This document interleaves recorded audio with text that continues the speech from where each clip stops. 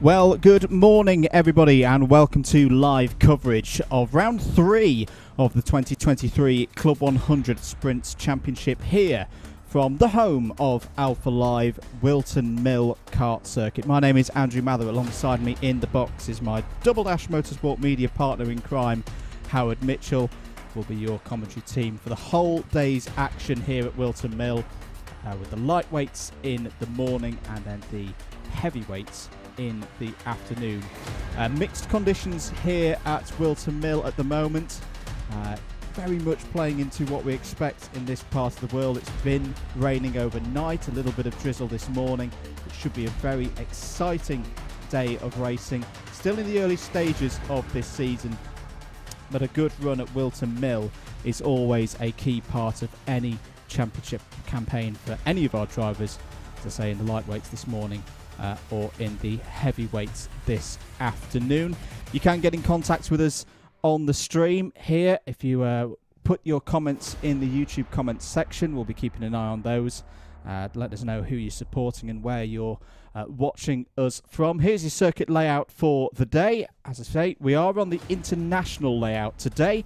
1,200 metres, 12 turns, 26 feet in elevation change. A very fast circuit, one that's very well known to pretty much all of the drivers here in Club 100. Sometimes it's going to be quite tricky to overtake, and mix in those less than optimal conditions that we've got today. This could be quite unpredictable to see where the drivers end up. We have had the test session already this morning. I can tell you that the lap times just dipping under the 54-second mark. Dan Seeger was fastest, George Lawler second, Christopher Powell third.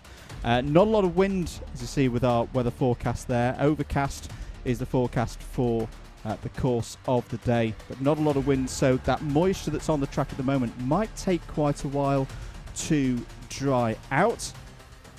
And looking to my commentary colleague to the left, I think we'll now introduce Howard Mitchell to the stream. He's just returned from paddock show recording duties. Morning, mate. How are we doing? Good morning. Hello, everybody. It's good to be with you. Good to be back. I tell you what, though, mate. Not doing BUKC this year. I'm not used to these starts. No. Not used to. Thank you for everybody I spoke to on the track walk. On the paddock walk. You can see what the problem was already. Thank you for bearing with me, anyone I've just interviewed. But no, great to be with you all.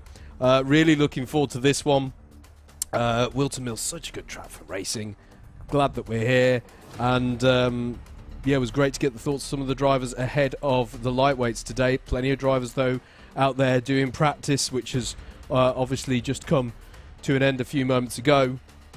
Some drivers getting their eye in on that on the track early, some relying on their experience in the endurances or the SP60 races yesterday. Don't forget, it's not just the sprints here in Club 100's fantastic portfolio of championships.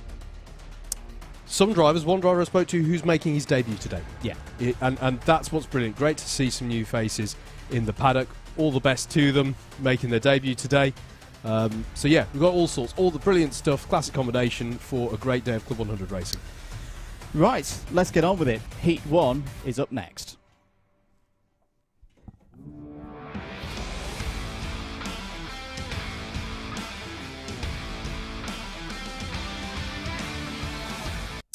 So we start off with heat number 1 and these 12 heats to kick things off. Here is your grid for the first race of the day. Dave Cottrell has pole position. Adam Britton alongside on the front row. Matthew Cockram and Christian Lehner are on row number 2. Sam Lovelace and Steph Theodoru go from row number 3. Samuel Essery and Yusuf Bin Sahel go from row 4. Mike Coppin has been on the podium in the finals in both rounds so far this year. Starts his 3rd round of the year from the 5th row of the grid. He's joined there by Aaron Clark.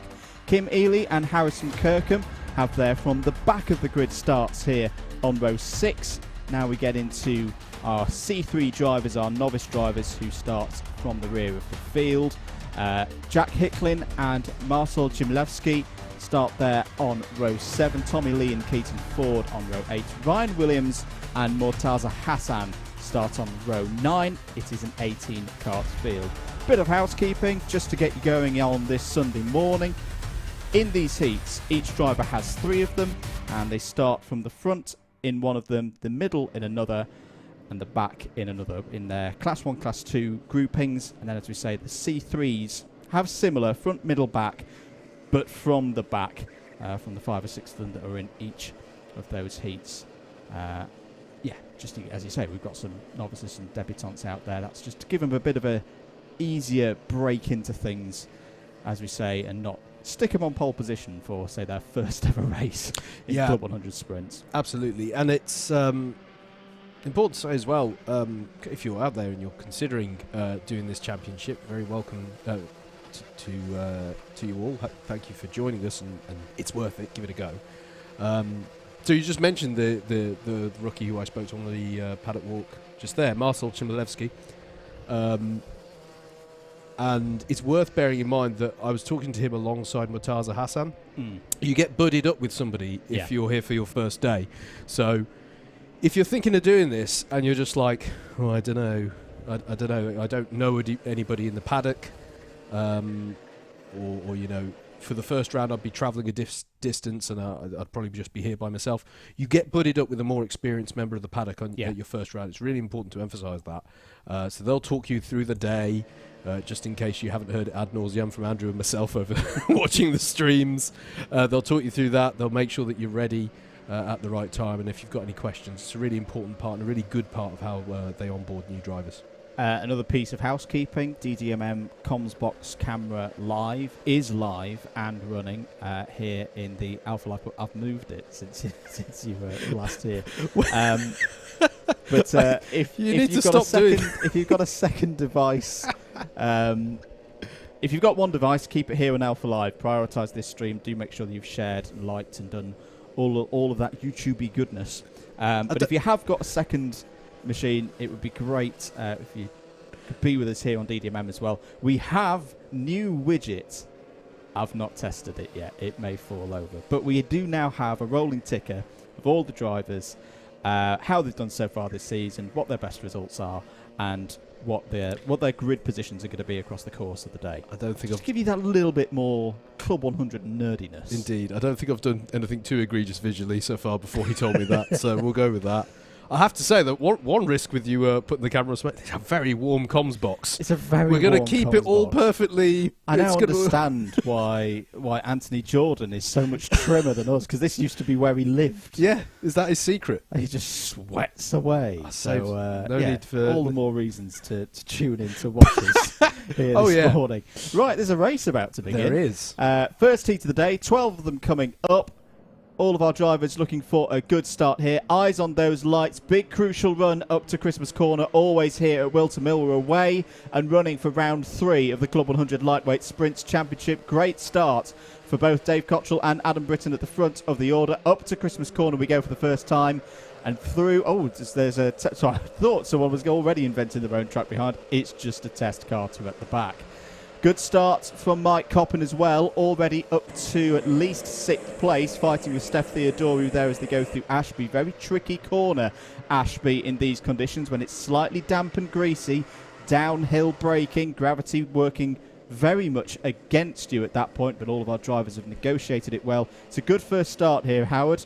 Everyone pointing in the right direction into this race, good and proper. Absolutely, great to see everyone pointing in that right direction, as you say, having a clean start. That's what we like to go and see. Not to say that drivers aren't getting their elbows out there. I can see Steph Theodoru trying to make moves there through the boot section at the end of lap 1. Then Dave Cottrell's been able to retain his position at the front in the number 165.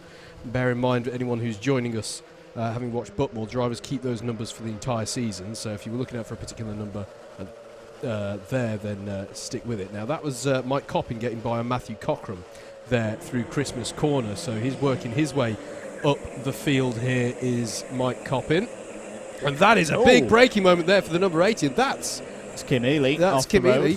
That stayed locked up, Andrew, for a long time. There was contact in the middle of the braking zone. Not quite sure who it was with, actually. I didn't catch the number on that car, but that was an odd one for me. That was a very odd one. We might get a chance to have a quick replay of that. But then again, it is one of these sprint heat races. Yeah. A lot can happen. across the course of the 8 minutes or so. Sam Lovelace here battling away with Steph Theodoru. But he's missed out there. He's lost out through Oblivion and the Crook, and that's allowed Mike Coppin to get by on Sam Lovelace there. So the paler blue helmeted driver now ahead of the darker blue helmeted driver. A couple of notes from race control. Mortaza Hassan has been awarded, shall we say, a takeout penalty. Okay. 143, so I imagine that was your other driver, Howard, involved with Kim Ely. Yeah, it dropped well off the back of the Would field. have been around that portion of the circuit, and Aaron Clark has received a bump and pass penalty. All of those penalties applied at the end of the race, of course. But Christian Lehner doing a good job here, leading in the mid-stage of this heat ahead of Dave Cottrell, who is converting that front row start into good points at the moment. The results from these heats determine the grids for the finals, and each driver will either be in a C, B or A final. And of course, all of them want to be in the A final. There's only 24 places available to qualify through to that automatically. Here's a driver who would expect to be in the A final, Mike Coppin, moving up through the field, Howard, up to second place. Absolutely. I want to also shout out, though, Tommy Lee, who's just got a move on Matthew Cockram in the latter part of the last lap. He is our highest placed Class 3 novice driver at the moment, Andrew. Really good drive so far from Tommy there to get up into the top 10 in that number 86. But as you say, this man here on screen, Mike Coppin, on the move. Has picked up a couple of contact warnings, though, along the way. Needs to be careful there, because that is using up a good number of his get-out-of-jail free cards. Yeah, Sam Lovelace as well has lost out to... Oh, no, sorry, that's Mike Coppin past Dave Cottrell. So Dave Cottrell was under pressure from Lovelace there, but Lovelace has lost out trying to get by him, and that's allowed Aaron Clark and now Steph Theodoru to have a nibble at him as well, and that's wide for Lovelace, but he's going to have to concede that. Finding it difficult is Sam as one of our Class 1 drivers here, Andrew. It's such a strong field. It's hard to get into a rhythm in this pack, it seems, as Mike Coppin is looking for the lead of this one, and he's by on Christian Lehner and up into the lead of heat number 1. Very nicely done. Christmas corner, probably the best opportunity around this circuit to get an overtake in. I don't think the clock in the top left of on your timing towers on the stream, folks, I don't think that's correct at the moment. I think we've still got 2.5 minutes on the clock for this one, I should say. So that was not a last lap overtake for Coppin there, but beautiful nonetheless. Classic textbook move at Christmas corner, and he's up into the lead. Look out for Harrison Kirkham in the latter stages of this heat as well. Down in 15th place at the moment, but has the fastest lap of the race, a 54.658. There's your lead change confirmed. Coppin now ahead of Lehner. Cottrell still there in third. Aaron Clark fourth, but remember, he has penalties to come into effect at the end of this race. 2 minutes on the clock. Steph Theodoru solid again in 5th place. Had a good run last time out in front of the Alpha Live cameras at Bucknell Park for round 1. You see there, Howard, when we're talking about Ashby Corner, so easy to lock a break in this kind of set of conditions, really, where it's not warm, there's not a lot of grip available. Mike Coppin right on the edge there. He is quite deliberately snatching the brake to get that retardation into the corner.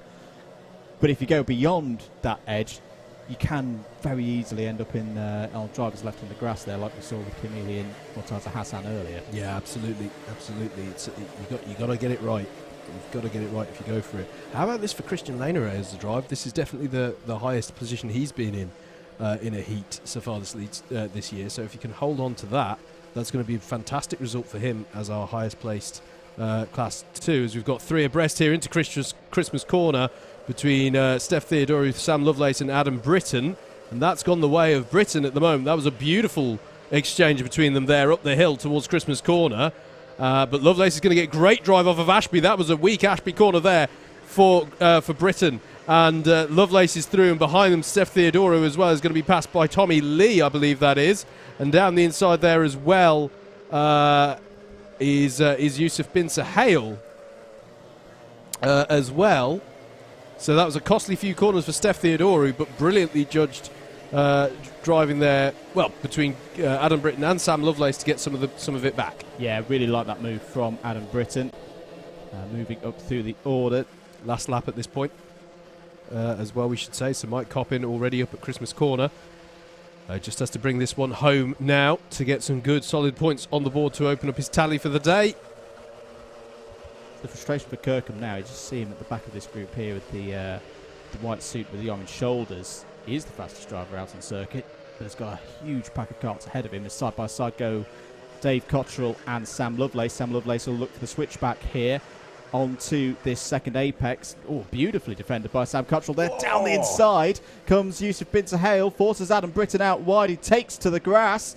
He's very slippery out there. He's done well to keep that under control. Here comes Mike Coppin. He's going to come around to take his 4th heat victory of the season. There it is. Very, very good drive from Mike Coppin. Christian Lehner takes his best position in one of these heats of the year so far, 2nd place. Aaron Clark 3rd, but remember, he has penalties. Dave Cottrell will inherit that 3rd place. Good conversion there from the grid to the finish. Sam Lovelace was 5th on the road ahead of Steph Theodori, Samuel Assery, Matthew Cockram, Harrison Kirkham in 9th, and Tommy Lee was your top C3 driver there in 10th. Good clean race on the whole to get us started there, wasn't it? We've got to look ahead already, though, to heat number 2.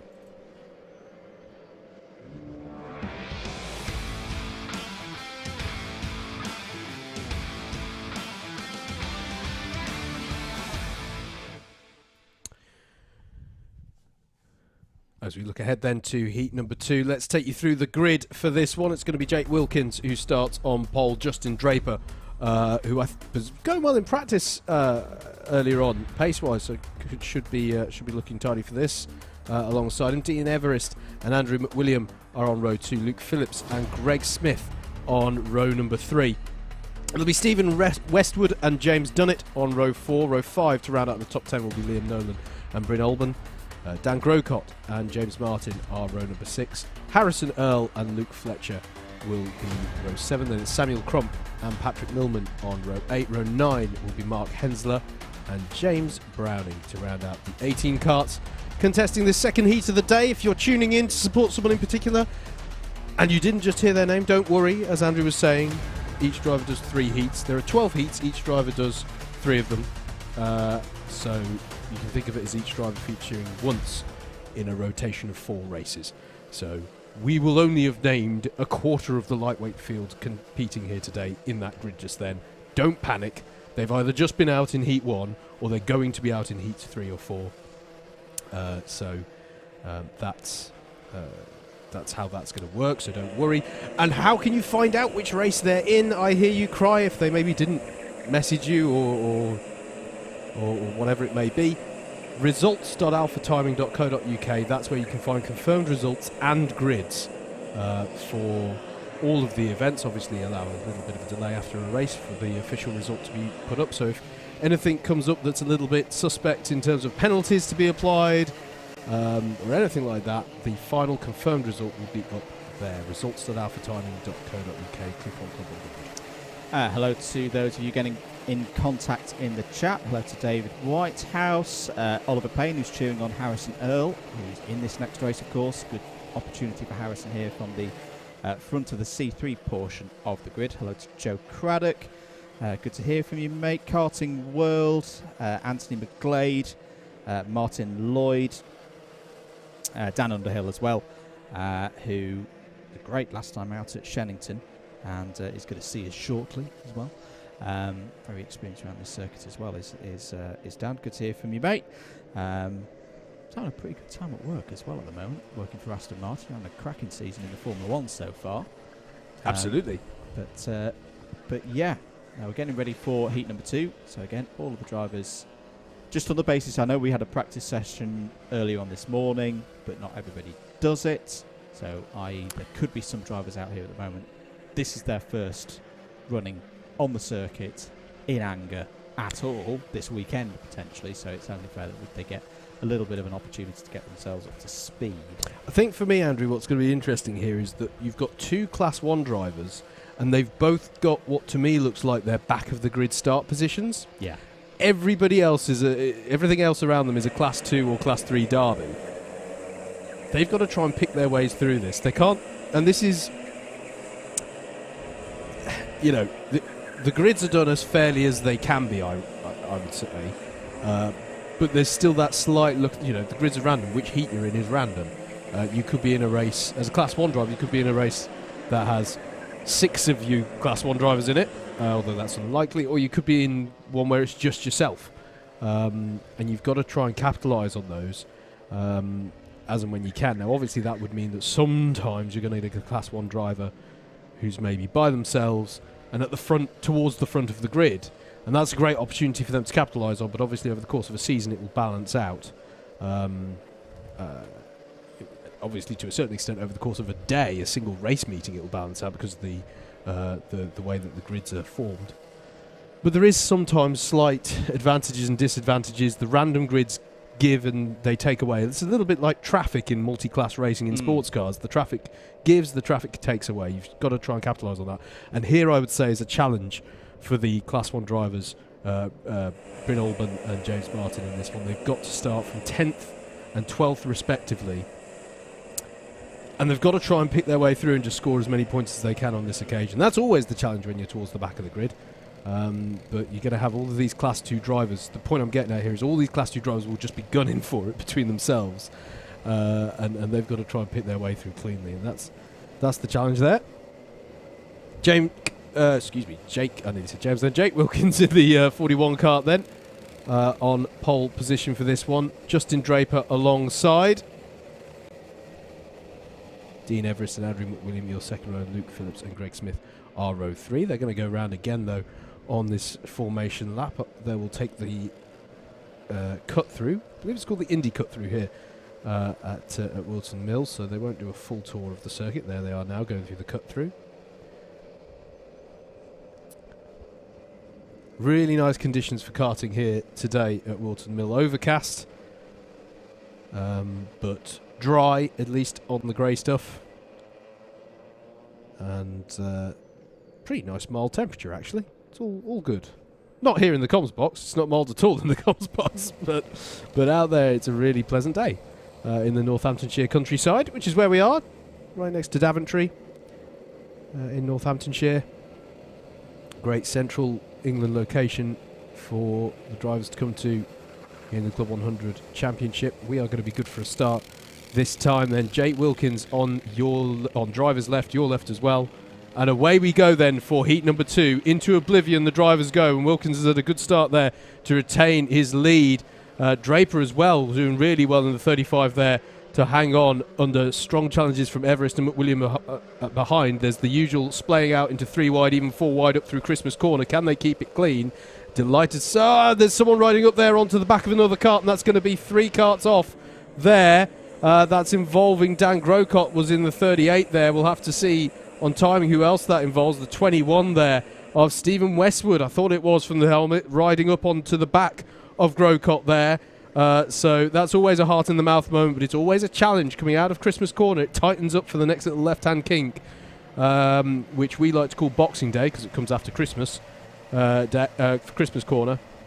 It's so difficult there for all the drivers to give themselves room for that bit, and it can just see some drivers getting wedged and cause them to ride up on top. I have to say, though, the design is a good opportunity to sing the praises of the design of these Club 100 karts and the way that the bumpers work. A, that's phenomenally rare to see, and B, when it does happen, the design of the bumpers is fantastic to deflect the karts away. At the front, though, Justin Draper is going for the lead at Christmas Corner, but he's going to go all in. Can he hang on to it? Yes, he can, through the top of the hill. That was a beautiful move by Justin Draper there to get through and up into the lead of this one. And Andrew McWilliam as well has got through on Jake Wilkins for second place. There was contact there through Ashby Corner for a couple of the drivers. Good opportunity this, if you're the likes of Greg Smith and Bryn Alban, to profit from the pack being tight in the early stages of this race. No one's galloping away like we saw with Mike Coppin in the first race. 5.5 minutes to go. End of lap number 2. As the field comes around, there's number 74 of James Martin trying to go down the inside. Good move there from James Martin. Very experienced driver is Martin. Always tends to run quite well here round Whilton Mill, but it's Justin Draper leading at the moment from Andrew McWilliam. Here is your fight for third place. Martin Phillips and Alban now up to 5th. Greg Smith looking for a move as well to try and get past Dean Everest for 6th, and I think he has managed to do so. Great move there from Greg Smith in the all green get up there. There he is, number 88, former C3 champion. Jake Wilkins behind, also in the white suit. So job now for Martin, Phillips, Alban is to work together to try and close down this gap of 1.3 seconds between themselves and McWilliam up ahead in second place. Greg Smith has received a bump and pass penalty for an ABC. That'll be +4 positions at the end of the race for Greg Smith. So if he wins the race, he'll be classified, wins the race on the road I should say, he will be classified in 5th place. It's been a good lap though for James Martin. There it is, fastest lap of the race, 54.733. It's actually broken away from Luke Phillips and Bryn Alban behind. His closing in was nearly half a second quicker than Andrew McWilliam on that last tour of the circuit. Draper and McWilliam pretty much on the same pace at the moment. You can visually see, Howard, just how much James Martin is closing here. This is superb work from the C1 driver. Yeah, doing exactly what we said he needed to, isn't he? Picking his way through the field cleanly. And as you say, now bringing pressure to bear on our top two of Justin Draper and Andrew McWilliam. Bryn Alban's doing much the same, it has to be said. Only 2 positions back there. Hunting down Luke Phillips for 4th place. So there are some 3 minutes on the clock. That's a good amount of time for James Martin to find a way past McWilliam and Draper. Best results so far this season in a heat for Andrew McWilliam is 3rd place. So he's on for his best at the moment. Justin Draper has had a single 3rd place as well. Contact warning for McWilliam in 2nd place, and he's got to be careful of that and not get too many more of those. Has been mercifully penalty clear on penalties so far. The only one in the book so far is bump and pass penalty for Greg Smith, so wherever he finishes will be docked 4 positions. But this is going to be an interesting battle between the top 3. 4th place has changed hands. Bryn Alban now past Luke Phillips. As here goes Martin, has a look down the inside. In fact, it's McWilliam going for one on Draper. Has he made it work? They're going to be side by side through Boxing Day. There may be a lane on the inside here for James Martin to take at least 2nd place. He does take 2nd place, beautifully read by James Martin, but that was all opened up by the brave driving of Andrew McWilliam. The 104 takes the lead of the race. It's interesting, briefly went 3 wide towards Christmas Corner, but James Martin thought, hang on, I'm going to hang back here and just play a slightly longer game. He's got the time to do it. And sure enough, it's now McWilliam who's on the defence here against James Martin, who will get a beautiful switch back through the second part of the boot. And he's going to tuck underneath here, and he's going to bring it home surely through paddock corner. That's beautifully done by James Martin. That is how you do a move through the boot. It's not about the initial braking into the boot. It's about how you thread it through the next couple of apexes. That was a brilliantly read lap by James Martin, and sees him get to the head of the field. Shows all of that experience, but look at this. That battling has allowed Bryn Alban in 4th place to close up here. The Welsh colours on his racing lid. Speed Hunter's driver has got a great opportunity here of gaining more positions. Has a go for 3rd place into Ashby, but it tightens on the apex there. Did he get the move done? Less than 60 seconds on the clock in the comms box. James Martin just turning the screw now, Howard. This is what we saw. He made that move from 3rd place, closed the gap, efficiently got through the traffic. He's now really stamping his authority on this race. He's got a good gap now to the drivers behind, and this is the last lap. Yeah, absolutely. I am very impressed with how both of the Class 1 drivers have read this one, but great drives as well from McWilliam and Draper, as we are, as you say, on the last lap here. And McWilliam, well, he started going defensive there, but he didn't do enough. Justin Draper through at Christmas Corner, as Luke Phillips is also looking for any way past Bryn Alban as well. Justin Draper now goes defensive. Bryn Alban goes to the inside to try and find a way through. There's not a lot forthcoming, as behind them Luke Phillips and Greg Smith are going side by side. They're still somehow in the same order. Greg Smith will have the inside line on Luke Phillips down into Ozier's, but they're still going to be side by side. This is all allowing James Martin to romp home with this one. Justin Draper will just need to go defensive through the boot. If he can park it on this second apex, he'll probably be looking tidy for 2nd place. Indeed he does. It's going to be James Martin who's played this one brilliantly to work his way up through the grid and take the win in heat number 2. Justin Draper in second, Andrew McWilliam in third, Bryn Olban in fourth, Greg Smith in fifth, but with a penalty to be applied. There was Luke Phillips, Jake Wilkins, Liam Nolan in eighth, Samuel Crump, the highest of your Class 3 drivers, in ninth, Dean Everest in 10th. There was a bit of change between those last three drivers on that last lap as well. Stephen Westwood in 11th, James Dunnett in 12th, and we have to already look ahead. I have to stop there as we are already seeing drivers coming out for heat number 3.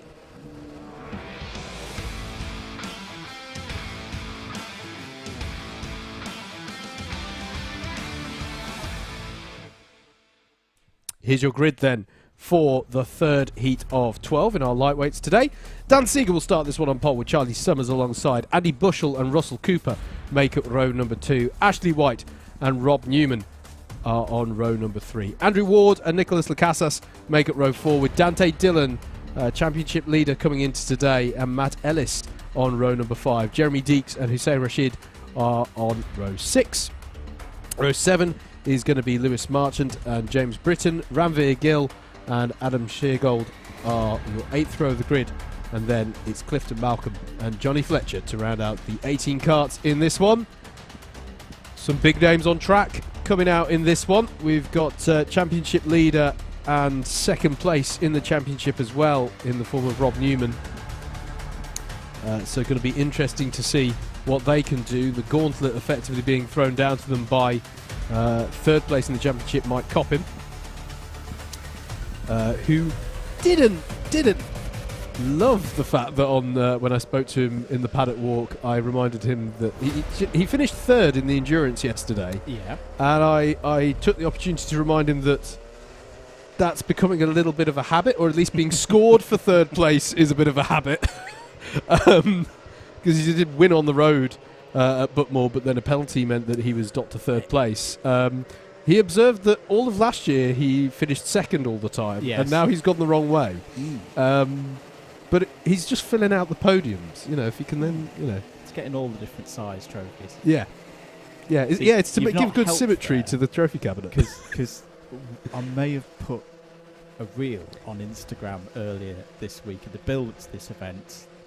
Dante doing some nice moves and saying, who can stop Dante? He's on absolute fire. He's won everything so far this year. Mike put his hand up in the comments, so... Well, there you go. He's putting his money where his mouth is so far this morning with that winning Heat 1. But as you say, there are some big names in this next heat with how it's been drawn. But I think for Dante, one of the big reasons why his form has been so strong this season is he's had a good amount of race rust removal, and it didn't take him long to get rid of it in the BUKC. He's been racing again for Nottingham Trent University this year. That I think for me has been the key difference to the rest of the field. Track time.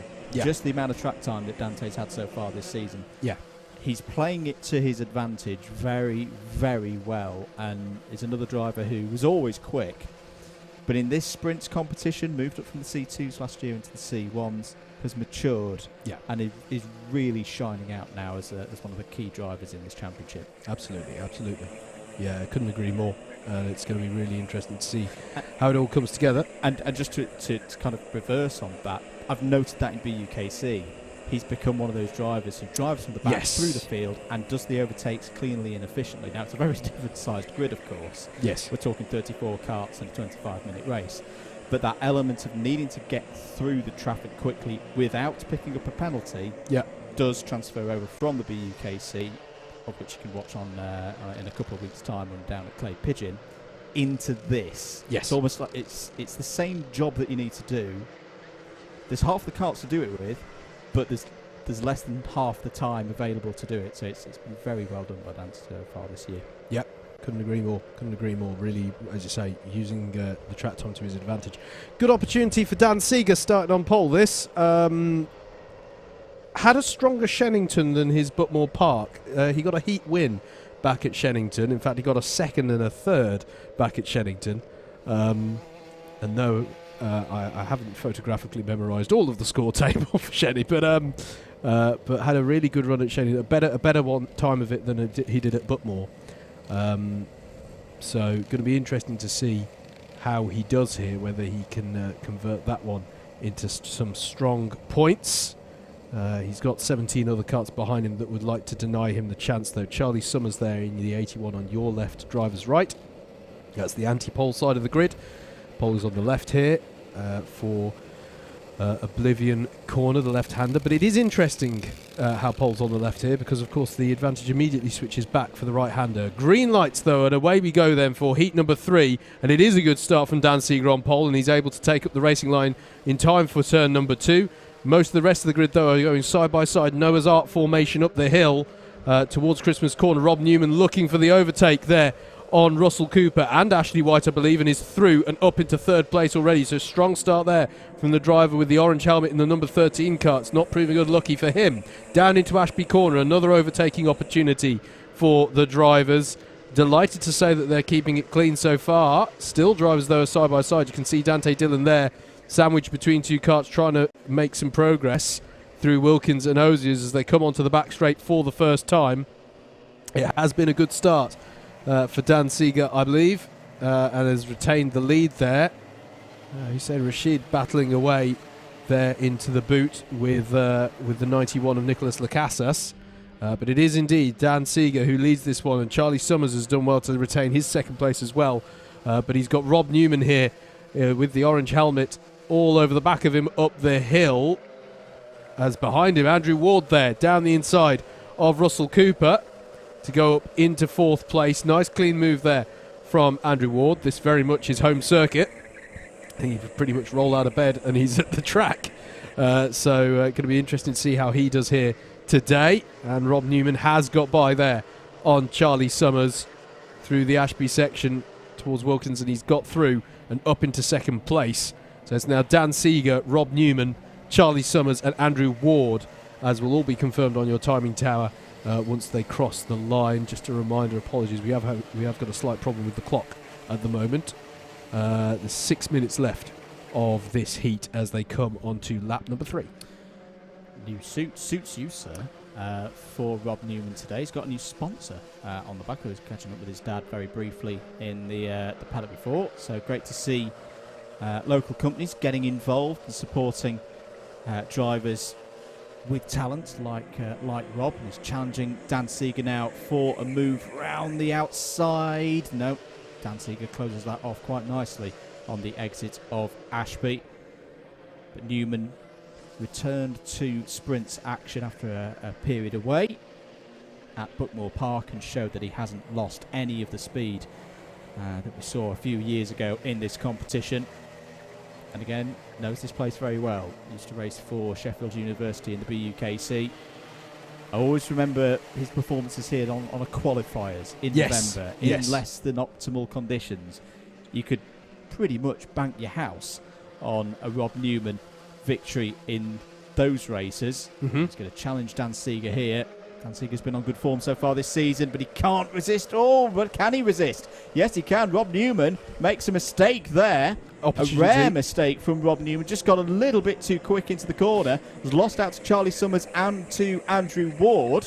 Yeah, Wardy alongside him and on the grass for Andrew Ward, so that didn't quite pay off for him, and he's going to be under pressure then from Russell Cooper. It's all kicking off then. Charlie Summers with great opportunism, seizing on that botched move for the lead by Newman to get himself back up into 2nd place. Newman will go down the inside here and retake that 2nd place. But as you say, Andrew, that was uncharacteristically ill-judged, one might say, by Newman there to go that deep into Christmas Corner. And what it has done is give the opportunity here for Dante Dillon to buy into this fight at the front. He's been steadily working his way up through the field, and he's through there on Andrew Ward up into 4th place. He ghosts his way through the field to find Dante. It's like he wasn't even in shot one lap ago, and now here he is in 4th place looking to close down that front trio. Yep. And good stuff from Ashley White as well to go with him as well onto the back of this pack. So the top 7 now, just in your shot there, down to the 44 there of Ashley White. Looking good there for the battle. And there's almost this 2nd train, which has Hussein Rashid in the number 40 at the head of it. Good driving so far from James Britton, another Class 3 driver featuring in the top 10 at these stages in the heat. That's good to see. Rob Newman's looking racy here, wants to try and find a way through on Dan Seeger. Thinks better of going down the inside of the first part of the boot, but will try and tuck underneath. But Seeger's wise to that, keeps it tight enough to not allow a cart width on his inside. That's good defensive driving there from Dan Seeger as they come onto a new tour of the track But will Rob Newman have his second attempt at getting by on Seeger into Christmas Corner? Intelligent driver is Dan Seeger, knows when to pick his moments to attack and defend. He's choosing to defend now. Has done that well through Christmas Corner. No way through for Newman there. Just closes the door on him as they go through Boxing Day, and it's closing up behind once again. Charlie Summers has been having a good season so far in the number 81 kart. Newman looks again. Very difficult to make an overtake work into there, though. A bit easier into here. Dante Dillon down the inside as well. Looking for third place, side by side for the lead of the race between Newman and Seeger. And it looks like surely this time Newman will have the inside block pass into the boot. Here comes Dante Dillon looking for third place. Andrew Ward getting back in amongst it as well. And Cooper as well. This is a brilliant scrap between these 6 drivers for the Heat 3 victory. We've got 90 seconds on the clock remaining. But Rob Newman has hit the front, and now he starts to stretch his legs, Howard. I've got to say, yeah, indeed he does. But I've got to say, fair play to Charlie Summers, really holding on here against the Class 1 drivers around him. He'll recognise some of these, some of these drivers, some of these helmets around him. He knows that he's in a top class here. Russell Cooper, as well as another Class 2 driver, doing well to hang on to the back here. They've slightly dropped. In fact, something's happened to Ashley White there, to have fallen all the way back behind Hussein Rashid. Now, that's definitely not the situation as it was a couple of laps ago, but really good stuff from the 2 Class 2 drivers here who are really keeping their feet in the door of this otherwise Class 1 battle at the front of the field. As Dante Dillon is now the one applying pressure to Dan Seeger. Fair play to Seeger. He did a really good defensive job against Rob Newman. But he's now surely, with Newman setting some fantastic pace at the front, and this is the last lap, just to confirm. Not shown on the timing tower there, but we are on the final tour of the circuit for this one. Rob Newman's just got to bring this one home, but can Dan Seeger hold off a charging Dante Dillon? Dillon will want the points on the board, and he's going to go down the inside of Ashby, but how much is he going to have had to commit? Seeger stays to the outside, actually, and that could leave him Bolton under threat from Charlie Summers as well. Andrew Ward looking for an opportunity. Will also want to get some solid points, so doesn't want to throw it away carelessly. And Dante Dillon has gone, as Ward is now attacking Summers. Is probably the major exchange to happen here in the boot. Checkered flag is out, as Class 2, after all of that, the 2 Class 2 drivers are battling. Rob Newman is going to take the win in heat number 3. Then is Dante Dillon. Dan Seeger in third, Andrew Ward in 4th. Then Charlie Summers does hold on to the Class 2 bragging rights, as that was very close across the line between some other drivers. So it's Ward, Summers, Cooper, Hussein Rashid in 7th, Ashley White in 8th, James Britton, your highest place novice driver, in 9th. But alongside him, pretty much 3 abreast across the line, with Matt Ellis and Jeremy Deeks. Then it was Adam Sheargold, Johnny Fletcher, Lewis Marchant, Nicholas Lacasas, Ranveer Gill, Andy Bushell, and Clifton Malcolm to round out your finishers of that 3rd heat. Already out on track come the drivers for heat number 4.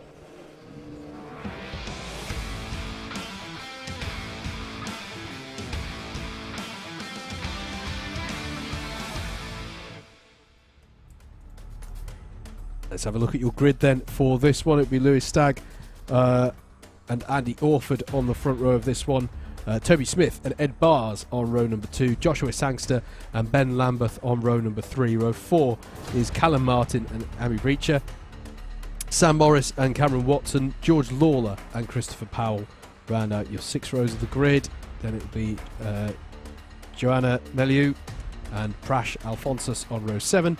James Scanlon and Yusuf Serhayono on row 8. Penny Millman and Nick Kvetkovic round out what is a 18 kart grid for the last heat in this rotation of races. So at the end of this one, all of our drivers will have completed their first race of the day.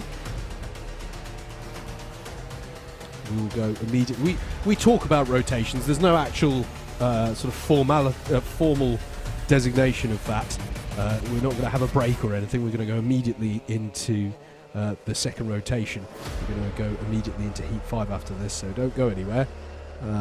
The only difference that will be marked by this is after this heat we will have no more of what is happening right now, which is some warm-up laps for the drivers to bed themselves in. The logic being that if you haven't taken part in the practice session that was held earlier today, it's the opportunity just to bed yourself in and get used to the kart. After this one, though, all the drivers have had that opportunity, so under the rules, we stopped doing these warm-up laps. What that will mean is that Andrew and I need to read the grids quicker. Here's the usual net impact of that. So we'll have the warm-up laps, and then the pace kart will pick them up, and we will get ready for the rolling start. Do hope you're enjoying the coverage today of round 3 of the Club 100 Senior Sprints Championship.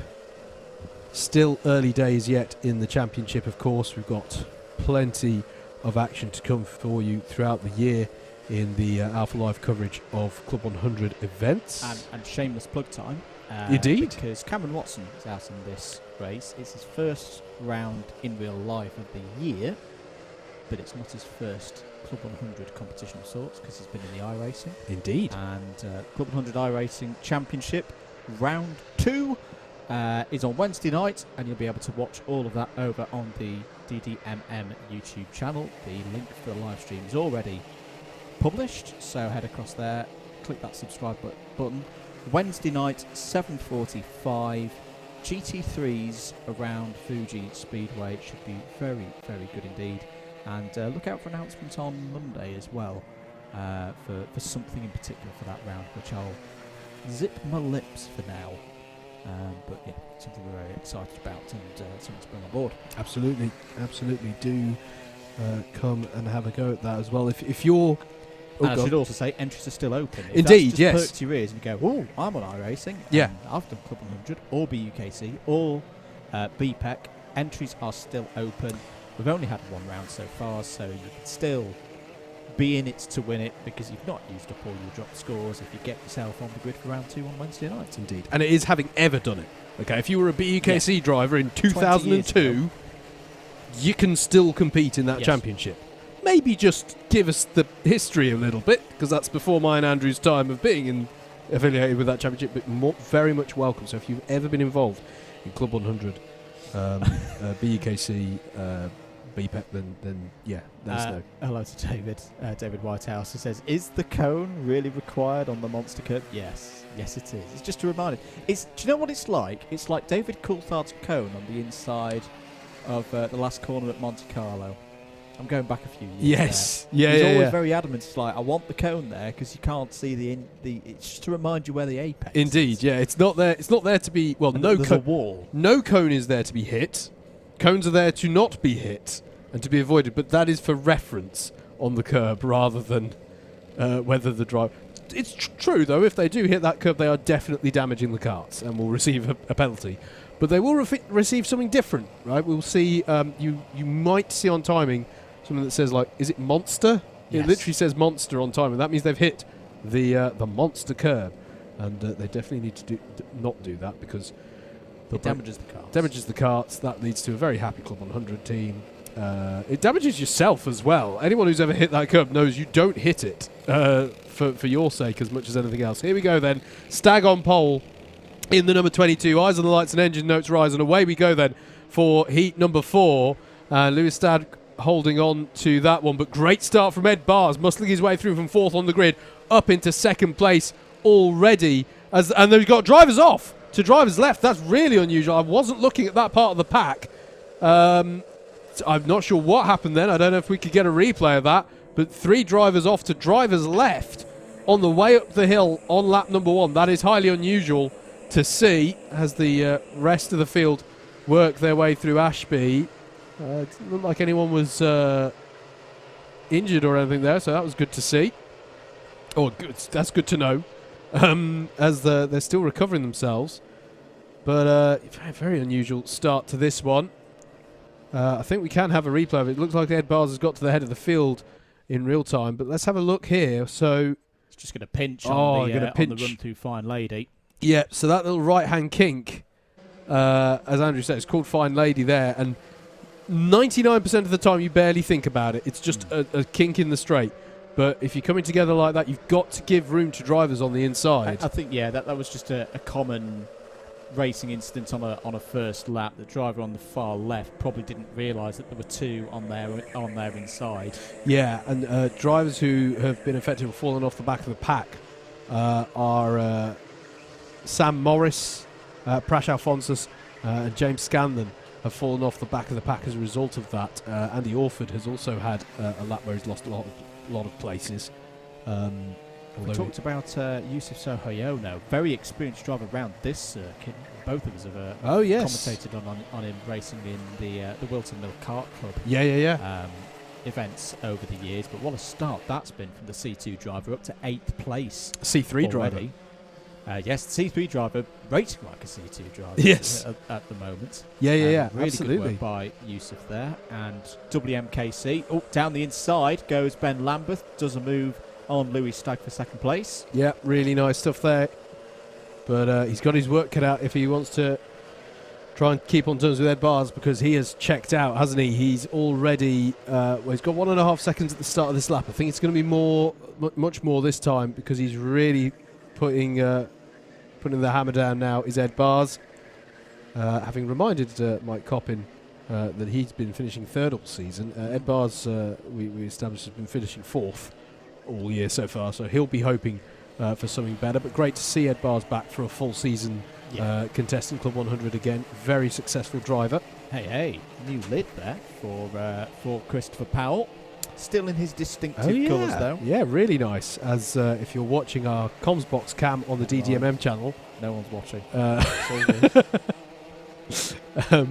You'll have just had ticket hasn't broken yet. You'll have had a dynamic shot as the camera went for a bit of a ride there in the comms box.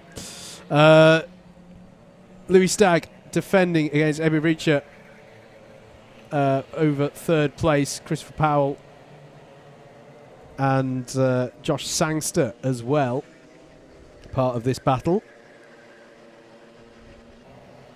As they come onto the back straight for the 4th time in this one. 3.5 minutes left on the clock, and I'm delighted to say you can see that now, the clock there at the top of the timing towers. We've managed to get that one working for you, as the 48 of Cameron Watson is trying to go down the inside of Sangster and gets that job done. And it's allowed Callum Martin and Yusuf Sohayono to buy into this fight. As Andrew says, Sohayono, it's going to be interesting to see how he gets on. That fastest lap ticker. Driver off at turn number 2. I didn't catch quite who that was, I'm afraid. We'll have a look at that one on timing. Louis Stagg still defending against Christopher Powell. Amy Breach is putting in a really good performance here. Another driver who started in C3, has moved up and is really showing a turn of speed towards the front of the field now, having built up that experience over the last couple of years. Yeah, absolutely. Christopher Powell then past Louis Stagg, now up into 3rd place. So it's now Ed Bars, Ben Lambeth and Christopher Powell. The Class 1 drivers in this pack have worked their way up to the head of the field. I'm still looking for who it is. I think it might have been Toby Smith. So Toby Smith was your driver off a lap ago. Josh Sangster defending against Callum Martin over the top of the hill there. Sangster in the white and blue helmet. Ahead of him, Cameron Watson trying to apply pressures. That's a slow-moving. That is Prash Alphonsus doing the courteous thing and getting out of the way of the drivers a lap up, as Amy Breacher is down the inside of Louis Stagg at Osiers, but she's not quite made that stick, and that's allowed Cameron Watson to get through, and Joshua Sangster as well. It's going to have been a costly attempt there for Amy Breacher. She's going to try and hang on versus the 20 of Callum Martin, the black helmeted driver there. It's side by side through paddock corner. Fantastic racing room and respect shown. Yes, Sangster did go a bit wide there out the corner, but all things considered, I think that's a really nice and fair exchange between them, as Amy Breacher's now coming against Sangster up the hill. This is brilliant stuff. It's allowing Louis Stagg in the 22 to have a bit of breathing room. It's Joshua Sangster, Amy Breacher, Callum Martin and Yusuf Sohayono in that order through Christmas Corner. But a really nice exchange there. Firm but fair racing, I'd say, between those drivers in the upper part of Class 2 in this field. But it is allowing, particularly Cameron Watson, to get a bit of breathing space as the lead Class 2 runner in this field. Just to be clear, we keep talking about these classes. All these drivers are in the same machinery. The classes are based off of experience and former experience and success. So it's where we would nominally expect people to be running and to give people even competition to fight with and have something to fight for within their class. But all the machinery is the same. Once this Club 100 field, karts randomly allocated, and I've got to say, having raced these karts for over 10 years now, Club 100 team do a fantastic job of keeping the machinery nice and even.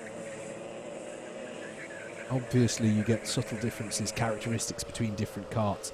Obviously that happens, but on the whole really good even battling, which is why we get treated to such fantastic close pack racing such as this. Amy Breacher with Callum Martin applying pressure. We are on the last lap though.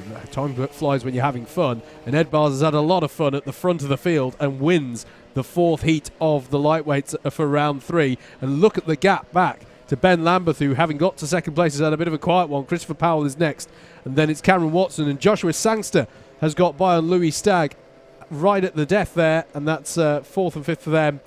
5th and 6th for them, sorry. Amy Breacher in 7th, Callum Martin in 8th, Yusuf Sohayono, highest of your Class 3 drivers, in 9th. George Lawler rounds out your top 10. Really good battling in that race on the whole. Again, we're seeing a few warnings coming through, but didn't mention a penalty though. ABC takeout for Cameron Watson, so that's going to be a penalty applied to his results. So sorry, he won't be the highest placed Class 2 drivers once everything's come through on scoring. But on the whole, a low number of penalties and good battling there. Indeed. Already though, we're getting ready for rotation number 2. Heat 5 is next.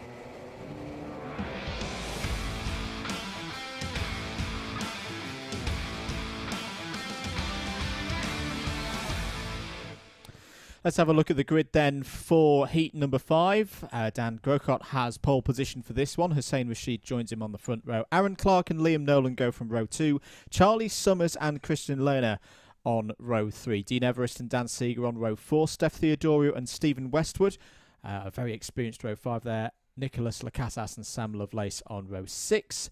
James Browning and Clifton Malcolm there on row 7. Marcel Chmielewski and Harrison Earl on row number 8, Ranveer Gill and Keaton Ford on the 9th row of the grid. And it is an 18 karts field. All of these drivers, this is their second heat of the day. And if you want to keep up with the results of each driver as they come in, I've got that for you on the DDMM Data Centre. Meanwhile here on Alpha Live, we're ready for 7 minutes on the clock here at Whilton Mill. Good start for Dan Grocott from pole position. Good start as well from Hussein Rashid, holding on to second place. Not the easiest thing to do here at Whilton Mill. He's now challenging for the lead of the race up the inside into Christmas Corner. Side by side off of Christmas Corner. There's some drivers off towards the back of the field there. But a great start for Hussein Rashid. Has taken the lead of the race. And Aaron Clark as well, already up to P2. Field running down through Ashby Corner. It might have been Harrison Earl who was unfortunate there through the first couple of corners. Already Hussein Rashid breaking away at the front of the field. Was in the middle of the pack in his first heat. He's classified 7th, so needs a good result in this one ideally to put him in a good position for making the A final. He's made 1 A final so far this year. 6 minutes on the clock. There is your order at the end of lap 1. Rashid from Clark, Grocott in 3rd, Liam Nolan 4th, Charlie Summers in 5th. Here's the number 32 of Nolan going down the inside of Dan Grocott for 3rd place and taking 3rd place. Textbook manoeuvre there from Liam Nolan. Now the job in hand is getting up to those front 2, Howard, because Rashid and Clark have really broken away here. Yeah, absolutely, and on the whole, a really nice start. I think it was Harrison Earl, just to confirm, who had that incident. Charlie Summers down the inside of Dan Grocott. Now, this is a tough one, I think, for Grocott. Because when you start on pole, Andrew, and you can start, you'll just naturally end up dropping back a bit if you're not the strongest driver in the field. Very important that Grocott keeps, it sounds a bit weird, but keeps his spirits up, basically. Don't let your rhythm keep getting upset by drivers on the back. Start to battle. He's got Steph Theodoru now for attention in the battle for 5th place, and you can see how Charlie Summers, who drove really well in his heat just a couple of races ago, I think it was, Sam Lovelace, Steph Theodorou and Sam Lovelace now through on Dan Grocott. He's doing, I'm not saying Grocott's doing the wrong thing or doing badly, it's just my management is important, I think, when you start on pole. Sometimes I have to say, I've started on some randomly allocated poles, and it's just important to remember that it is randomly allocated and keep your confidence. But good moves from Steph Theodorou and Sam Lovelace. Charlie Summers, who I was trying to mention at the start of the lap, as Lovelace has a go at Theodorou and it doesn't pay off. Charlie Summers creeping up onto the back of Liam Nolan now for third place, so that's one to watch. As now Stephen Westwood gets a move there ahead of Paddock Corner done on Grocott, so it's Rashid at the front. Just over half a second to the good from Aaron Clark. Liam Nolan in third. Fastest lap of the race. Charlie Summers is reeling in that battle for third place. 54.8, as that is Dan Seeger up the inside of Christian Lehner. I have to say, fair play to Marcel Chmielewski in that 114. Highest place of the Class 3 drivers. He hadn't raced a Club 100 kart round Whilton Mill before today, so doing really well so far. We cut back to Liam Nolan, who now is having to think about the pressure being applied to him by Charlie Summers in that number 81. This is over third place, and that's overcommitted from Charlie Summers and just outbrakes himself and goes into the spin.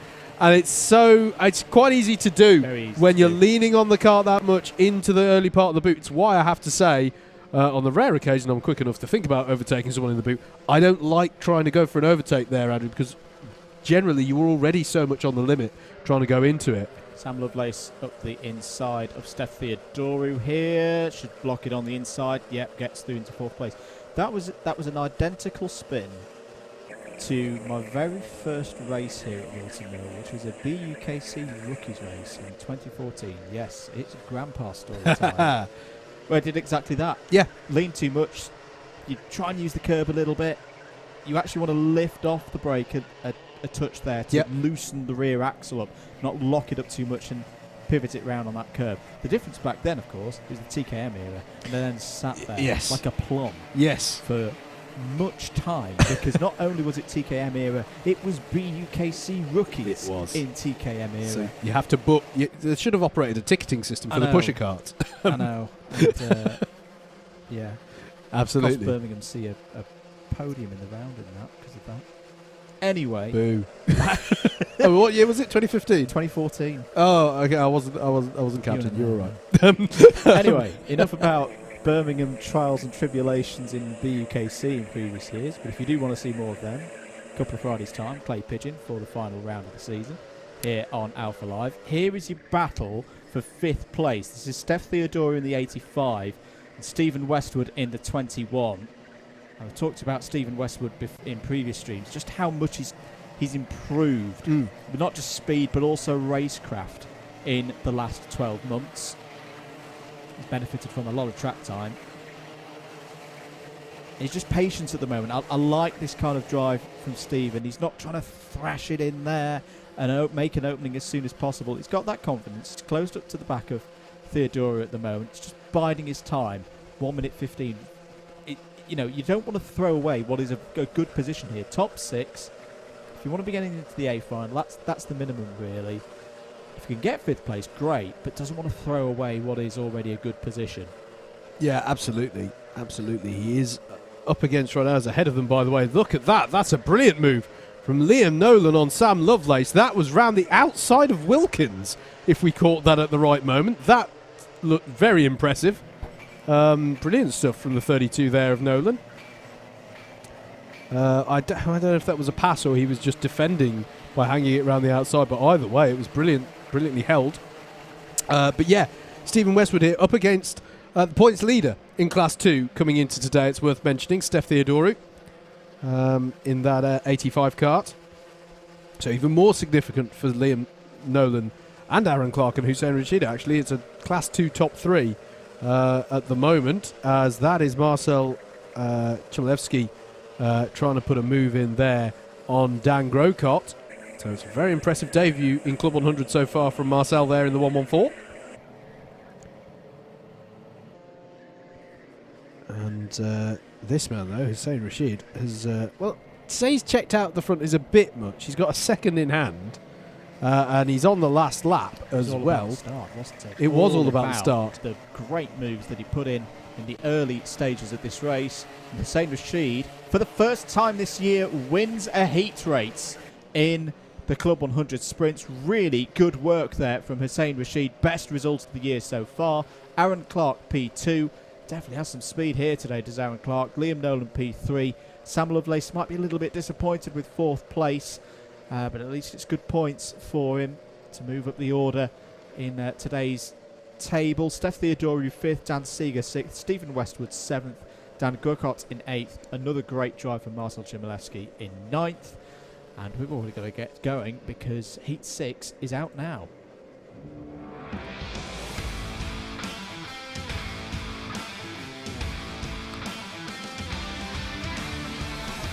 Here's your grid then for Heat 6 of the lightweights for round 3 of 2023 Club 100 Seniors. Kim Healy and Christopher Powell, your front row of the grid. Matt Ellis and Mike Coppin are row number 2, with Andy Orford and Russell Cooper on row 3. It'll be Matthew Cockram and Louis Stagg on row 4, with Rob Newman and Sam Essery to round out the top 10. Amy Breacher and Ashley White are on row 6. Going to be Mortaza Hassan and Penny Millman, James Britton and Jake Hicklin, and James Scanlon and Adam Sheargold to round out your 18 kart grid.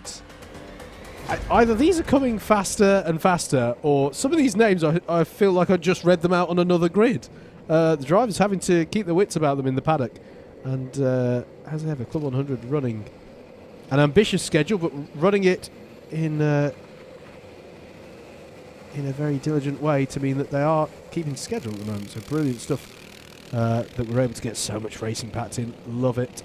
As we get underway and go for heat number 6, Kim Healy will lead them into turn number 1, but it's a great start from Christopher Powell from grid number 2, and he's through and up, and he's led through Mike Coppin, and I think that's Andy Orford as well. No, it's Matt Ellis who's come up into 3rd place. It's a tough start for Kim Healy there, down to, I think that's 8th place now, with Russell Cooper and Rob Newman getting through, as well as the 47 of Andy Orford, going 2 abreast, even 3 abreast into Ashby Corner. But there's a spin there, and that's the 78 of James Britton round. And it was fortunate not to collect anybody else there. Would have been a heart-in-the-mouth moment there. They came out of Ashby Corner 3 abreast, and he had the room on the exit curb there right up until the point where he didn't. Now, there's plenty of exit curb. There's concrete runoff on the exit of Ashby Corner, and you are allowed to use it, as that's a wide moment there for Matthew Cockram, and he's not too happy about that through the boot section. But eventually that concrete runoff does run out, and you have to be courteous as drivers and allow yourselves back on, otherwise you really are going to drop down. And that is Mike Coppin to the head of the field as well, which I'm not sure we captured on camera because we were looking at some of the spins further down. But it is Coppin from Powell at the head of the field, with Matt Ellis in 3rd as the highest placed driver, and that is Kim Healy off. So disappointment for our pole sitter there, as Mike Coppin is trying to make hay at the front of the field. Meanwhile, Rob Newman is applying pressure to Matt Ellis over 3rd place.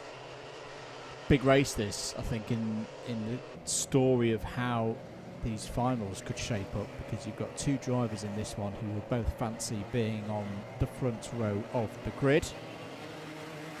And what you've now got is a Noah's Ark race, 2x2, 2 groups of, trying to work together. Although, to be fair, Mike Coppin is pushing off the front here, has dropped Christopher Powell. We often see it in racing, particularly around Whilton Mill here, Howard, of drivers needing to work together. As Newman goes down the inside of Matt Ellis, decides he wants to take the initiative. To use the owner example, how many Honda Cadet races have we seen here over the years where you've got, it's off there, it's Amy Breach, the number 15. Again, apologies. Yes, no, sorry. We saw Amy Breach moving up through the order earlier. Did well to recover that one. I use Honda Cadet because it's the best example, where you've got a driver out front and then may have a second and a half. So if you've got a group of 3 or 4 behind, they often close in. Yes. The split of that is if you get 2 versus 2, that front 2 can defend if they work together. As you say, Coppin has moved off the front here. He's 1.1 seconds clear of Powell now, ahead of Newman, and then Ellis. Here's an interesting scrap. This is higher reaches of C3. Mortaza Hassan in the 143, Adam Sheargold the 96, and Matthew Cochrane trying to fight through. It's having a difficult day so far, the C1 driver there in kart number 18. Yes. Yeah, and I think he was a bit frustrated off the start, wasn't he? Because we just saw with Hussein Rashid's victory, the start is so crucial, and he had that moment on the first lap, and it can end up being quite costly from there on in. Mike Coppin with the fastest lap of the race at the moment, a 54.532. And what we haven't mentioned there, sorry, is the change for second place. Rob Newman now ahead of Christopher Powell there. So, Mike Coppin, Rob Newman, Christopher Powell. Matt Ellis still there in fourth as the highest placed Class 2 driver. And he's got a little bit of a gap, a little bit of a cushion, nearly 2 seconds ahead of Russell Cooper. I think Cooper's doing a good job, though, on the whole. He's getting consistent Class 2 results here. Getting some good points on the board, so he's having a good, consistent run of it as well. Hasn't made an A final so far this season as Russell Cooper. We're looking to change that run of results here today. He's doing what I like to think of as doing an Adam Wright, of just being consistent all the way through. Which is how I always feel when I look at Adam Wright's season. But more on Adam Wright. We're not in that class at this point. That's later today. Or doing a Nottingham. Nottingham were always classically consistent in the British Universities Karting Championship, running on Club 100 machinery. So good consistent running from Russell Cooper. Here though is here are two Class 1 drivers trying to get onto the back of the field ahead. Sam Essery and Ashley White. Now Ashley's going to have a look. Is he into Christmas corner? If I were these two, what's the gap they're trying to make up? They've got 2 seconds to make up to Russell Cooper ahead of them. I'd be trying to work together for now, unless White really feels he's being held up by Essery. But these two are a little bit in no man's land at the moment. And I suppose there's under 2 minutes left on the clock. Maybe he's made the calculation that this is as good as it's going to get. But 6th and 7th, they're battling over. Further back, though, there is Amy Breacher in the number 15 ahead of Mortaza Hassan, who's still in this battle with Adam Sheargold and Matthew Cochrane. And that's been raging for a few laps. Matthew Cochrane not able to find a way through. 1.5 seconds currently the gap at the front between Mike Coppin and Rob Newman. Newman has set the fastest lap of the race, though. He's trying to close this gap. One gap that's very close, though, is Ashley White versus Samuel Essery, side by side through Christmas corner. Going to have to give each other room through Boxing Day, and they do exactly that. So it stays as they were. We've got to be careful here, actually, because this could be giving an opportunity to James Scanlon, who's not that far off the back of them if they keep battling like this. Yeah, and the C3 driver absolutely galloping along. Yeah. Best lap times so far of 54.696. And he's reliably putting in those kind of lap times. Down the inside defends Samuel Essery, holds on to 6th place. 35 seconds on the clock, so this should be the last lap. It is the last lap. Down the inside goes Ashley White. That's a really brave manoeuvre. Not easy to do now with how Paddock Corner has changed in recent years. You've got to get the move done nice and early. You've got to commit to it, to tell the driver on the outside, I am coming through. That's exactly what Ashley White did there. He's rewarded with 6th place. Good move, good battle. I do have to wonder at what cost, though. I wonder if they'd have worked together for a couple more laps. Could they have been challenging the likes of Russell Cooper ahead of them? But good battle. And indeed, Ashley White is now ahead of Essery. Mike Coppin is heading towards, here he is, in the number 2 kart, through the boot section. And he'll become our first double winner of the day. Mike Coppin rounds Paddock Corner and takes the win. It's 2 out of 2 for Coppin, and he finishes ahead of Rob Newman. Christopher Powell will come home in 3rd. Matt Ellis, your highest Class 2 runner, in 4th, ahead of Russell Cooper. Then it will be the battle we've been treated to the last few laps between Ashley White and Samuel Essery. James Scanlon, your highest placed Class 3 novice, in 8th. Then it's Amy Breach, Adam Sheargold. Oh no, Amy Breach has had a spin on the last corner, and the cone has been sent flying as well. So somebody has hit the curb there. So that's not Breacher in 9th as well. We'll have to look for what the confirmed result is there, because we're already looking ahead to heat number 7. But Mike Coppin was your winner there.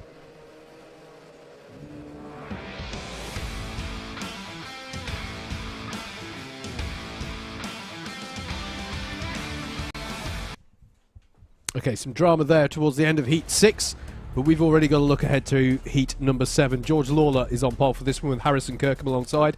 Bryn Olban has his near the front starting position, having started towards the back last time in third. Sam Morris alongside Adam Britton and Andrew McWilliam make up row number 3.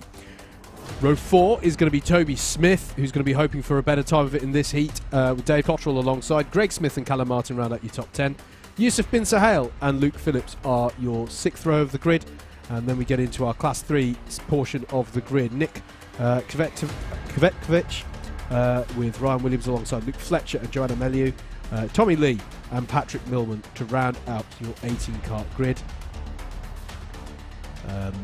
That's how they line up then as we enter the second half of our heat races. 7 of 12. Do hope you're enjoying the coverage.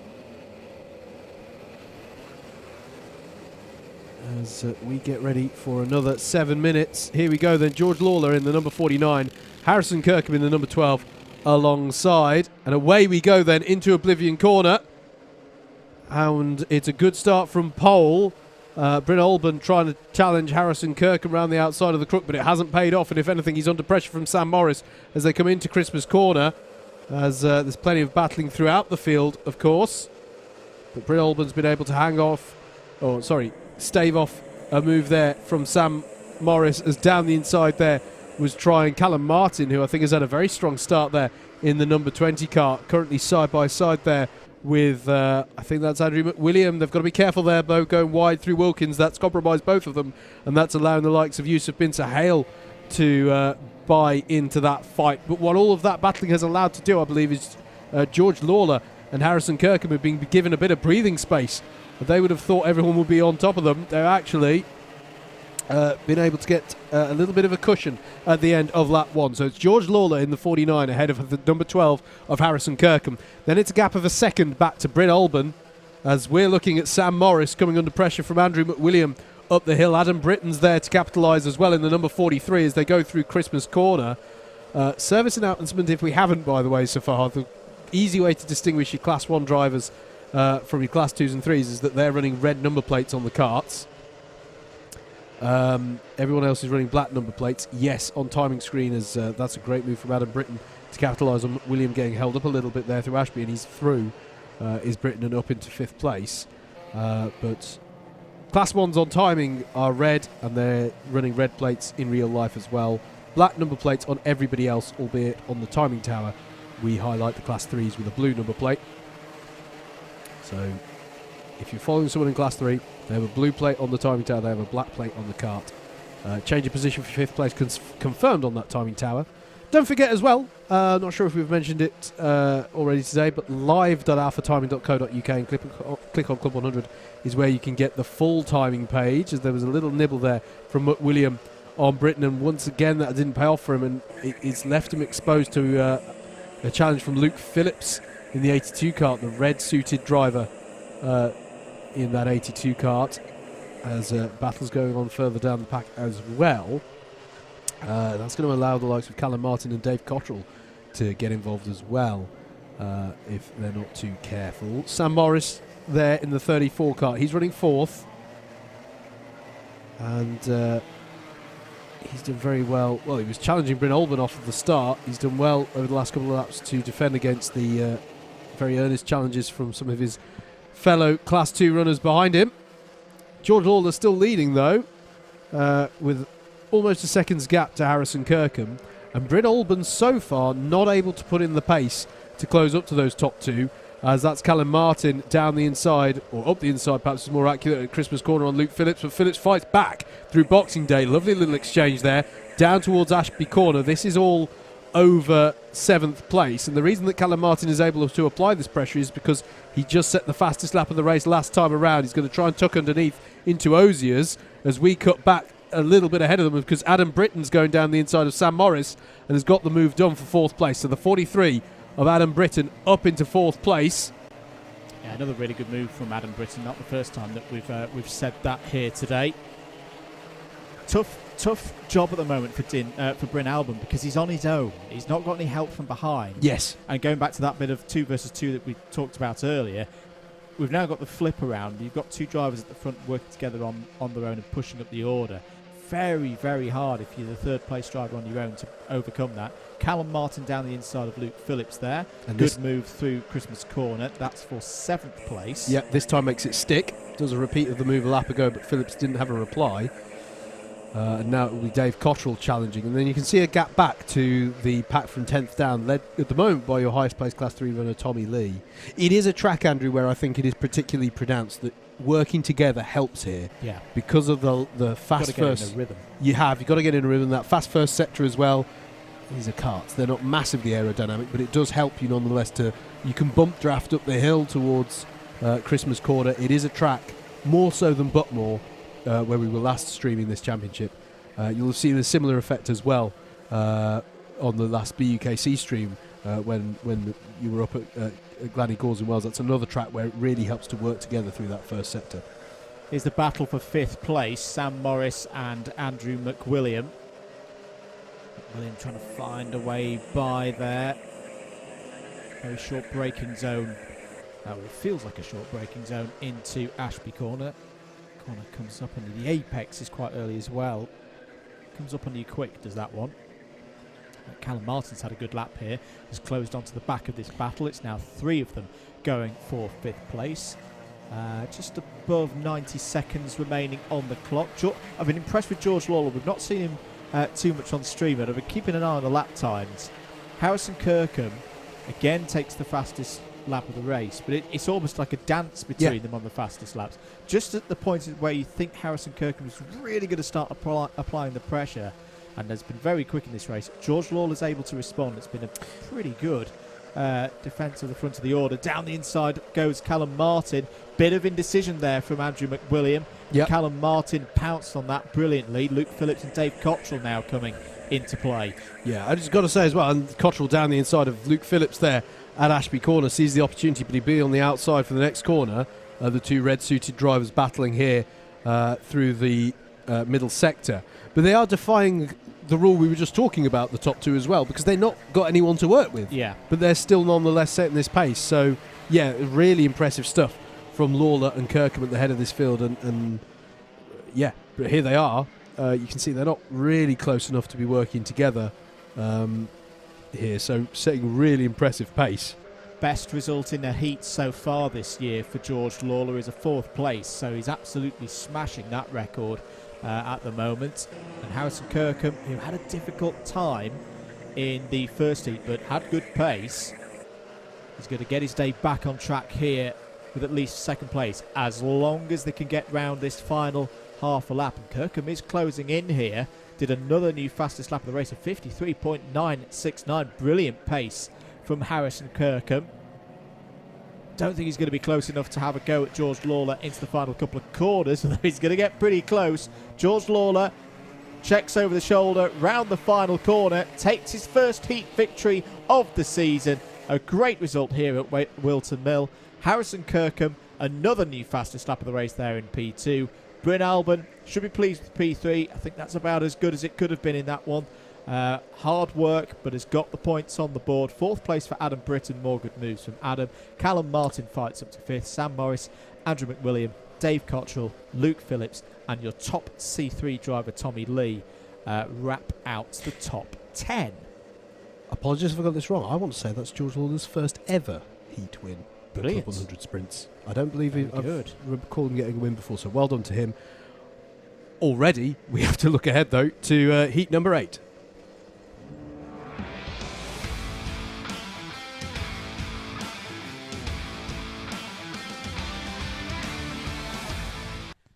Let's take a look at your grid then for the final heat of this second rotation in the lightweights. Jeremy Deeks will start on pole with James Martin alongside him. Cameron Watson and Dante Dillon will make up row number 2 with Justin Draper and Ed Bars on row 3. Andy Bushell and Jake Wilkins are your 7th and 8th carts on this grid.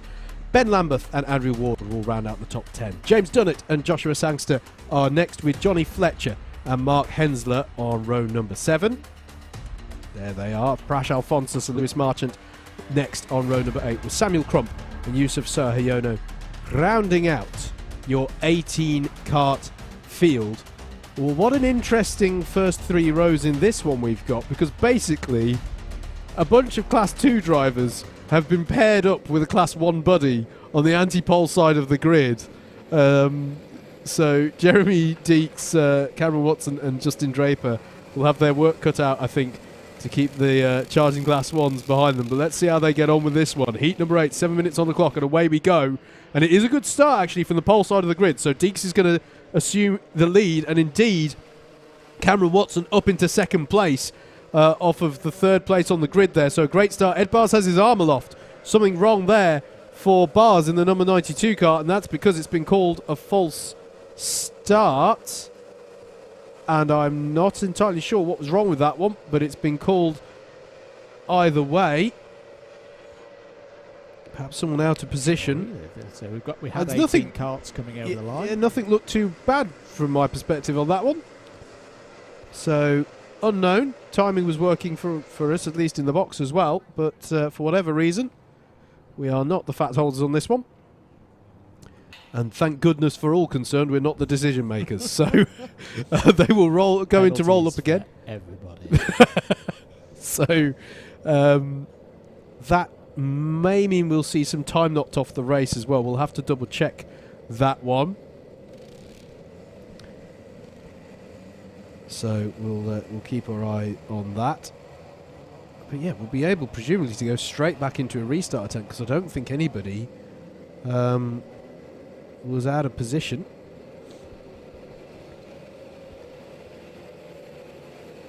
Keep your comments coming in. If you've enjoyed the stream, why not give that like button a press. We're ready for heat number 8 here then. James Martin looking to continue the good form he's had so far today. He's going to have to find a way past Jeremy Deeks in the early stages of this one. Dante Dillon to the inside as well.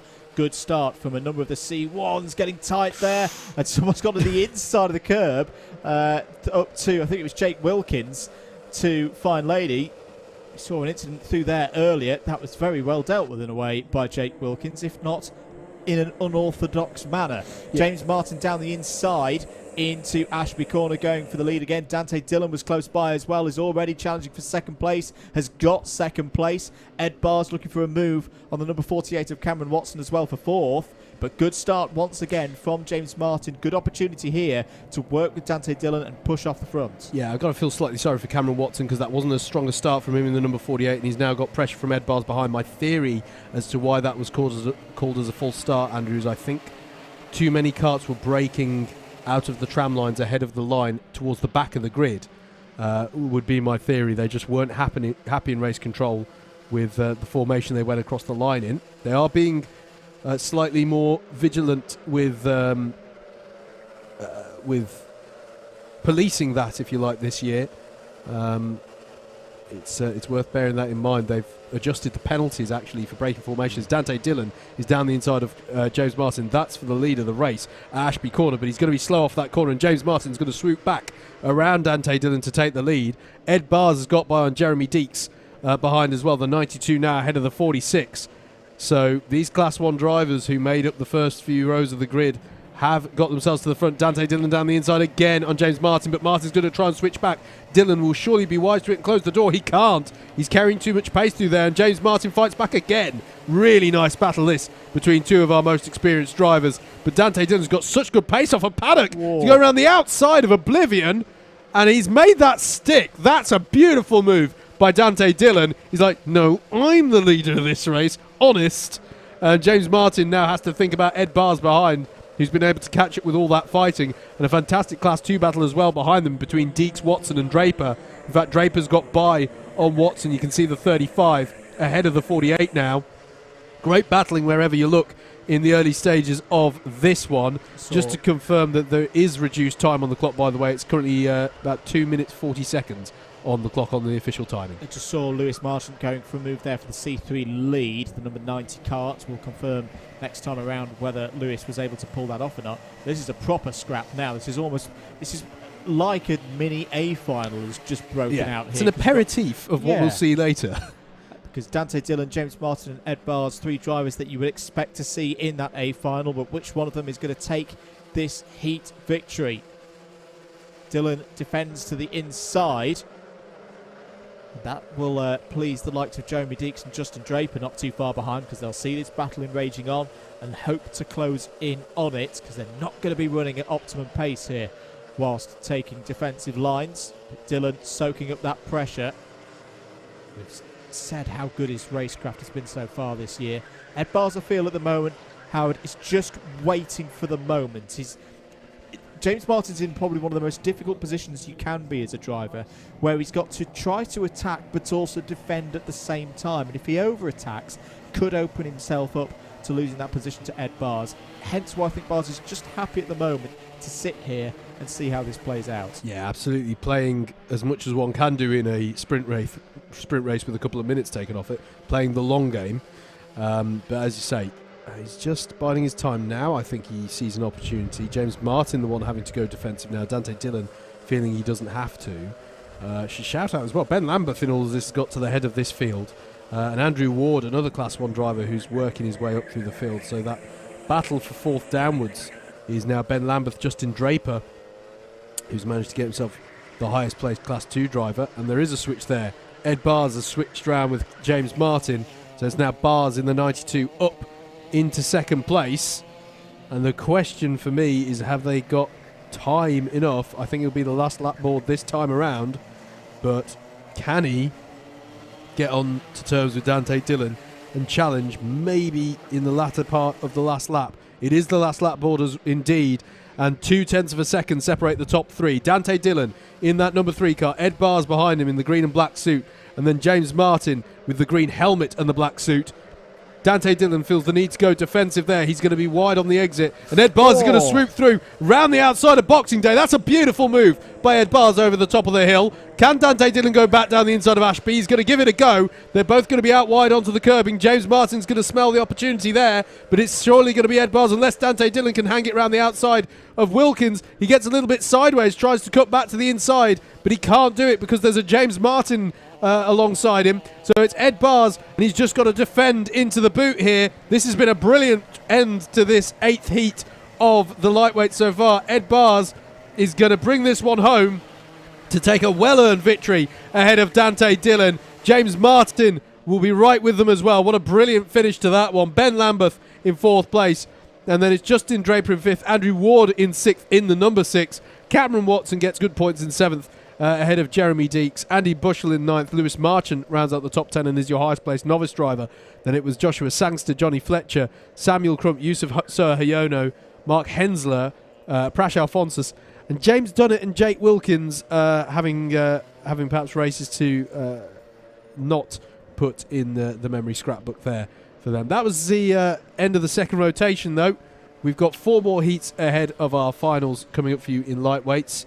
And that's coming up right next, heat number 9.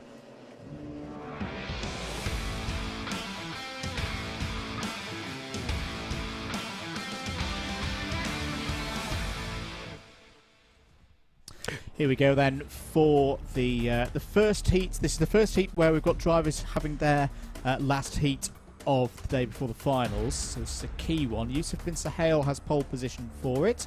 Sam Lovelace joins alongside on the front row. Samuel Essery and Steph Theodoru on row 2. Harrison Kirkham has been fantastic so far today, is alongside Mike Coppin on the 3rd row of the grid. Aaron Clark and George Lawler go from row 4. Russell Cooper and Dean Everest are inside the top 10 on row 5. Lewis Stagg and Adam Britton on row 6. Into the novices, Keaton Ford and Tommy Lee are on row 7, the first of the novice rows. Ryan Williams and Nick Kvetkovic are there on row number 8. James Britton and Harrison Earl on row 9's 18 kart field. Beautifully read, because I just threw you into it, mate. Sorry. I saw a grid on your screen. I didn't realise it was the wrong one. It's the wrong one. It's right. This will be all of these drivers' final opportunity to get points on the board ahead of the trophy finals, bear in mind. So they'll be really going for it as if they haven't been already. Away we go then. Yusuf bin Sahel leads them into oblivion and manages to retain the lead as they head up the hill. It's the 79 of Sam Lovelace trying to hang on versus Samuel Essery through Christmas Corner for second place. Harrison Kirkham starting well there as well, challenging Steph Theodoru side by side down into Ashby. In fact, side by side through Inkermans, which you don't usually see, which is the right-hand kink before Ashby. Well, you see it happen, but you don't often see it end finish well. Yes, no, very good point. Normally with someone out in the grass on driver's left. Yeah, very good point. Good racing room and respect shown between those drivers. You just see Sam Lovelace leading Samuel Essery through the boot, but I think ahead of them it's Yusuf bin Suhail, who, not for the first time we've seen today, the leader getting a really nice start here. It is bin Suhail in that 73, who's ahead of Sam Lovelace, Samuel Essery in third, Kirkham and Theodoru to round out your top 5. But Steph Theodoru in the 85 here, coming under pressure from Mike Coppin in the number 2, who's up the inside of him at Christmas Corner and gets the job done. So Mike Coppin through past Steph Theodoru, and now Theodoru is under pressure from Aaron Clark and race winner George Lawler. In fact, Aaron Clark is through the 50 ahead of the 85 now. This is Harrison Kirkham challenging Samuel Essery. This is over third place. The 12 all over the back of the 8 as they come through the boot. No opportunity there for Kirkham, and he's got Mike Coppin now in that number 2 cart with him as well.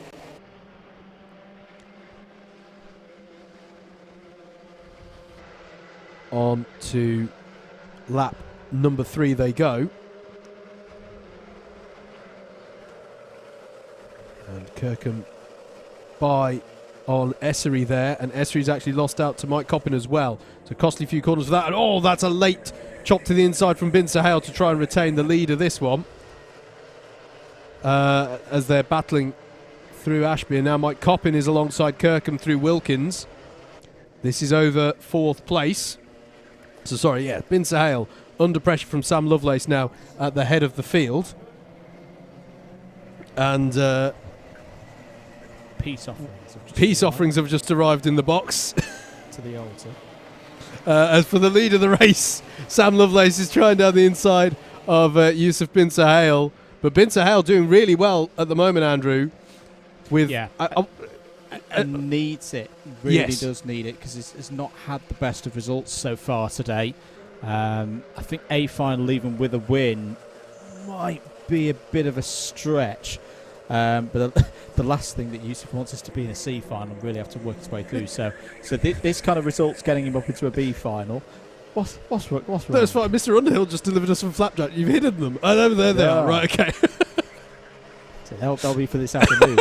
That's all right, mate. Sam Lovelace has gone for the move for the lead and there you got go. it. Very good stuff there from Sam Lovelace. If Mike Coppin wins this race, he's pretty much booked pole position. Sam Lovelace looking around the outside. Oh, bolting in there comes Coppin, going for second place. Gets a bit of a helpful nudge from Harrison Kirkham behind. 3 minutes and 15 seconds to go. Big lap this. Big lap this, Howard, for Sam Lovelace, because he's got a chasing pack there that have all got quick drivers in them. Coppin, bin Suhail, Kirkham, Clark, Essery, Theodoru. They've all been in good form today. Big moment there for Harrison Kirkham, nearly squeezed out onto the grass by an unaware Yusuf bin Suhail. Another very easily done thing here at Whilton Mill. Mike Coppin's disappeared off the front of this group and is now closing in on Sam Lovelace. This has turned into a proper scrap. You can tell that it's the final heat for all of these drivers before they get to their finals. You can. It's like when you get to the third race of the day at a British Touring Cars meeting, isn't it? Just everybody's laying things on the line a little bit more. Here is the battle for the lead. Sam Lovelace in that 79 car. Mike Coppin in the number 2. Not the first time I think we've seen these drivers battling on track today, if memory serves correctly. And they've got that clock in the top left. Oh, and Russell Cooper's round at, I think that was Ozier's. So that's unfortunate for him. He's been having really consistent runs so far in the heats, but that one hasn't paid off. Harrison Kirkham side by side up the hill with Aaron Clark in the number 50. Aaron Clark will have the inside line, but Kirkham is going to try and hang on to have the advantage through Boxing Day. They're still side by side, and Samuel Essery is there going, what is there a way through for me in all of this? Well, there isn't for now, and Kirkham has done really well to hold off that fight from Clark, and he's giving the gesture to say, come on, can we work together, please?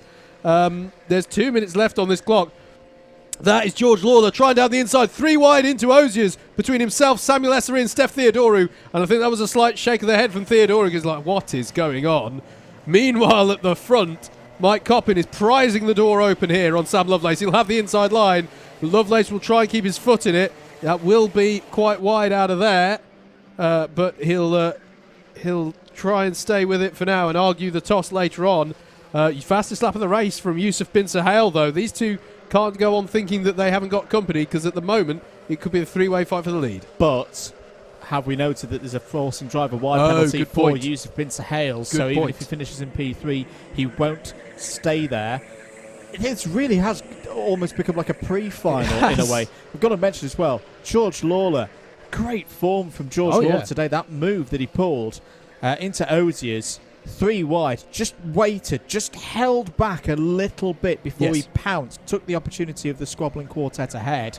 We're about to go on to what should be the last lap. Mike Coppin, well, talked earlier in the week how he didn't want to finish off from the top step once again. So far in the heats, he has delivered true to his word. He's got 1 lap to go to finish out a clean sweep of heat victories this morning here at Whilton Mill. Yeah, very, very impressive so far from Mike. Really, he's always been strong around this circuit. But yeah, this is a really good start for his day. Sam Lovelace, though, isn't done battling with it for it yet. He would like to take the win, and Yusuf bin Suhail still setting very good pace behind them. Is it a new suit on? Is Yusuf got a new suit as well? Yes, he has. Oh, that's good. I thought it was, yes. So impressive pace from him. One last opportunity, though, for Sam Lovelace, and I don't think he's going to be able to make it stick. So Mike Coppin is going to come round and become a triple winner for the round and take full points across his heats. He takes the win in heat number 9. Sam Lovelace with solid points in second place there. Yusuf bin Suhail in third. Harrison Kirkham fourth. Aaron Clark in fifth. They're still battling away as they come through the last sector. George Lawler in sixth. Steph Theodore in seventh. Sam Essery, that's with a bit of a frustrating one there, in eighth. Tommy Lee, your highest placed class 3 in ninth. And Dean Everest rounds out the top 10. More good battling there. I think we're in for some fantastic finals later on in the day. We've got to keep eyes on the heats, though, for now. Heat 10 is coming up for you next.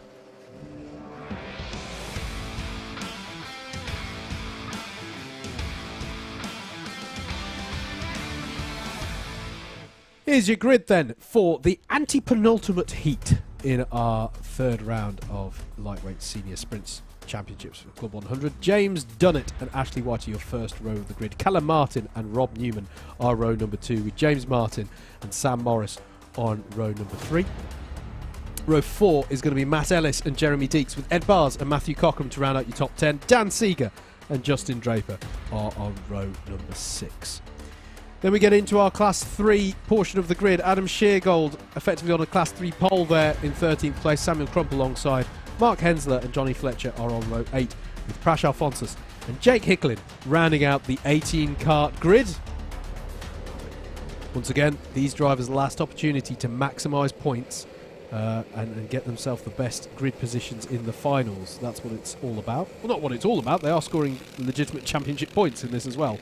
But the trophy finals are where the real points are at. And away we go for heat number 10. And once again, it's a good start from a pole sitter, but under a lot of pressure there from Ashley White in the 44. And we've got a driver wide there.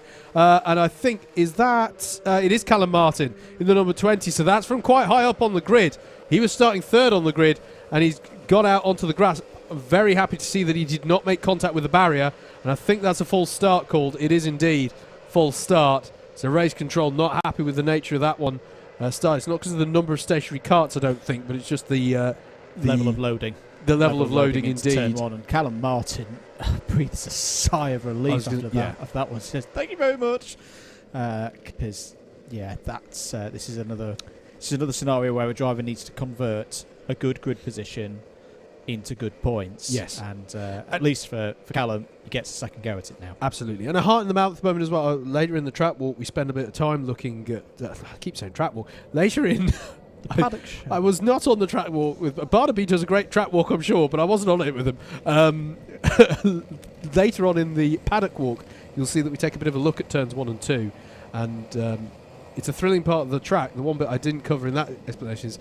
It is a heart in the mouth moment if you're wide in there, or if you're going off. It is not a fun place to go for a spin. So good to see that he did not make contact with the wall, and he's able to dust himself off and carry on with this restart. Here we go then. For a second start, it will be 5 minutes on the clock then, I would presume. James Dunnett leads them away in the number 60 car. Into oblivion they go again.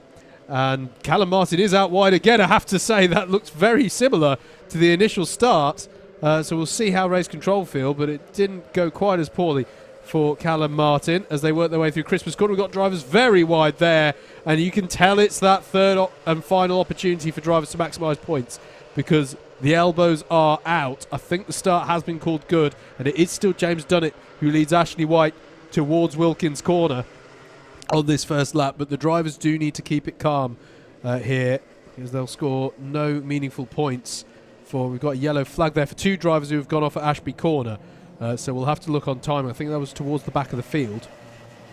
And there is the move. What a move from Ashley White. Nice cheeky little move for the second apex of through the boot, as Ed Bars is battling with James Martin side by side through the last corner. Wide there for James Martin, but it's Ashley White who leads after that was a beautiful little move there through boot. But Ashley White is wide there through turn 2, and James Dunnett's followed through. Both of them skirted the grass there, with James Dunnett coming off far more costly for him than it was for Ashley White. But that was unusual. That was White going wide, pushing too hard, and Dunnett was going with it. Followed him into it, going with the bumper, as that looks. Jack Hicklin. Jack Hicklin, apologies. Yeah, Matt Ellis has had a moment, so may have been the driver involved in the incident at Ashby Corner last time around. There's been a bumper pass penalty for Ed Bars as well. Yeah, so Sam Morris is your leader. We should acknowledge that.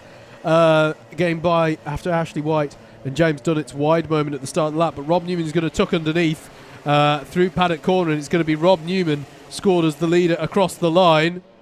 Don't worry, Sam. Oh, Ashley White coming in. Wow, Ashley White is one of the bravest drivers in the field. He's probably quite annoyed at himself of the mistake one lap ago.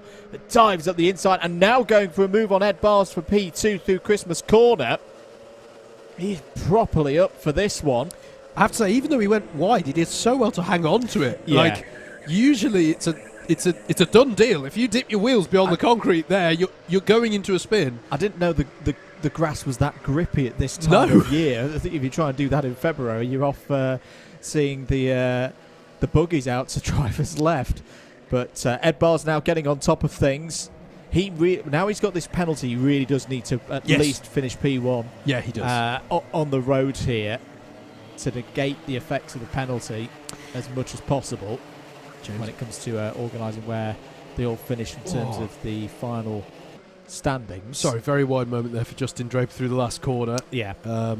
Concrete runoff there. But what I mean by that is, you know, he can be classified no better than 5th, but 5th could give him a key position as he does get through there on Rob Newman. A 5th place classification in this race could be the difference between the 3rd row of the grid and the 7th row of the grid if if he's classified 6th in this particular race, because it is going to be so tight in the standings off the back of these 12 heats. Yeah, it really is. This is a bit of a stalwart circuit, isn't it? Everybody knows this place well. Yeah, and that's why we're seeing such close racing today. Even those, I have to say, that we've commented on who maybe aren't so experienced at racing Club 100 here, Marcel and Soha Yono as well. Drivers know this track even if they haven't raced Club 100 here. As Rob Newman's going to try down the inside of Christmas Corner on Ed Bars, and that is a change for the lead. Not net change, because as we say, Ed Bars has a penalty hanging over him, but it is a change on the road, with Rod Newman in number 13 now up into the lead. Ashley White having a strong day of it so far in that 3rd position in the number 44.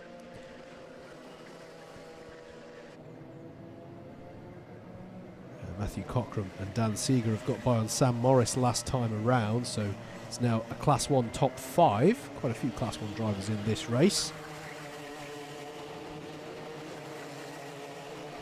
James Martin getting by on Justin Draper as well last time around. So Class 1 drivers generally percolating to the top of the field, as it were. Rob Newman feeling the need to go defensive against Ed Bars. As Andrew was saying, Ed Bars could really do with winning this one on the road to negate the penalty.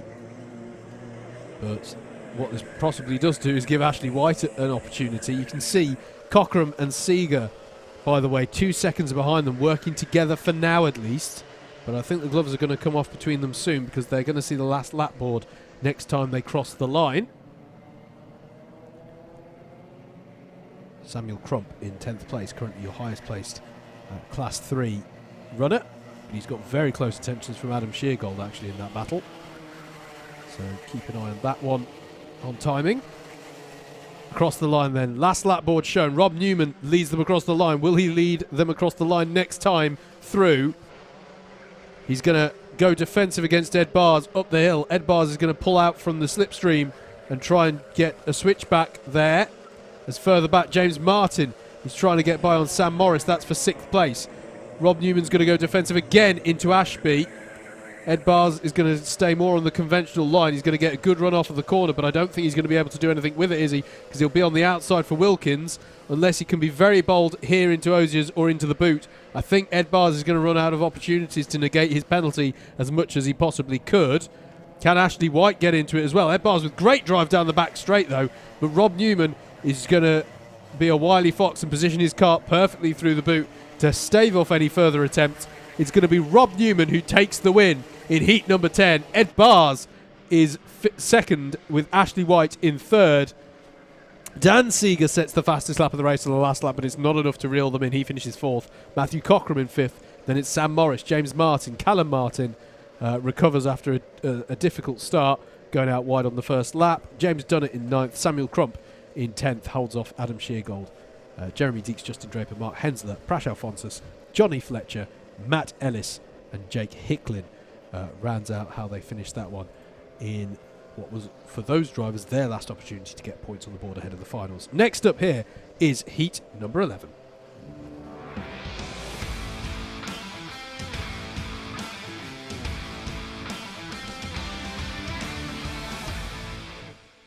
Penultimate heat of the lightweights. Before we get on to the finals, here it is. Here's your grid. Amy Breacher on the front row. Alongside her is Luke Phillips. Andrew Ward and Greg Smith go from row 2. Christopher Powell's had a good day so far. And there's Dante Dillon for company there on row 3. Bryn Alban and Dan Grocott start from row 4. Christian Lehner and Toby Smith are on row 5. Jake Wilkins and Andy Orford start on row 6. Patrick Millman and James Scanlon start on row 7. Penny Millman and James Browning are on row number 8. Marcel Chmielewski and Joanna Milieu are there on row 9.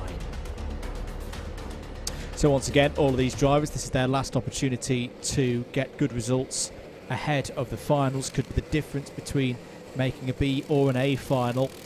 They will have opportunities to race through, of course, if they do end up in the C final. Eyes on those lights, 7 minutes, looking for a clean start. Amy Breacher taking it from pole position and taking it from pole position well. Andrew Ward already up to P2. Christopher Powell and Luke Phillips fighting over third. Up to Christmas Corner they go for the first time in this one. Here comes Andrew Ward at his home circuit. Can he get the braking right? Can indeed. Takes the lead of the race as they go through Christmas Corner for the first time. Down into Ashby Corner then. This could be an area where moves are made. Bryn Alban's going for one on Christopher Powell there for P3. And a few hands in the air there. Was that... I don't think there's a false start, but a couple of drivers there were gesturing as if they were calling for one. But no, we're still remaining good here. Andrew Ward in the lead of the race. I think unusually that was synchronised let's work together hand signalling. Oh, okay. From them there. That was Dante Dillon and Greg Smith. Through paddock corner at the end of lap 1 though comes Andrew Ward. He will lead them across the line at the end of lap 1. It's Andrew Ward in the number 6 cart with half a second in hand over Amy Breacher in second, Bryn Alban in third ahead of Christopher Powell and Dante Dillon. But as soon as I've said that, they're going to change it up, I think, because Alban's down the inside of Breacher and Dante Dillon is up the inside of Christopher Powell as well through Christmas Corner. All nice and neatly switching positions there. They won't have lost too much time in those exchanges. And Dante Dillon immediately is down the inside of Breacher as well into Ashby. So Breacher in that similar position that I was talking about earlier on with, I think it was Dan Grocott. You can't get yourself too disheartened or, lose focus starting on pole if a load of Class 1 drivers are coming through on you. And sure enough, significantly for her, Greg Smith has just got through there, and that is actually a Class 2 driver getting past her. So she's no longer the highest placed Class 2 driver, so she's got to try and latch on to that, recognise, okay, can I stick with him and gain that momentum that's so easy to be lost if you're starting on pole and drop down a bit in the first few laps. Fastest lap of the race from our leader, Andrew Ward, a 55.113. He is trying to bridge the gap there to Bryn Alban, who's under pressure from Dante Dillon. Here is the 26 of Christian Lehner down the inside of Jake Wilkins. That's at Christmas Corner, so that's 9th place for Christian. Nice move there as they come through Ashby Corner. And change for second place there. We've not caught that one on the cameras, but that's Dante Dillon in the number 3, past Bryn Alban in the number 16. So it is Dante Dillon up into second place, and he will now try and set about closing the gap to Andrew Ward at the head of the field. Christopher Powell right on the back of Bryn Alban as well. So these top 4 Class 1 drivers pushing hard here at the moment. Still plenty of time left in this race. Moving on to lap number 4. There's 4 minutes left on the clock. Bryn Alban going defensive against Christopher Powell. And Powell's going to try around the outside of Christmas Corner. That's going to be bold because he's going to be run out of road by Alban. They're still side by side. I was quite impressed that Christopher Powell managed to stay in that one as long as he did. And they didn't come to a bit of a ruckus on the apex of Boxing Day. But he did manage to stay in that one. Greg Smith able to close up onto the back of Powell a little bit off the back of that. But it stays as they were in terms of order. Fastest lap of the race set by Christopher Powell last time around, so he is pushing hard here. But the attack on Bryn Alban earlier on this lap didn't quite pay off. Fastest lap of the race from Dante Dillon now, closes in 3/10 on Andrew Ward. And Ward is going to have to dig deep here if he's going to hold off that challenge from Dante Dillon. We haven't had a win for Andy Ward yet this year. And I think he's got his work cut out if he's going to get this one, because Dante is pushing really hard now. The gap down to 7/10 of a second. This is Bryn Alban holding off Christopher Powell. But Powell ratcheting up the pressure once again. And there it is, Dante Dillon already alongside Andrew Ward. He's closed that gap mightily quickly and is down the inside into the boot. He'll just park his kart on the apex of 2 and 3 of the boot and stop Andrew Ward from having a counter-attack. That is the change for the lead confirmed. Dante Dillon up to the lead of the race. The key thing, though, now for Andrew Ward is to try and stay on Dante Dillon's rear axle, because that gap of, 1.4 seconds back to Bryn Alban and Christopher Powell is particularly useful at the moment as we get to the end of the heats phase of this morning's racing, particularly with Alban and Powell fighting. These two have had very close results so far this morning.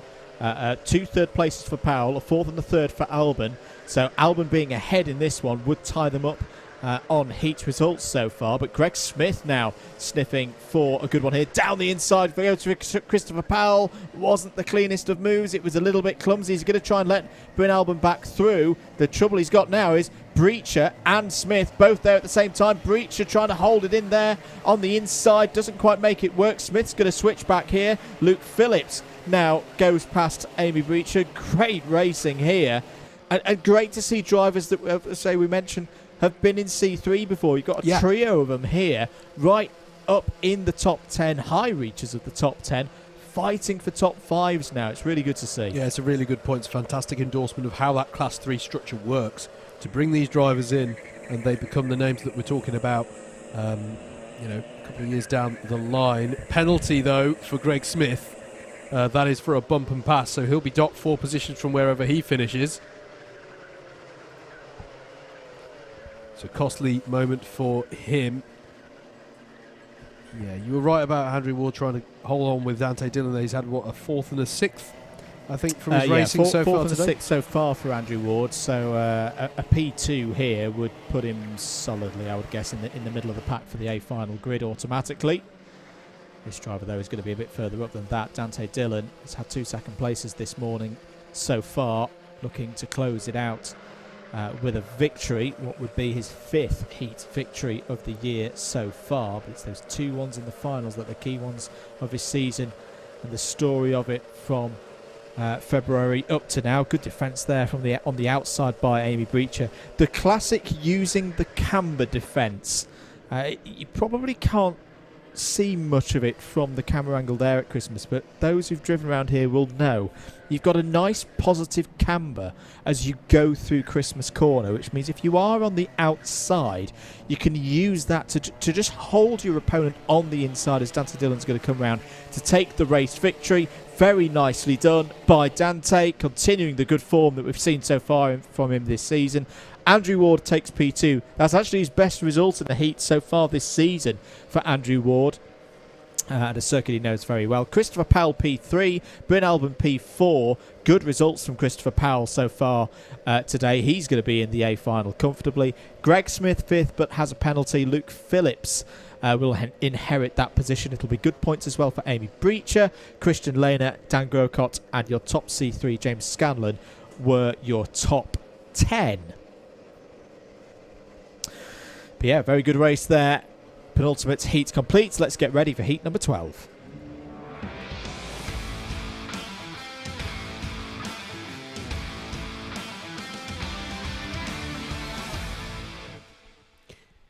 Let's take a look at the grid then for the last heat for our lightweights today. Nicholas Lacasas and Joshua Sangster are your first row of the grid, with Stephen Westwood and Ben Lambeth on row 2. Hussein Rashid and Liam Nolan make up a very strong Class 2 third row. Cameron Watson and Kim Ely are next, with Andrew McWilliam and Andy Bushell rounding out your top 10. Dave Cottrell and Charlie Summers are your 6th row of the grid. And we get into our Class 3 novice drivers. Yusuf Sohayono and Ranveer Gill are row 7. Clifton Malcolm and Mortaza Hassan are row 8, with Luke Fletcher and Lewis Marchant rounding out your 18 drivers in this 12th heat. Not the last heat race we'll see today, of course. We've got all of the heavyweights to come for you after the lunch break. But for these drivers, it's their last opportunity to maximise championship points and get the best position they can on the grids. Away we go then. Nicholas Lacasas leads them away in the number 91 car. Through Oblivion and the Crook they go. And that looks a pretty clean start, all things considered, as they head up the hill. And it's a good start from Lacasas. That is Ben Lambeth trying up the inside of Joshua Sangster for second place. We've got driver round. And that's Liam Nolan round after Boxing Day. That happened very quickly. And I can't quite catch who the other driver is who that's upset. I think it was around the Kim Ely section of the field. So we'll keep an eye on that one. If so, that would be unfortunate for Kim Ely, because there's already been drama for the driver of the number 80 so far today. Through Paddock Corner, though, at the end of that lap, it is Lacasas who leads, Joshua Sangster in second, Ben Lambeth in third, Hussein Rashid, and it is Kim Ely and Liam Nolan dropping through the order. Just some wheels on the grass for Liam Nolan, and was possibly helped into it. We've seen already today how it all tightens up a bit coming through Boxing Day Corner, and it just caused him to spin across the path of other drivers. There was nothing that Kim could do about that. Hussein Rashid defending against Stephen Westwood there through Ashby Corner. That's over 4th place. Very, very easy to just drift down as well. Yes. You don't probably realise it if you're looking from trackside, but you are like driving across the hill there. And you're throwing the kart in left. Physics tends to just push you down the hill a little bit, and that's why we see, particularly on race starts, a lot of squeezing incidents. You get on that rough ground on driver's right. Yeah. It's the worst place you probably want to be on a first lap round this circuit. It's effectively off camber through there. And absolutely, it's a difficult place to get to. If you're on the national configuration of this circuit, you're on the inside. Oh, look at this, 3 abreast at the front of the field. Sorry, got to cut myself off there because Joshua Sangster was going for the lead against Lacasas, but Ben Lambeth smelled an even better opportunity down the inside, and that's Rashid making contact with the tyres at Inkermans. It spun him round, and Stephen Westwood has made contact with him, and that was a nasty moment for both of the drivers. That was just Rashid clipping those tyres on the inside of Inkermans, and yeah, that sent him into the spin. It's so easy to sort of just ignore that curb. I know that sounds daft, but I distinctly remember as I think that's Andrew McWilliam going up the inside of former race leader Lacasas there. So it's been all changed on this lap. But across the line, it's Ben Lambeth now who leads, Joshua Sangster in second, Andrew McWilliam in third. And unfortunately for Rashid and Westwood, they're dropping down the order. But Andrew, I distinctly remember one of the earliest endurance races that you and I did here. I went out for my stint and I clipped that curb. Yeah. I don't no excuse. There weren't tyres that time for me to make contact with. But I just took it for granted that curb was A-OK. Yeah. And it went into a spin. Yep. And it was really, really costly moment. So we've seen today, you know, Fine Lady and Inkermans, these are just right-hand kinks, right? You barely think about them, but they can lead to drama. You've got to give each other racing room, and you've got to respect the curbs and the track furniture. I think, unfortunately, there's been a problem for Ranveer Gill, because Ranveer has not come round to finish lap number 3, and I did see that there was yellow flags out on the approach to the boot there. Ben Lambeth, the single C1 in this race, and it is a bit of a difficult position, I think, sometimes, because you've got that red plate and everyone expects you instantly to, you know, you're a C1, you should be winning this race. Yes. But we've seen already today that there are some really strong competitors in C2. Is there another yellow flag out there? Yes, there was a marshal post just off to driver's left. Have we gone full course yellow here? I think we have. I think we have gone full course yellow. Yep, stationary yellow flags on all marshal posts, so that neutralises the race with just over 2.5 minutes to go. But you know, it's a very precious situation for Ben Lambeth, because there is that expectation of being a C1 to beat the rest of the competitors. You don't get into C1 without having shown a turn of speed. Yes. Green flag for 2 minutes and 15 seconds remaining, and now you really see it, because look at this pack. You've got Joshua Sangster, Andrew McWilliam, we've seen with good pace today, Yusuf Sohayono up there in 5th place. Doesn't matter that he's a C3, he's very experienced around this circuit, knows how to deal with this place, and Ben Lambeth's now got to defend from all of these, or just try and get his head down and break away from the rest of the pack once more. 100%. Joshua Sangster at the moment, though, is the one who's having to defend the most against Andrew McWilliam. McWilliam's prized open the door for Oziers, and provided he can spot his braking point correctly, which he can, that's a change for second place. Andrew McWilliam has been rising through the top 10 here really nicely this race, as further back that is battling between Dave Cottrell and Cameron Watson, and Watson just clips that monster curb, and that will have just unsettled him slightly as he comes onto the new lap. Doesn't want to make a habit of that, else he'll suffer the wrath of race control, frankly. He's going to go defensive now as the 48 against Andy Bushell in that number 57. And then that is that's Mortaza Hassan and Charlie Summers battling away further down as well. As you say, Andrew, Yusuf Hayono may be somewhat inexperienced in Club 100 machinery, but we've seen plenty of him racing around this Whilton Mill circuit, and he's done very well off of that restart. Ben Lambeth has as well, though. He's got the gap that he needs, and Andrew McWilliam, I think he's a little bit frustrated that he's being attacked here by Joshua Sangster. I think he wanted to work together to try and get onto terms with Ben Lambeth, but he can show that sign all he wants. We're about to see a last lap board. I think it's going to be no dice from Joshua Sangster. Yeah, I can understand the frustration, because their pace has been pretty good. They've not been working together, and they have been subtly quicker than Lambeth the last lap or two. So had they worked together, who knows? They could have had that gap from 0.7 as it is at the moment down to a lot less. Good scrap going on here between Yusuf Sohiono, Charlie Summers, Hussein Rashid and Murtaza Hassan, all in there. Sohiono's got past Bushell, I think. Oh, okay. Is the significance there. Yep. So Yusuf's up into 7th place. And Hussein Rashid with the fastest lap of the race, trying to make amends after that moment up at Inkermans earlier in the race. It is interesting. For me, McWilliams has actually closed the gap here on Lambeth this last lap, but it's not going to be enough because Ben Lambeth, Andrew, you said there's pressure for the sole Class 1 driver. He's converted that into a win. He's dealt with the pressure brilliantly and the full course yellow. Ben Lambeth takes the win in the last heat of the lightweights today. Andrew McWilliam in second, your highest placed Class 2. Josh Sangster in third. There was Nicholas Lacasas, Dave Cottrell, Cameron Watson, Yusuf Sohiono, 7th place for the highest placed Class 3 runner. I think that might be one of the highest placed Class 3 finishes we've seen today. Andy Bushell in 8th, and it's Hussein Rashid, Charlie Summers to round out the top 10. Murtaza Hassan, Liam Nolan, Kim Ely, Luke Fletcher in 14th, Clifton Malcolm 15th, and it was Stephen Westwood after getting collected in that incident with Hussein Rashid. Then it's Lewis Marchant and Ranveer Gill we saw having issues, unfortunately, means that he's classified in 18th place. There we go. I've got to say as well, a bit more praise for Ben Lambeth.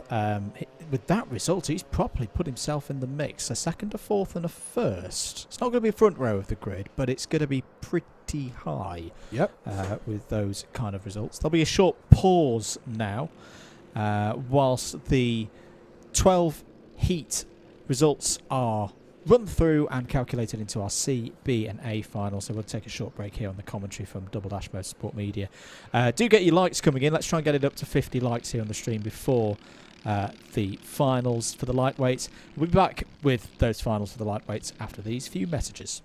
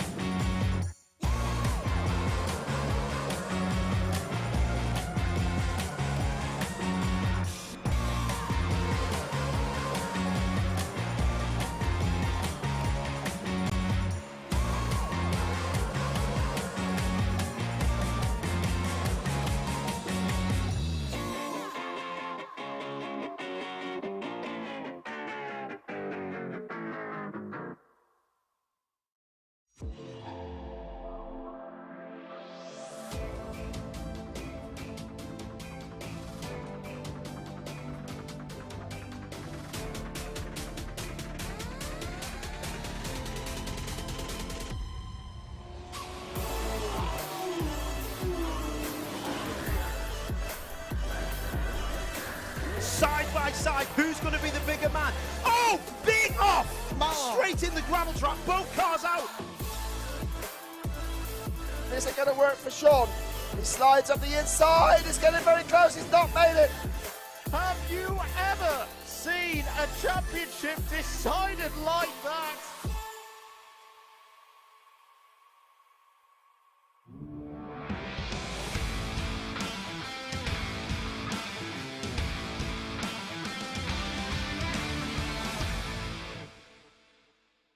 Ready for our first final of the day for round 3 of the Club 100 Sprints Championships. It is the lightweight sprint C final, and the job here for the drivers is to finish in the top 4. Do that and you'll progress to the B final. Here is your grid for it. Andy Bushell has pole position for the C final. James Britton alongside on the front row. Dean Everest and James Scanlon are the other 2 drivers best positioned to progress through to that B final. Trying to stop them from the 3rd row of the grid will be Jake Wilkins and Ryan Williams, but also in a good position to progress through if they can have a good race. James Dunnett and Keaton Ford there on the 4th row of the grid. Andy Orford and Johnny Fletcher have work to do from row 5. Lewis Marchant and Patrick Millman likewise go from row 6. Now we start to find some drivers who've really not had the best of results but still have a chance to race through from this C final. Harrison Earl and Kim Ely start on row 7. Mark Hensler and Mortaza Hassan start on row 8. James Browning and Penny Millman go from row 9. And then we find Luke Fletcher and Toby Smith on row 10. Prash Alphonsus and Jake Hicklin start on row 11. Nick Kvetkovic and Ranveer Gill start on the 12th row of the grid. And then wrapping up 26 kart field, Clifton Malcolm and Joanna Meliu there on row 13. C-finals, Howard. They sound easy, finishing the top 4, but from the previous examples, particularly around here again at Whilton Mill, because we know everyone brings their A game because they know it so well. This could be one of the tightest C finals that we see of the year. Yeah, absolutely. And as I recall, it's not like the one at I don't remember the one at Butmore being particularly spaced out anyway. So it's people underestimate the C final.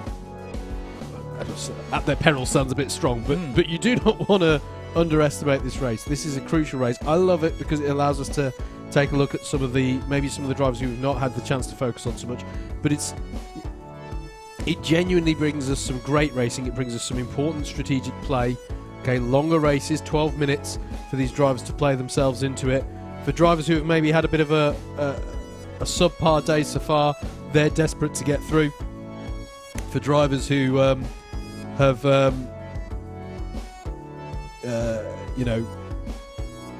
golden opportunity, they've maybe some of the Class 3 runners have gone, I've just missed out there, but I can get up into that B final. It will be my first ever B final. There's that pressure there as well. You know, so many drivers really gunning for it here. I should clarify, none of our podium positions will be decided here. We have easily got more than 3 Class 3 drivers up into the B finals, and even I think into the A finals. So it's all just for those promotion spots, the top 4, the repechage positions, as they're known. But yeah, I think, Andrew, there's more drivers here in this race. Well, I know there are more drivers who would fancy that promotion. There's a few who are well down on where I think they would hope to be. Toby Smith, I'm sorry to pick on him, but he's had a tough day of it so far.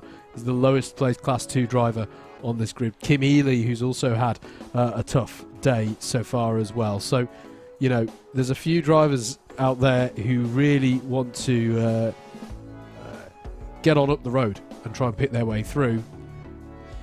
So good to see, I have to say, the numbers in Class 3 this year. I just mentioned that as well. I think we've got a very high proportion of Class 3 drivers this year.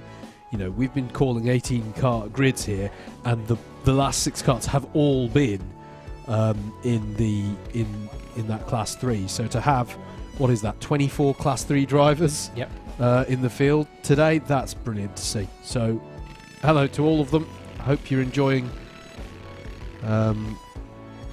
coming along for what for many will be your debut season in Club 100. For some it may even be a debut round of Club 100. Fantastic to have you along for the ride, and if I do say so myself, you've made a very good choice in choosing Club 100 because it's a blast.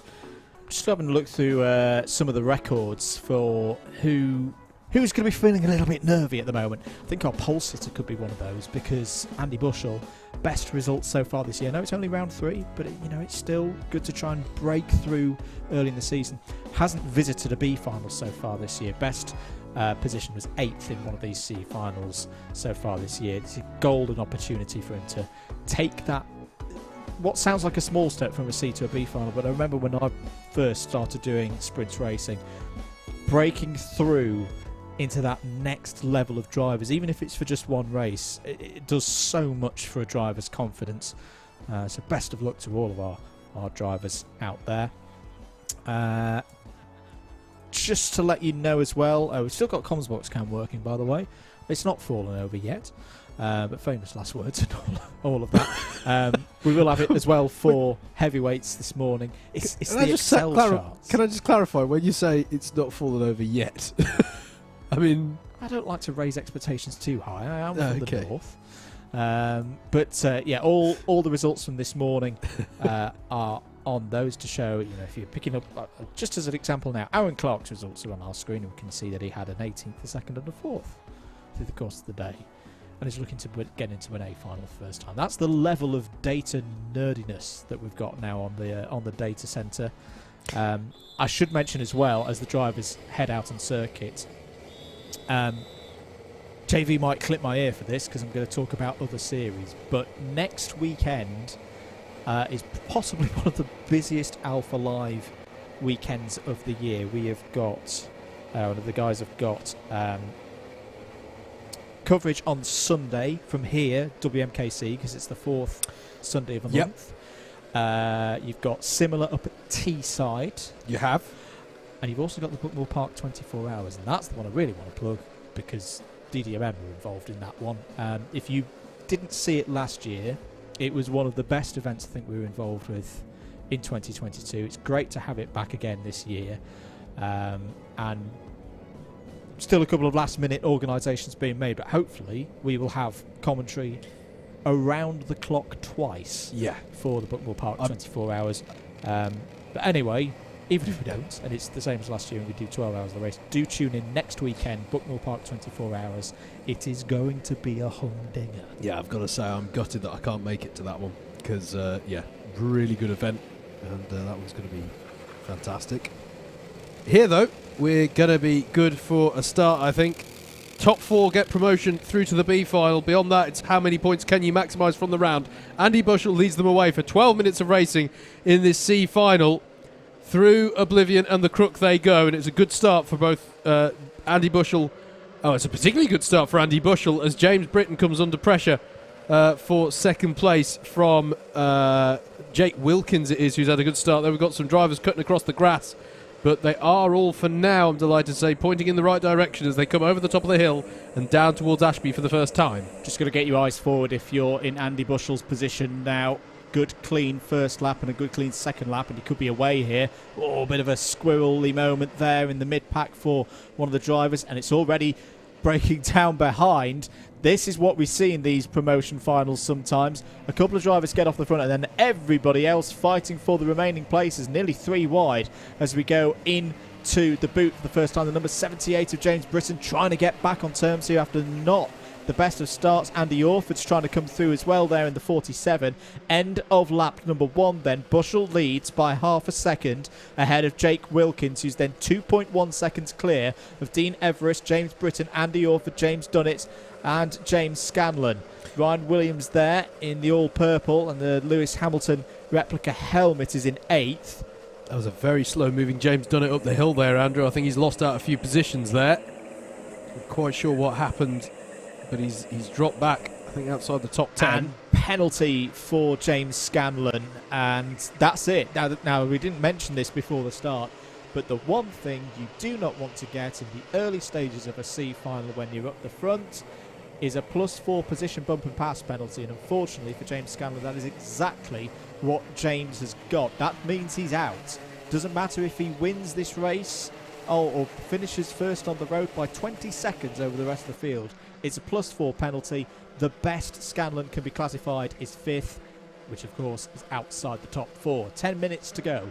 Longer races. You have to play these races differently when you're in this situation. Down the inside goes James Britton on Dean Everest. Oh, gets a little bit squirrely, and that's a mistake, and that's what we're talking about in terms of keeping calm. Yep. James Britton didn't need to make that move. He's made a mistake whilst making it and is now outside of the top 4. Absolutely, that is precisely what we're talking about as James Scanlon goes side by side with Ryan Williams there briefly, and that allows Kim Ely to get involved as well. She's going to try and get by on Scanlon, but it stays as they were for now. And there's the point from, that was Ryan Williams. And that, I've not seen it said that emphatically before. That was a good point. He pointed to the front and then held up 4 fingers to say, we've got to push to the front. Yeah. There's no point at this stage of the race fighting for 6th, 7th, 8th places and letting those key positions for the story of the round getting away. The trouble is, has Ryan Williams got the pace to stay in this position? Because James Scanlon and Kim Ely are going to be looking up the inside, wanting to take that spot on the road, take that track position. That's exactly what Scanlon's done. Kim Ely's just got to play it patiently here. I think she's got the pace to race through here. We'll need a bit of help around. forcing to the inside, trying to scrabble for that track position. 8.5 minutes to go. It looks like Kim Ely has got that, but back through comes Ryan Williams, and all this fighting means that those drivers up ahead are going to be getting into a more comfortable position for themselves. Number 89 of Harrison Earl is coming through the order as well. Good support for Harrison in the chat we've seen so far today. Could be on for a good finish here. Andy Bushell still leading this race though. Hasn't made a B final so far this year in the lightweight sprints. He's on course to do just that. Half a second clear of Wilkins still. But crucially, Howard, third and fourth places now. Here they are on your screen. Dean Everest and Andy Orford. Two of those drivers I think you'd say should have the pace to be in the B final. Yeah. They're now working together really nicely. They've got 8/10 over James Britton. And the pace is pretty much the two fastest drivers on the track at the moment. Yeah, absolutely. And Andy Orford, as you say, two of the fastest drivers on track. Orford with the fastest lap of the race. They're responding, or they're doing exactly what they need to do. Oh, no, they're not. They're battling. Andy Orford trying down the inside of Dean Everest. Now, he might be feeling... Now, there is a reason why you might be battling like that. It's like, well, I don't want to be on the bubble. No. I don't want to be the one in fourth place defending the last of the promotion spots. He's got to be careful about how he does it, because there you go, fastest lap of the race. In fact, several fastest laps of the races coming in behind them, initially set by James Britton. James Britton is pushing hard here, and they've really got to be careful. Here we are at the front of the field. This is Andy Bushell versus Jake Wilkins. Now, they've got 2.7 seconds in hand over those behind them, so maybe can afford to have this little scrap right here, but they can't do even this. They're not like that at all. They've both just held each other up there sort of clumsily through Ashby. It's really given the gap to Bushell, so I think that's paid off for Bushell. But yeah, it needs to be clean, it needs to be decisive when you do it, and frankly at this stage the other driver has to concede fairly readily as well at this stage and have the eyes on the prize of promotion. That's a good move from Andy Orford. It is, up to third place. Now, when you're in Andy Orford's position now, okay, you've moved past Dean Everest, you've taken that initiative. You've now got to show the driver behind you that you've got to pay, the pace, and you've got to have a clean lap to show that change of position benefited you both as a duo. Dean Everest makes a mistake there, gets his braking wrong through Christmas Corner. James Britton is going to like his chances, I think, here. He's been steady, he's been keeping it on the black stuff, and he's now in prime position to try and get one overtake done to get himself in the top four. But all the while, James Scanlon and Kim Ely are coming in here. Remember, Scanlon has a penalty from earlier in the race. Doesn't matter where Scanlon finishes in this race, won't finish in the top four once the race has been classified. And I think it's key, as you say, that we see a good turn of pace from Orford at the moment. Tantalisingly close for James Britton. He's been working so hard to push one to the back of these two, and himself and James Scanlon and Kim Ely actually all setting great pace over the last few laps. Another fastest lap of the race, fastest lap of the race currently with James Scanlon in their laps where they're trying to push through that. Here's our top two again. They haven't got that much in hand, have they? Just the 2 seconds that they've got over Orford and Everest. They need to keep tactically, they need to keep working together, because eventually, if they just keep that 2.5 second gap, eventually this quartet will go, we're not going to be fighting for first and second here, let's start fighting for third and fourth. We just don't want to allow this second chasing group back into the fight. Oh, here is Kim Ely. Yep. Really giving this a good go is Kim Ely. That's a key move, I feel, for Kim Ely. Up to 6th place now. May get a track limit warning for that one. Absolutely. I have to say that was a good lap from Orford and Everest. They've got back on the pace there and just staved off a little bit of an attack from James Britton. Now with 4 minutes to go, the question for James Britton, Kim Ely and James Scanlon is whether the gloves come off. Having said that, actually, sorry, James Britton has a bit of a cushion against Kim Ely. As further back, that's a fantastic battle going on into Ashby Corner. It's James Dunnett and Keaton Ford. I think Johnny Fletcher's trying to fight through as well there. Yes, Johnny Fletcher is, and getting a little bit frustrated.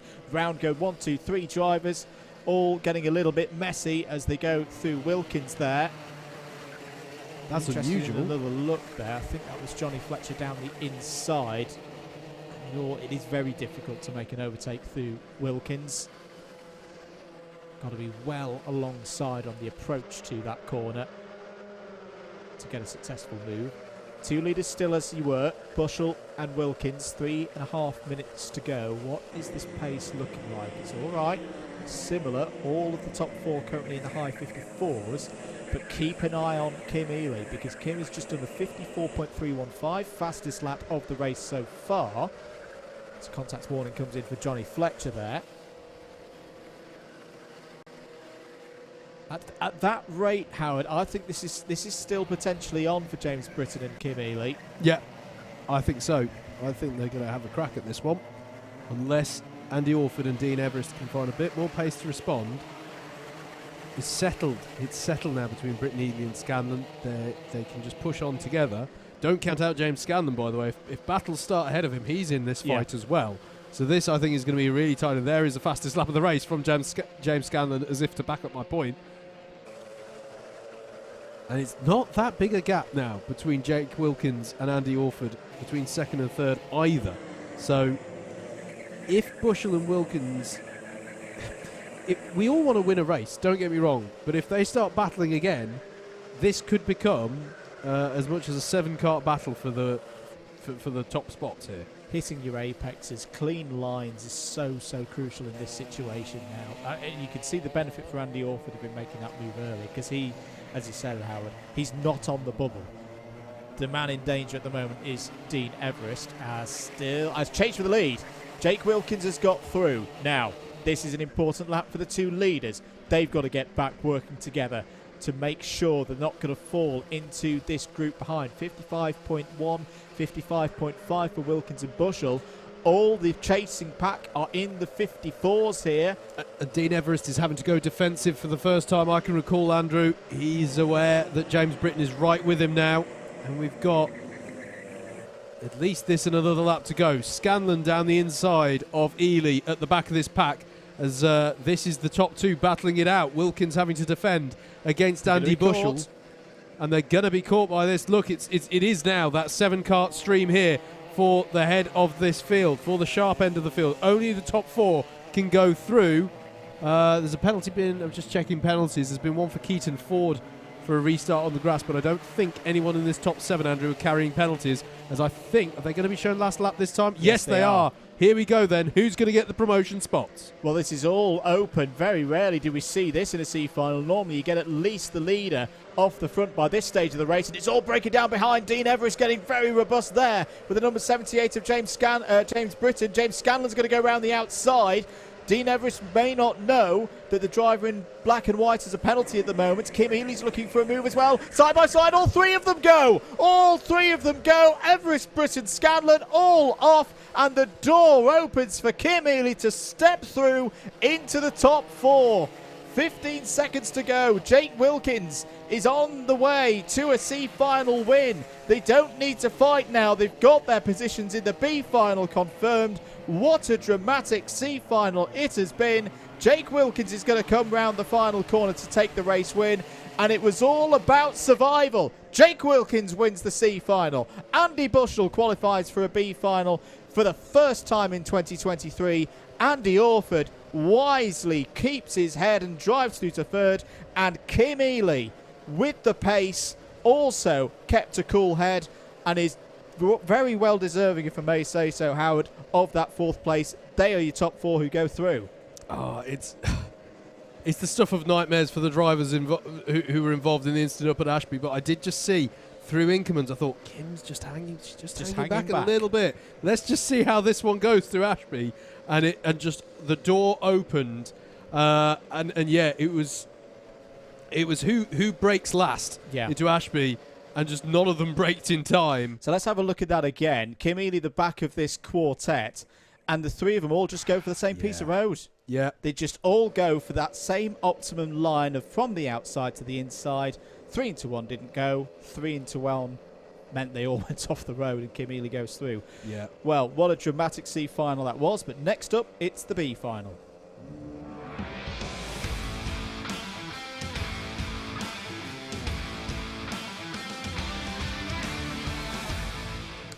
Here we go then for the B final. More opportunities to repechage through, but only 2 this time to get through to the A final. Liam Nolan and Callum Martin are best positions to grab those. They start on the front row of the grid.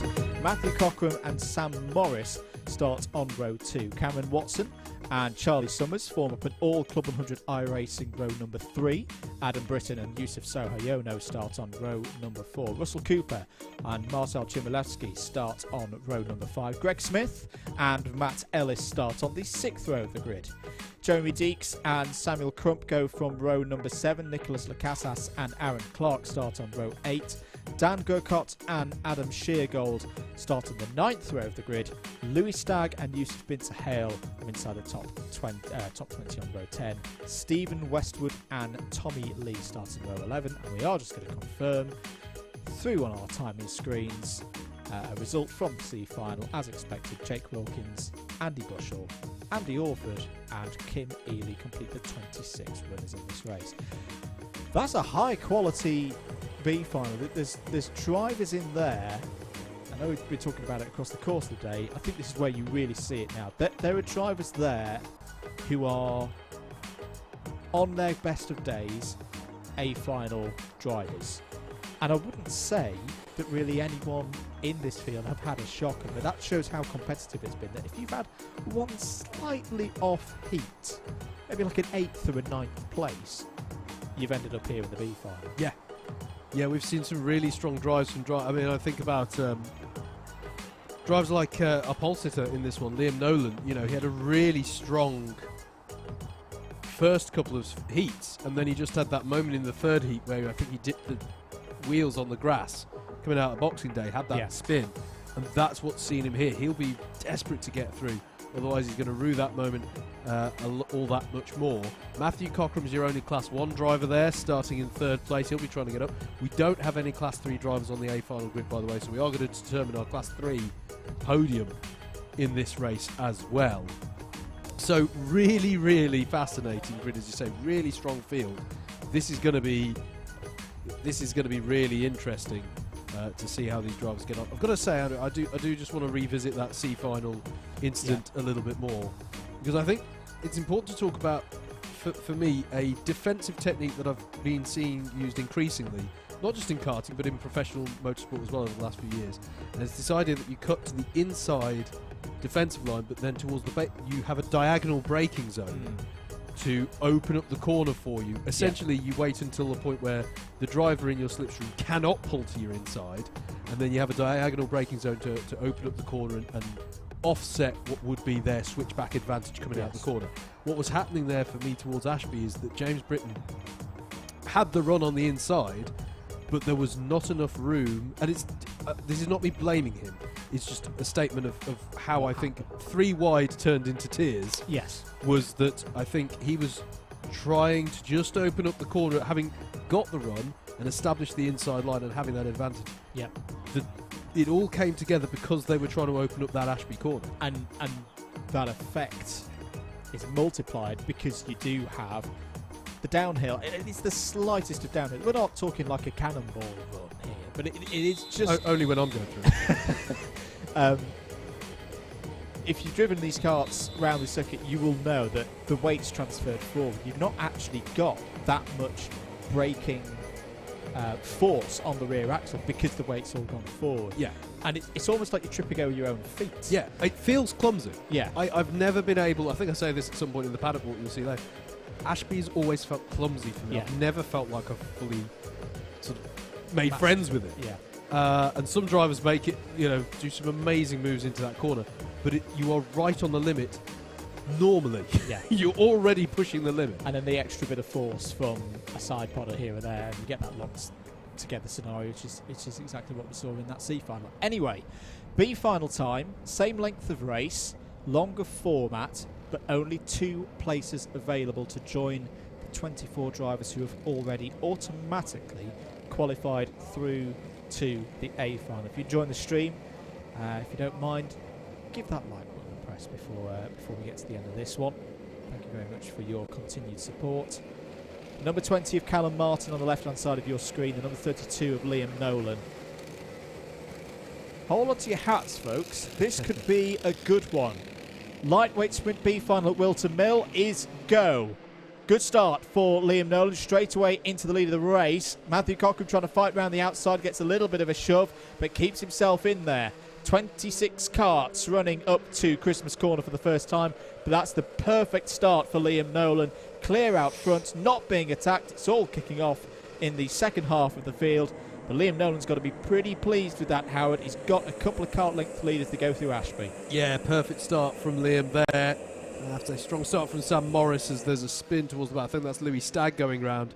Oh, and he's not alone in that as well. That's the 46 of Jeremy Deeks indeed round as well. Oh, and that's round as well for the 48 there as well. That's Cameron Watson. That's from higher up in the field. So a few accidents and incidents on this first lap. But as you say, mate, really good start from Liam Nolan. What he needed to do as they go 3 wide here through the boot. It's all making me a bit nervous, this one. As they go through, Russell Cooper's out wide onto the curb, but he's going to recover back to the circuit. But Liam Nolan, as you say, mate, great start, and he's up into first place. Oh, sorry, he's in first place with Callum Martin in second. Takeout penalty for Adam Britton, so count Adam Britton out of the discussion for a final results. There's a driver going across the grass there, taking the rallycross line through Boxing Day. That's Marcel Chmielewski having a bit of a rallying moment there. Callum Martin, I've just remembered as well, Andrew, he'll be looking for the promotion because if you remember that yes, he got a race restart, but he was hung out to dry out wide, starting second on the grid in one of his heats. Yep. And it was just such a costly first lap, and I think he'll be feeling a bit aggrieved about that one. So he'll be looking for the promotion. Here's Matthew Cochrane, who has got by on Sam Morris, change for third place, and that could be a crucial one, Andrew, for Matthew Cochrane, clearing that early, because now, as the sole Class 1, sorry to highlight it, Matt, but as the sole Class 1 runner in this B final field, he now, you were talking earlier about Ben Lambeth being the only Class 1 runner in a sprint final. If there's anything more pressure than that, it's, I think, being third place, the sole Class 1 runner in a B final, and the promotion spot is a second up the road. He's got to push now in order to, and that'll be playing on him, on his mind. He just caught a quick sight there of Jake Wilkins out of the cart, walking to the marshal post. It is okay, most importantly, but sadly for Jake Wilkins, after qualifying from the C final, is out of this race. Didn't even get round to see the end of lap number 1. Few penalties to report. Adam Britton, we've already mentioned. Aaron Clark has got a forcing driver wide penalty. Marcel Chmielewski has also got an ABC takeout. So all of those drivers out of the discussion, irrespective of how this race pans out. And it's panning out with Callum Martin going down the inside of Liam Nolan to take the lead on the road. Really good move from Callum Martin, taking this race by force as the fastest driver out on circuit, and now leads with 8 minutes and 40 seconds to go. Yeah, nice move from him there, and I'm surprised in a way to see him putting in the move that early on, but he feels he has the pace, and it's exactly as we were saying during that C final, Andrew. It's a clever calculation, because if he's aware at all that there's Matthew Cochrane bearing down on them, he wants to not be the rear gunner in this front two.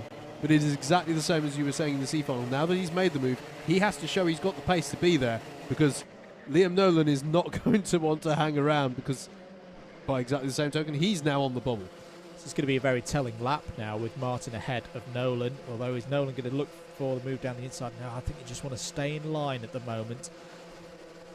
There's enough of a gap there back to Cochrane that you can just work together for at least one lap, assess the situation, think about it, look back to Cochrane after the lap and go, right, have we pulled out more of an edge over the number 18, or are we about the same, or are we losing? What is my next move if I'm in Liam Nolan's position? That's what I'm thinking if I'm in his position right now. It's too early at the moment to make a rash decision.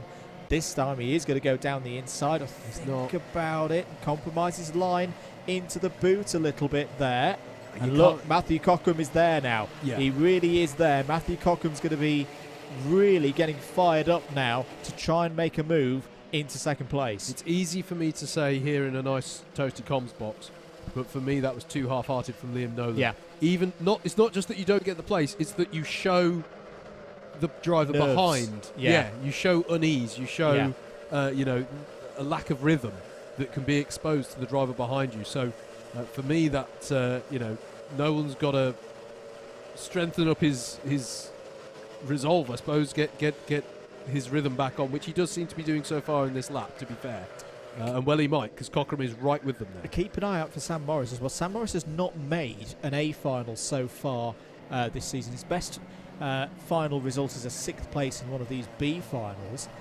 Did some useful pace last time around, 54.6. It's faster than both of the top two and has help from Adam Britton behind. 6.5 minutes to go. And in fact, Morris and Britton are now the two fastest drivers on circuit, 54.6 and 54.4. I say that, Aaron Clark's just come across the line and done a 54.3. Britton looking down the inside now of Sam Morris, and they're going to be side by side through Boxing Day as well. Surely Adam Britton will have the inside line for Inkermans. Yes, he does. And just as I say that they were closing in, they've now dropped off a bit as they've swapped positions. Greg Smith's still in the discussion, I think, for this one as well. I did a great move on lap 1 to read a situation and overtake a couple of drivers through the boots. Still there in 6th place. Yeah, absolutely. Fastest lap of the race is with Aaron Clark. As we cut back to the leaders here. Still plenty of time left in this one. 5.5 minutes. There is Charlie Summers and Nicholas Lacasas and Aaron Clark across the line to start their 8th tour of the circuit. Thank you very much, everybody, for your support. 50 laps achieved today. I'm very much liking this B final. I like what Matthew Cochrane's doing at the moment here, Howard.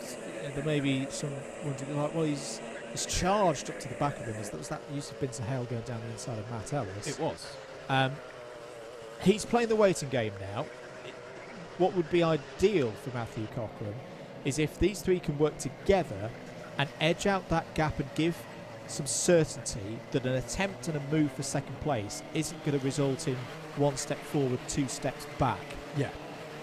If you can get the gap to 4th place, I'm talking to maybe about 2 seconds. If he then needs to go for a big banzai on the last lap, he's got that comfort behind him, knowing that he's not going to fall out of position if it's a bit of a scrappy one, a bit of an ugly one to get through into 2nd place. Yeah, absolutely. Meanwhile, the battle still keeps going here between Summers, Lacasas and Clark. Stays as they were through Christmas Corner, but you can see Nicholas Lacasas trying any which way to find a way through. That's from quite a long way back at Ashby, and it's going to hold up both of them, and there's the opportunity for Aaron Clark. Brilliantly read by Clark there, and again, easy for me to say from the comms position, that was just a little too ambitious, a little too far back for Lacasas. He needed to be just a little bit closer before entering the braking zone for that one, I think, to make that one stick. He did allow Summers back through, which is courteous of him, but the damage had already been done in terms of Clark getting through, and now Lacasas is down the inside of Paddock, and that was a much more successful attempt there, and a much more impressive move, actually, through Paddock corner as well, so fair play there. Fastest lap of the race set by Yusuf Bin Sahel. So mention as well that in 14th place, I'm seeing if I can pick it towards the back of the shot, as Bin Sahel is up the inside of Charlie Summers at Christmas Corner. There is the battle going on out there for our podium spots in Class 3. Tommy Lee, currently your highest placed novice driver. I'm just seeing if we can pick them out. We're looking for the 86 there. I think they've already gone through on us, actually. But Tommy Lee has got past Soa Hayono over the course of this race. Soa Hayono, I think, was the highest placed Class 3 driver on the grid, so that's one to keep an eye on. Kim Ely, working her way up from that Class 3, that C final promotion, I should say, is in the middle of those two at the moment. But that's one to keep an eye on your timing. Yes, indeed. Yusuf Bin Sahel has got past Nicholas Lacasas for 8th place. 2.5 minutes to go. And like what the top two have been doing here, is Russell Cooper looking for a way past Stephen Westwood. They've really improved their pace, both into the low 54s now. Cochrane and Britton behind are responding. So just simmering away this B final. It's not done yet. There's the number 28 of Matt Ellis, and we call that almost British racing green? Yeah. Dark forest green. Yeah, could go with that. He's now in 11th place at the moment. Nolan to the inside of Callum Martin, but no, once again, and is now going to be under threat. Here comes Matthew Cockram. He's been waiting for the opportunity. He takes the opportunity down the inside into second place. Key manoeuvre by Matthew Cockram. He has played this brilliantly so far in this B final, but now the job changes. He's now got to defend and hold on. He's got to solidify his position here in P2, and Liam Nolan is not going to give this one up. Adam Britton still in there as well. It's a costly moment for Liam Nolan there. In fairness to him, on that particular occasion, I did note Callum Martin seemed to take quite a wide line through the latter part of the boot, so he would have felt he could have tucked underneath. But again, if it's a 50-50 move, don't do it. Yeah. I think that's the key thing. Again, easy for us to say. He's going to try and switch back here, but Cockram, I think, has got the pace over him here. And just got to keep a clear head if you're Liam Nolan. You can fight this one back, but he's in a tougher position at the moment, no doubt, being in the sandwich between Cockram and Britton. And the trouble is, if you lose track position to Britton, Britton's got a penalty, won't proceed through into the B final irrespective of his own result, but could act as a massive roadblock, because now Matthew Cockram's getting away. Yes. And that's the key one. Liam Nolan needs to finish ahead of the driver in the red and white there. Down the inside, looks Adam Britton there, wants third place on the road. This is all falling away, unfortunately, now for Liam Nolan. And look, the number 34 of Sam Morris is trying to get involved as well. The number 50 of Aaron Clark's down the inside of Greg Smith in the 88. It is all kicking off here in the B final. It is, absolutely. And I'll start with Adam Britton doing a bold attempt at getting by Liam Nolan around the outside of Christmas. That's a nice move from Greg Smith through on Sam Morris. And Sam Morris, after having a relatively calm race as well, is suddenly getting a bit mugged here, and he's out very wide there. And that was extremely close to the wall coming out of paddock corner. He's not too happy about that one. And that, unfortunately, has been a very costly... Smith spins. Smith spins.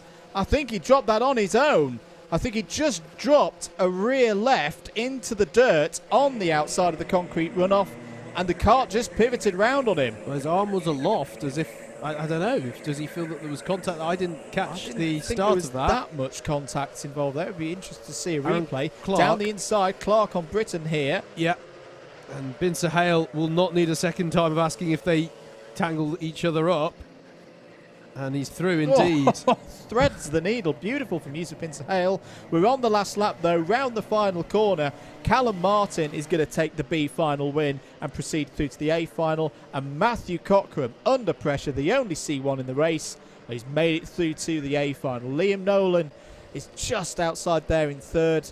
Adam Britton fourth on the road but has a penalty. Yusuf Bincer Hale doesn't make the A final today, but good B final performance from Yusuf Bincer Hale and more good points in his C2 campaign. Aaron Clark was sixth on the road. Sam Morris seventh. That wait for an A final continues, but at least it's again another top 10 for Sam Morris in the B finals this year. Nicholas Lacasas had an entertaining race, finishes 8th. Matt Ellis 9th. Russell Cooper 10th. Charlie Summers 11th. We'll see him on Wednesday night on DDMM for some iRacing of a Club 100 variety.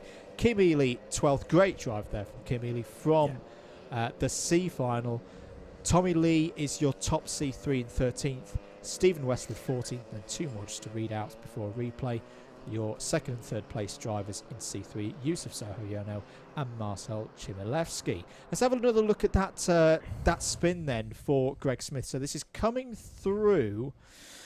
Oh, I think no contact there. I think Smith was already a little bit out of shape there in the transition into turn 2. Yeah, may have been the slightest little touch. I don't think there was contact. I really didn't see any contact there. I think we've seen drivers who do that, who just taking that slightly shallower line on the apex of the crook can send you into a spin. I'm speaking from experience here.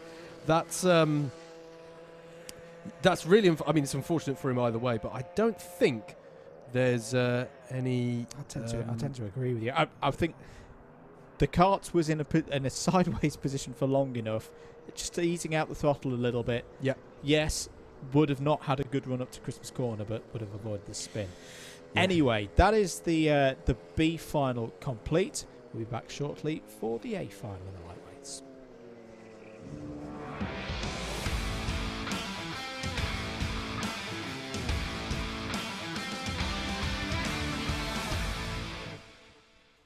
Let's have a look then at the grid for the A final. Mike Coppin had a clean sweep, a perfect set of results in the heats, has pole position. Rob Newman is alongside him on the front row. Dante Dillon, current championship leader, has not been beaten in a classification of A final so far this year. Has to do the business from row 2 today. Ed Bars joins him there, 4th on the grid. Ben Lambeth has been great today. Got a heat victory at the end of the heat phase. Is on the 3rd row of the grid alongside James Martin, who's been rejuvenated this weekend. Some great speed and great performances so far here today.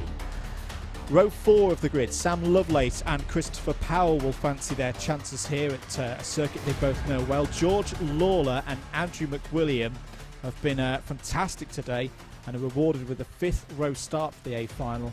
Bryn Alban and Andrew Ward, the local hero, start there on row 6. Harrison Kirkham could be a dark horse here. Had a bad first heat, had good pace in it, and then really showed it in the 2nd and 3rd heats with some great results, and starts from row 7 alongside Dan Seeger. Hussein Rashid and Ashley White, who's been in fierce form as well, start on row 8. Steph Theodorou and Dave Cottrell are on the 9th row of the grid. Great performance there from Dave Cottrell in his first appearance so far this year. Joshua Sangster and Christian Lena start on row 10. Justin Draper and Luke Phillips are on row 11.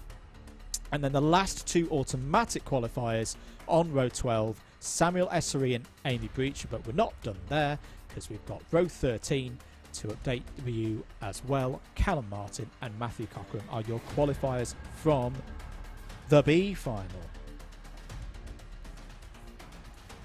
Well, as ever, it's a pretty impressive grid, isn't it? And I mean, we saw one. It was the A final in lightweights back at Butmore that really gave us the. Was it that one that we were likening back to a super final?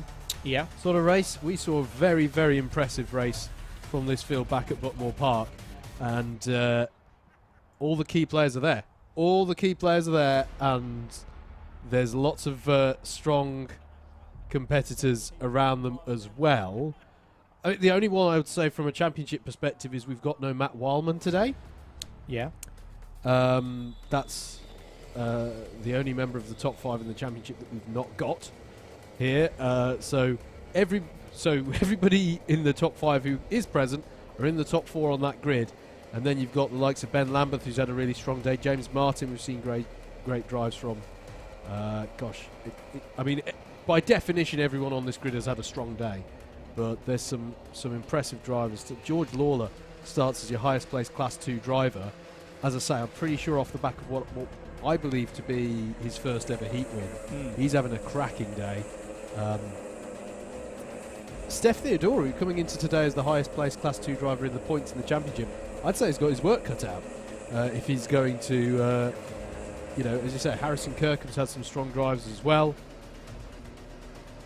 I'm looking forward to this one. Massively looking forward to this one. These 26 karts are the best that we've got today in the lightweights, and that best is pretty good. Good conditions for it. 12 minutes. Going to be interesting to see. Should make clear these are warm-up laps. I don't think we mentioned that. we're not super casual. They're racing, but this is what we're going to have. I mean, they're just moments away from doing exactly this in anger. So it's going to be interesting. I always think, by the way, when tennis players come out and they hit a little bit of a rally before the match gets going, you can't do that so much with karts, right? Those drivers, it's not like they can be doing a half-hearted line through Christmas Corner. If you're Ed Bars at the back of that 4, you're going, okay, so that's how they're doing Christmas Corner. Like, you've got to show your hand a little bit more on the warm-up in karting, because you want to know that the kart can deliver for you. The reason these warm-up laps exist, by the way, is essentially to, for want of a better phrase, prevent dispute that the drivers had a kart that they were unhappy with. It's their opportunity by getting to the A final under the rules, they've earned the right, effectively, to be more discerning about the Club 100 kart that they choose to race in the A final. I reiterate the point I made a few hours ago. Club 100 do a fantastic job of maintaining an even fleet of karts, but there are different characteristics between each kart. That is acknowledged by Club 100, and so the drivers get these laps to assess their kart and check that they're happy. Unlike Buckmore Park, I've not got any visibility on the pit lane, so I don't know how many drivers are opting for a kart change. But we always see a few who choose to do it. I think Dante Dillon's gone for one. Andrew Ward may have gone for one as well. And Samuel Essery, possibly. I'm just guessing there. There we go. Because they hadn't come through to finish a second warm-up lap. These drivers are effectively, they're gambling slightly at this point. They're saying, I'm going to bet that the next car I get into I will be happier with, and I can get the heat. And here is Sam Essery sprinting for another risk kart. round here, though, and I can't quite put my finger on why. I'm thinking back to previous A finals that we've seen. I remember Steve Brown had one a couple of years ago, Super GT, where he went for the gamble, and it didn't pay off. No, because particularly with these Rotax engines, JV describes them that when they're cold, they're a bit fluffy. Yes, and you need to get the temperature into them. Yes, it won't be as bad as the start of the day, but these drivers are now going out in karts that potentially haven't just been running around in the B final. Yeah, they could be a little bit weak in the early stages of this 12-minute A final. It's true, and you can't open that out and get rid of that fluffiness. I like that term. Because you're now under formation, and that's the risk that they're taking. I can remember very distinctly, I think it was BUKC rookies at Landau, and I gambled very late, and it was there was some issue with the kart, and it was the first qualifying of the day, and it was Landau. So the kart I got into had frost on it. Ooh. And I have never wrung the neck out of a kart more than trying to get heat into that kart to try and get a decent quali lap in. It is a tough thing to do. And as you say, the opportunity is just not there for them here.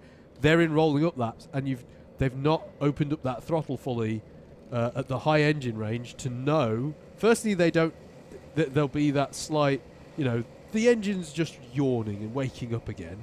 And secondly, they don't know how good the top end of that engine is. It could be slightly compromised. It is unlikely. As I say, Club 100 do a fantastic job of maintaining the kart, but it is possible, and that is the gamble they've taken.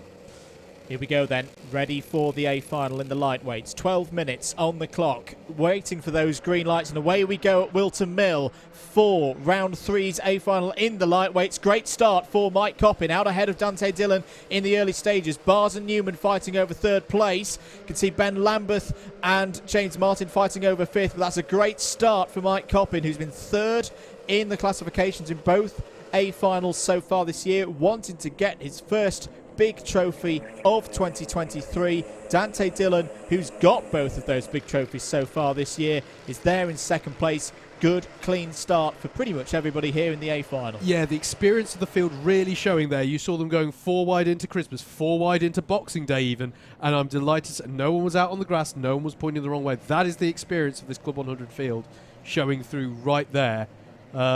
So that's impressive stuff, and that's the difference. That's what separates it in my mind from this. But if you're a B final or a C finalist, these are the key things to pay attention to, is how the drivers are reading other karts around them. They know that if you go into Boxing Day 3-4 wide, you've got to concede some room for the others and stuff like that. So really impressive stuff. I know it's not much to say, oh look, they all made it round the lap, but that's a big deal in a pack this big. So the 26 karts all still running, 8 seconds covering the whole field. That's how close it is at the end of lap number 1. But the top 6, I'd say, have broken away, top 5 really, have broken away from the rest of the field. And it's this chasing trio of Dillon, Bars, Newman, who at the moment are just trying to hold on to that gap, because Mike Coppin has got about half a second as an advantage over the rest of the field. Really important first lap in Class 2, Andrew. George Lawler, who was the highest placed driver, was the biggest loser in positions on that first lap, down 9 positions, and it means that Andrew McWilliam in 9th in the 104 is now your highest placed Class 2, and he's got some Class 1s as a buffer over Justin Draper, so really interesting complexion now to the race in Class 2. Dan Seeger on the move, I can tell you. You might just about see the blue suit with the blue and white helmet, side-by-side contact between Martin and Lovelace. Both of them keep going. Christopher Powell takes advantage of that. Andrew McWilliam now wants a piece of the action in maybe 9th place. Big, fierce collision there between Martin and Lovelace. I'm surprised in a way that Lovelace's cart didn't go round there. Yeah. Maybe a contact warning coming in. In fact, no, bump and pass penalty is coming for James Martin. So the number 74 will have 4 places deducted at the end of this race. Meanwhile, at the front, Dillon, Bars, Newman have got on top here of the pace of Mike Coppin. A 53.919 for Dillon last time around. It's closed the gap to less than, well, just over 1/10 of a second. So what do you do here now if you're Dante Dillon? Do you try and make a move? Do you try and get back past Mike Coppin? Or do these 4 just hold station for now, tick the minutes on by and fight later on in the race? Yellow flag out as they go into Wilkins. I think it is a full course yellow if it's a stationary flag. Yeah, so we've gone full course yellow. So Justin Draper's dropped to the back of the field on the last lap. I'm afraid to say as well that Samuel Essery has had some kind of drama. One of the drivers we saw gambling on a replacement cart, so I wonder if that's in any way, it's pure speculation on my part, but I wonder if that's in any way related. But yeah, Justin Draper to the back of the field, so I wonder if there's a cart to be recovered out there, because we're back to green either way. And look at the way it's closed up at the front, Andrew. Yeah, so Mike Coppin, of his own choice, did quite a slow full course yellow there, and it's brought a load of players back into the game. Ben Lambert's back in there. Newman down the inside of Bars takes 3rd place. James Martin back involved, but remember he has a penalty. Powell, Lovelace, Hussein Rashid's in there as well, Dan Seeger, even Andrew Ward. He'll be looking at this from 11th place thinking there could be a big result on here today, because this has effectively now become like a heat, Howard. Yeah. You've got 7 and a bit minutes to go, and it is all to play for here in the lightweights. 100%, and it's an interesting one under the full course yellow. It has the effect of a safety car, essentially to bunch everybody up, because it's very difficult for the leaders to know what pace to set, I always think, in a full course yellow. Either way, it's had the effect of this bunching up, but already we've got battling further back here. This is Dan Seeger versus Andrew Ward over 10th place, but it's caused them to drop off the back a bit. Actually, it's allowed Bryn Olban to catch up onto the back of them instead of them challenging those ahead of them. Rob Newman having a look at Dante Dillon. This one's key into Christmas Corner. He sees the opportunity, and Ed Bars is trying to follow through as well, and that's Dillon down to 4th place. But crucially, they've got to immediately swallow their pride and work together, lest they allow Mike Coppin to get on up the road. That was a textbook Rob Newman move there. How many times have we seen him do that in BUKC and Club 100 over the years? He has just picked off 2 big contenders in this race, Dante Dillon and Ed Bars. But now he's got to get, as you say, Howard, he's got to get his head down. We're moving into the second half of this race on time. Mike Coppin still leads. He's keeping nice and calm. He's looking relaxed at the wheel of the number 2 cart at the moment. Last time Mike Coppin had a round victory. It was the very last round of 2022 at Buckmore Park. He's had to wait through the winter break, and then the last 2 rounds, or the first 2 rounds of this championship, for an opportunity like this. Can he take the opportunity this time? 6 minutes to go. Fastest driver out on circuit at the moment is Dan Seeger, 53.834. It's at the back of this 10 carts group.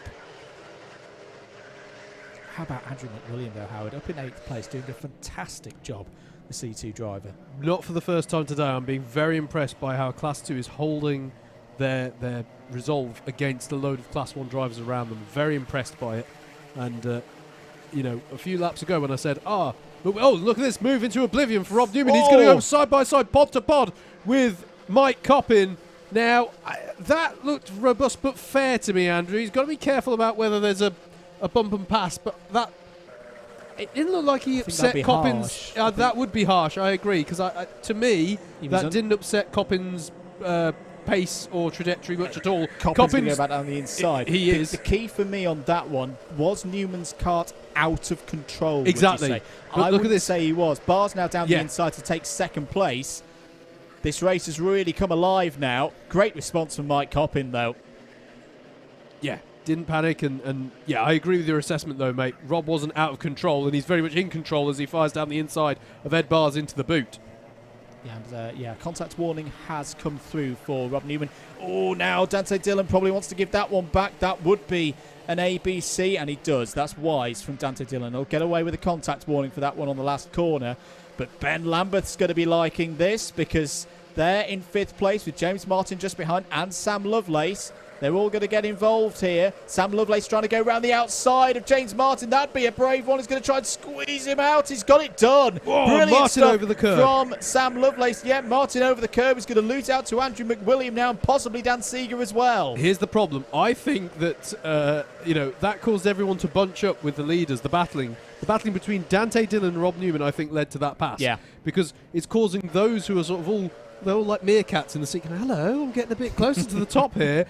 And they're being held up, and it's pushing them back into the people who have only just come onto this and aren't really thinking, oh, I'll get to the sharp end. They go, hello, there's an opportunity for 7th place. Yeah. And that's causing, that caused Dan Seeger to go for it on James Martin. And irony of ironies, they're actually going to, have they even crossed in the same, it was Sam Lovelace, wasn't it?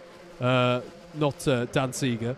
There's another blue-suited driver now attacking James Martin on this lap, as he's trying to recover this, but that's costly for Martin. It's going to get tight. Yeah. That's going to get very tight. Andrew Ward may have an opportunity here to go around the outside of James Martin. Does. Yes, Bryn Heltman to the inside. Steph Theodore, who's appeared on the scene all of a sudden. Poor James Martin is going to be feeling a bit punch drunk at the moment. 3 wide as they go into Wilkins, and the quality of the drivers here in the A final mean that the great racing continues, and they're still in the fight. I think after Andrew Ward's thing there, you can overtake around the outside of Inkermans off your bingo cards, folks. That was impressive stuff.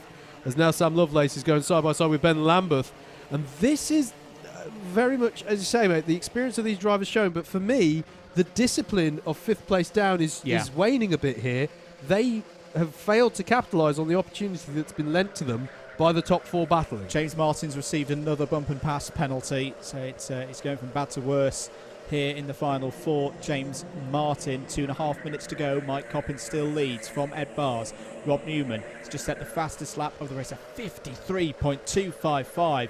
They really have turned up the wick in this A final. Whilton Mill delivering again here on Alpha Live for the Club 100 sprints. We've still got the heavyweights to go this afternoon. We do indeed. Definitely stick with us once we're done here. We're not done racing.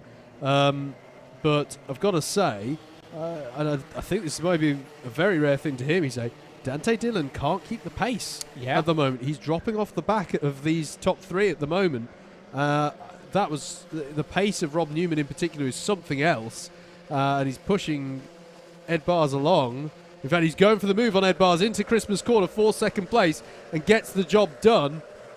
And Ed Barrs is going to immediately, I think, gather himself up and work with Rob to try and get onto terms with Mike Coppin. Because, the pace of Rob Newman at the moment, he wants Rob, in many ways, in my opinion, to punch the hole through and try and upset the rhythm of Coppin ahead. So this is interesting stuff. And this is not to say that Barrs or Dillon are out of this. It's just that at the moment, for me, Coppin and Newman have the pace advantage. 2 laps to go.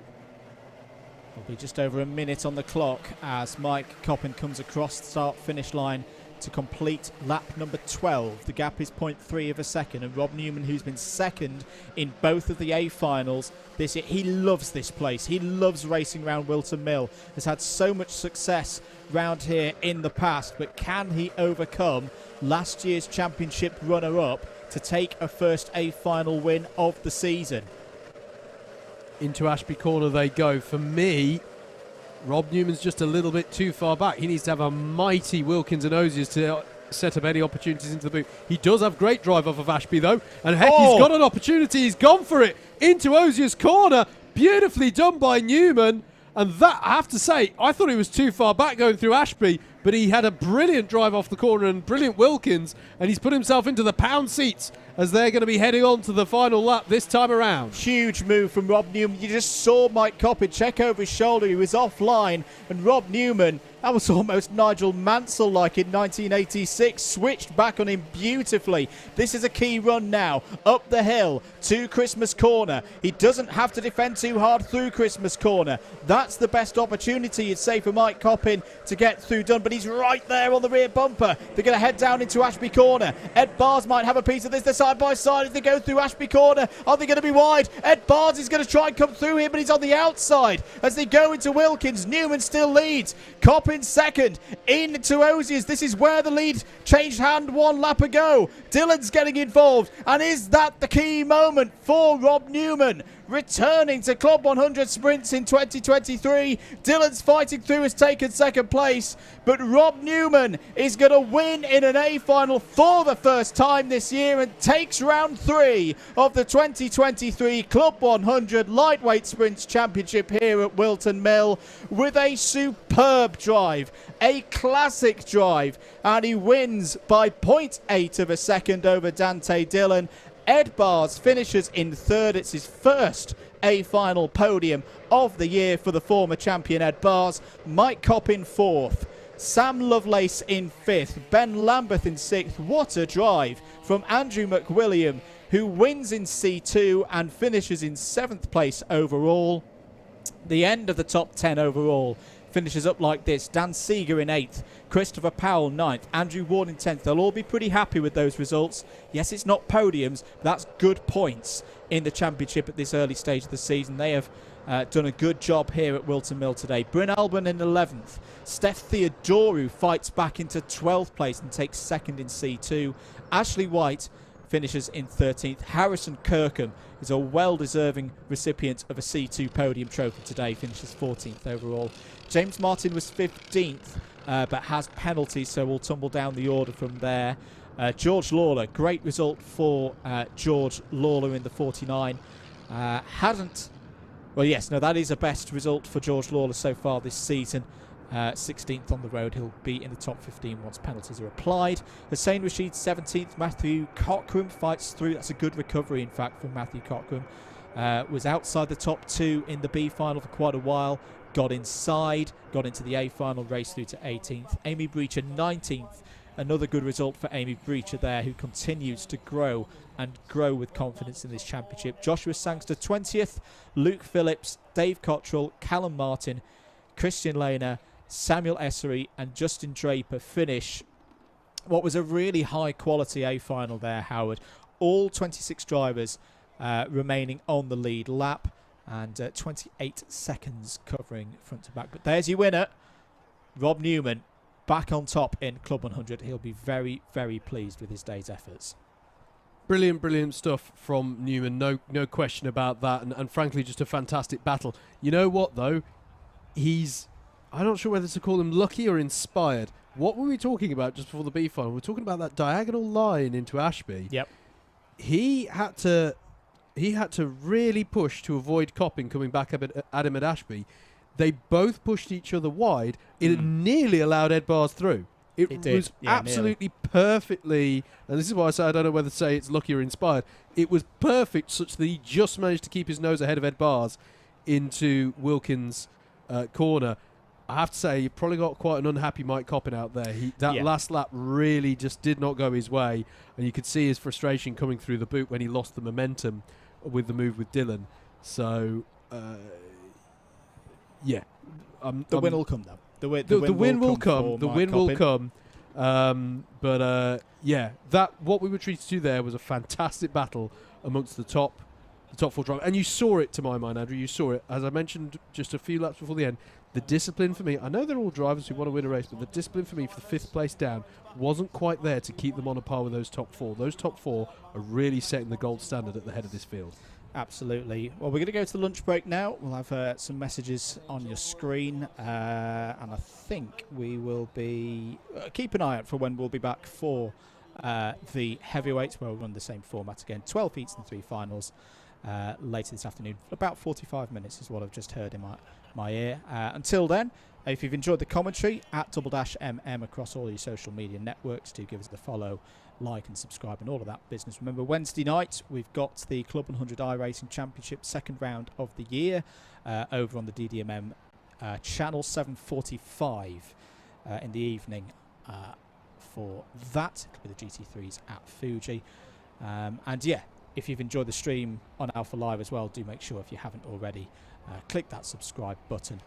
Thank you for your continued support. If you're staying with us, we'll see you back in around 45 minutes time. And if you do have to go away this afternoon, remember you'll be able to watch the stream back free here on the Alpha Live YouTube channel. Do not miss a single second. Make sure you've got that notification bell checked as well. We'll see you after the lunch break for more action here at Whilton Mill for Club 100 Sprints Heavyweights in about 45 minutes time.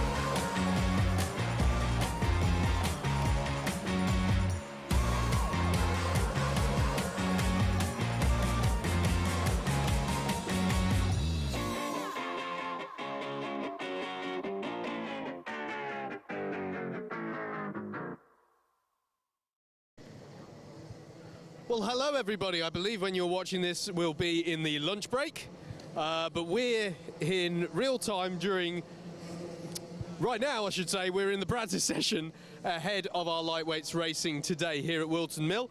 It's quite a bright morning, I have to say. It's actually quite overcast, but it's quite a nice bright morning, good conditions for karting. The track looks dry. It's in fact, I'm seeing a shine on the racing line, rubber being laid down there. So some good grip conditions, I think. You can see the paddock here, or the pit lane, I should say. I'll get my words right. You can see the pit lane here, drivers switching in between to get their practice in. Often a lot of drivers, even though it's individual racing today in the sprints, a lot of drivers will be sharing time in the kart. So that's what they're all up to. Getting their eye in on the track, seeing how that goes. Let's just take a bit of a walk. I mean, here is your Whilton Mill circuit. There's something for us to pay attention to, of course. Brilliant track here at Whilton Mill. Really nice circuit for battling between the drivers. You've got the thrill of the first sector. You know, throwing the car. This is the most aptly named corner in karting, in my opinion. Oblivion is the name of turn one here at Whilton Mill, and you really do just chuck the car in. In fact, we might even get a chance to head on over and see the karts doing that. It's a fast first sector, and then slightly more technical mid-sector there, going through the top of the hill and down towards Ashby, and then through Wilkins and Osiers onto the back straight, and then you've just got to get it right for the boot section, which is almost like a midway between. If the first sector is really fast-paced, yeah, I'm going to challenge you with the stairs if that's all right, Jack. If the first sector is your fast-paced sector, and then you got the technical mid-sector, the boot is like the midway between. You need to get your line right, but you also need to carry the pace through. It's all right. You know, it's the cameraman you have to wait for. I'll move anywhere. And here we are on the balcony at this fantastic clubhouse we got here at Whilton Mill. Great view of the circuit. We're gonna shove the mic under with Mr. Copping, because it's always good to do so. Chaps, can we step in? Yeah. How are we today? How are we? Yeah. We seem to do this a lot. We do. Well, you guys are always stood like. Do you not do the practice? Because everyone else seems to be out on track when I do this. Well, I was going to do practice and then decided it was no point this morning. I did about 2.5 hours yesterday, so no point. That is true. How did yesterday go for you here in the, was it endurances you were doing? Yeah, we came third, so it was okay. Yeah, we did a good job. Alex did a good first stint. We had, I think he did about 35, 40 minutes, and he was on pace. And then we went out. I did the last hour and 20, hour and 30, and for a little while we were fastest, so we were pretty good.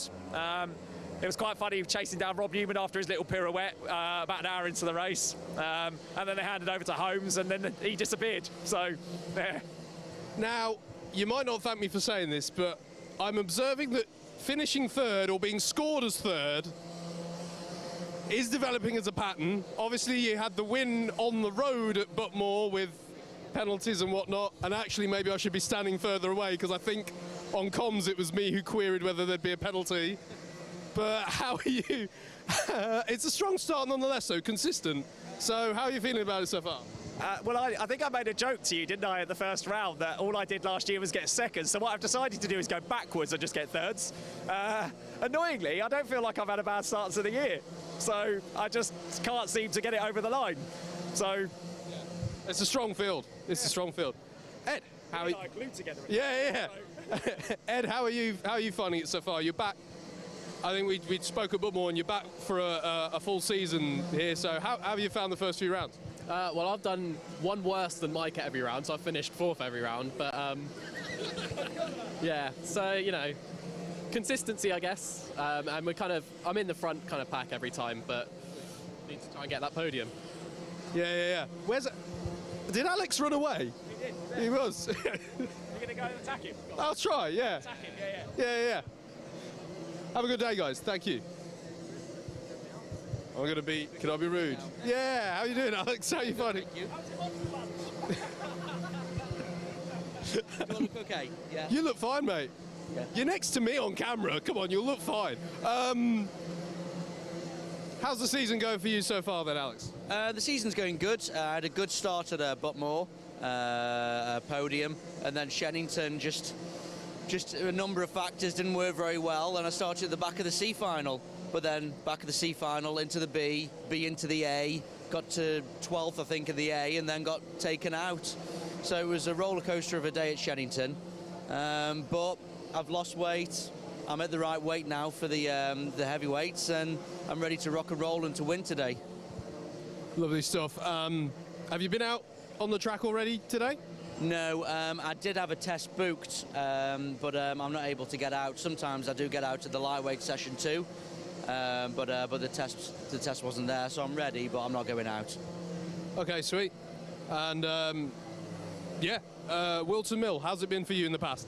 Whilton's been a strong track for us. It's not one that I've liked, particularly. I prefer Rye House, but I've had some strong results here. And you know, if you have a good drive, a car that suits your driving style for the final, I'm going to be a nightmare for anybody in front of me. Yeah, absolutely. Have a good day. I'm just spotted Mr. Greg Smith. How are you doing, sir?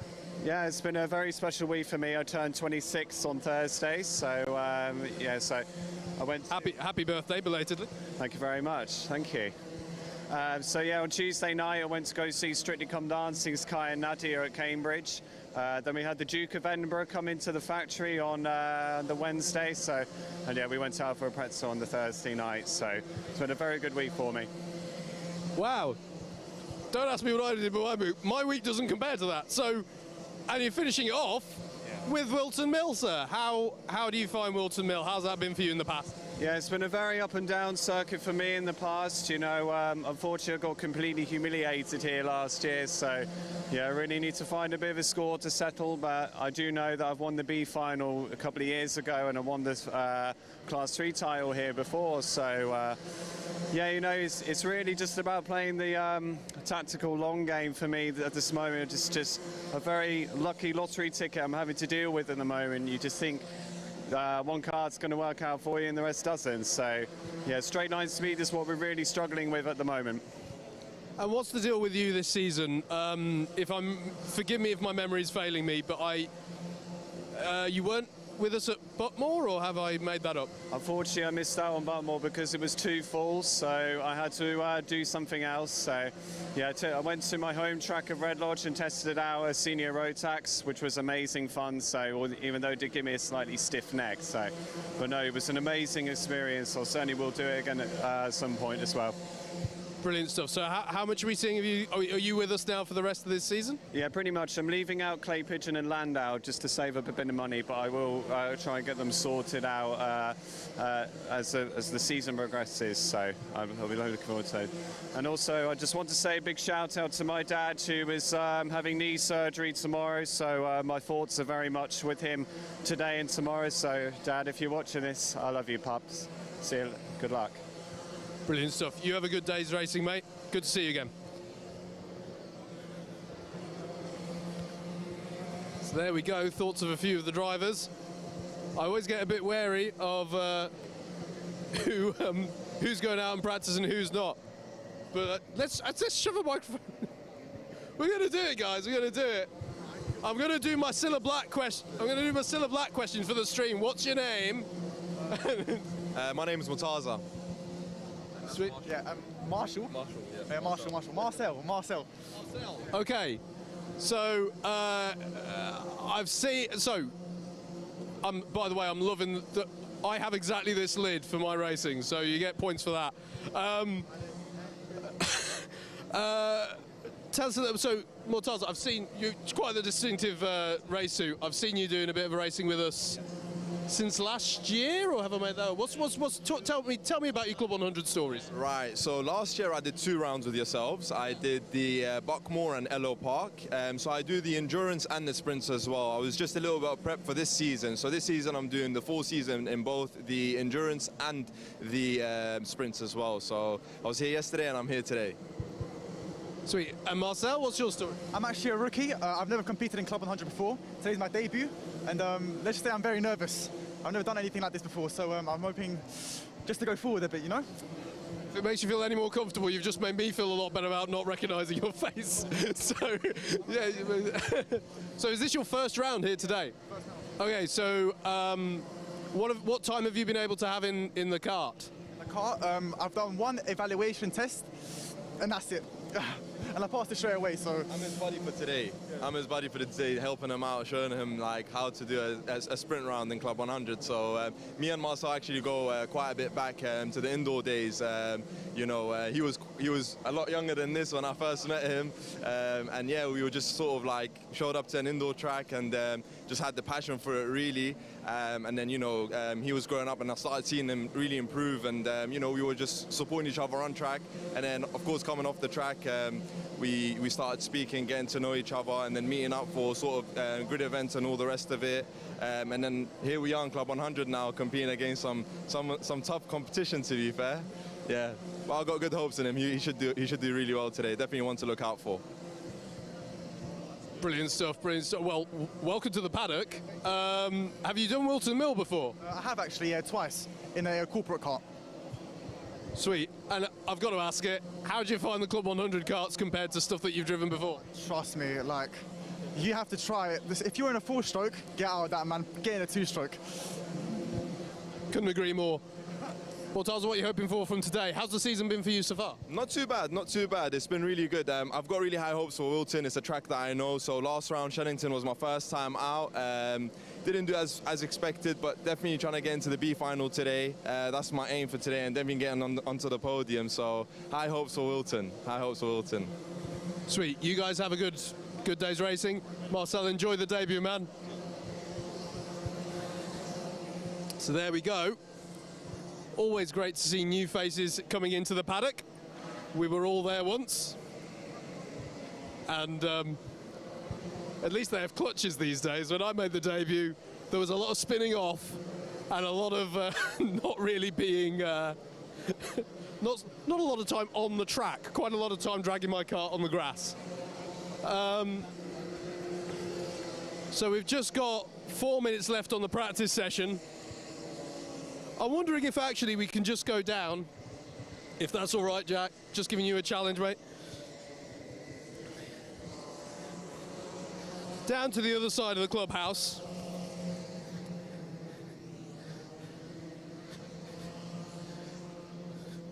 So that's race control, by the way, sort of integrated into the front of the clubhouse building. That's where they've got a fantastic view of this Whilton Mill circuit, which is... sometimes the cameras don't do it justice, by the way, the incline that this track is on. It's quite flat down at this part of the circuit, but Christmas Corner there is at the top of the track. And when you're in the kart, the incline to the circuit is actually quite significant. You can brake really quite late into Christmas Corner, and the counterpoint to that is down into Ashby, the hairpin there, where it's downhill. I've driven a lot of laps of this track, and I'm still not sure I've ever managed to make Ashby feel comfortable for me, if I'm honest. It's just, there's something about it that I can't quite get right, but the downhill braking isn't helpful. I wonder if I'm sure we are able to capture the excitement on the brilliant Alpha Live cameras, but just to show you Oblivion Corner here,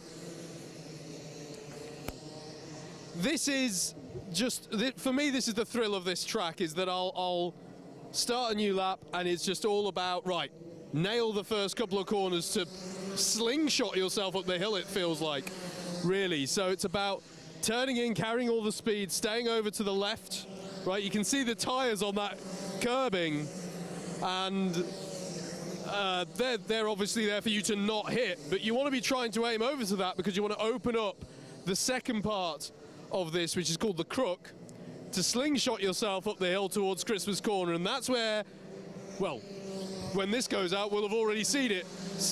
That's where the key opportunity for an overtake is. If you can optimize these two corners, you very, very rarely see passes into this corner. But if you can slingshot yourself up the hill and get into the wheel tracks somebody and set yourself up for Christmas Corner at the top of the hill, that's where there's real opportunity knocking for an overtake. But obviously, high speed, it's also the bit where at a race start, you can see accident and incidents. You've got to have your wits about you on a race start here. So it's going to be interesting to see how the drivers get underway there. And also, not going over the top onto the exit curve of that second corner as well is key. So might be a bit weird for me to be drawing attention to that part of the track in particular, but it's such a key part, it's such a thrilling part, but it's also such a high-risk part. If you end up out on the exit curb there, it can really pull your kart off, and in fact there's a yellow flag out there now for a driver who's spun. But we won't embarrass them by showing them on that. So there we go, that's basically the entirety of the paddock here at Whilton Mill. It's going to be interesting to see how the drivers get on. When you watch this, we'll already know, so congratulations to whoever's won that. And we'll be looking ahead to our heavyweights late this afternoon. But what I can say, I should probably just say that, oh, what a brilliant round we've seen, because I have no doubt that this circuit is going to provide us with some top racing today. It always does. And a really good place for us to carry on the Tour of the Midlands as well in the Club 100 Championship. F1 has its European part of the season. We have our Midlands jaunt to the season, where we've been to Shennington and we're now at Whilton Mill. So it's been great to get the thoughts of some of the drivers. Hope you've enjoyed what we've seen so far. And from a continuity perspective, I don't know what I'm handing over to next, but stick with us here on your Alpha Live stream.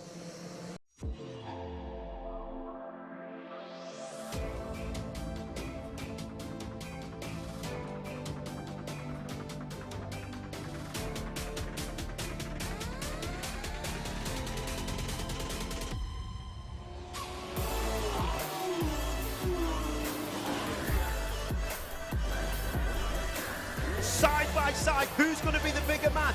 Oh, big off! Straight in the gravel trap, both cars out. Is it going to work for Sean? He slides up the inside, he's getting very close, he's not made it.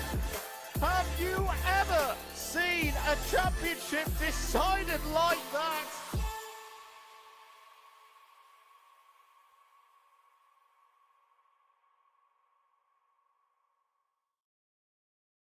Welcome to Alpha Live, the live streaming service where you can be part of the action from home. You can watch via your smart TV, phone, tablet, or even your gaming console. We've got you covered. Just head to the YouTube app on any of your devices and search for Alpha Live. Here you can watch all of the events as they unfold, or you could choose from our vast library for those lazy days in, all in beautiful HD. Be sure to hit that subscribe button and click on that notification bell so you don't miss out on any future videos.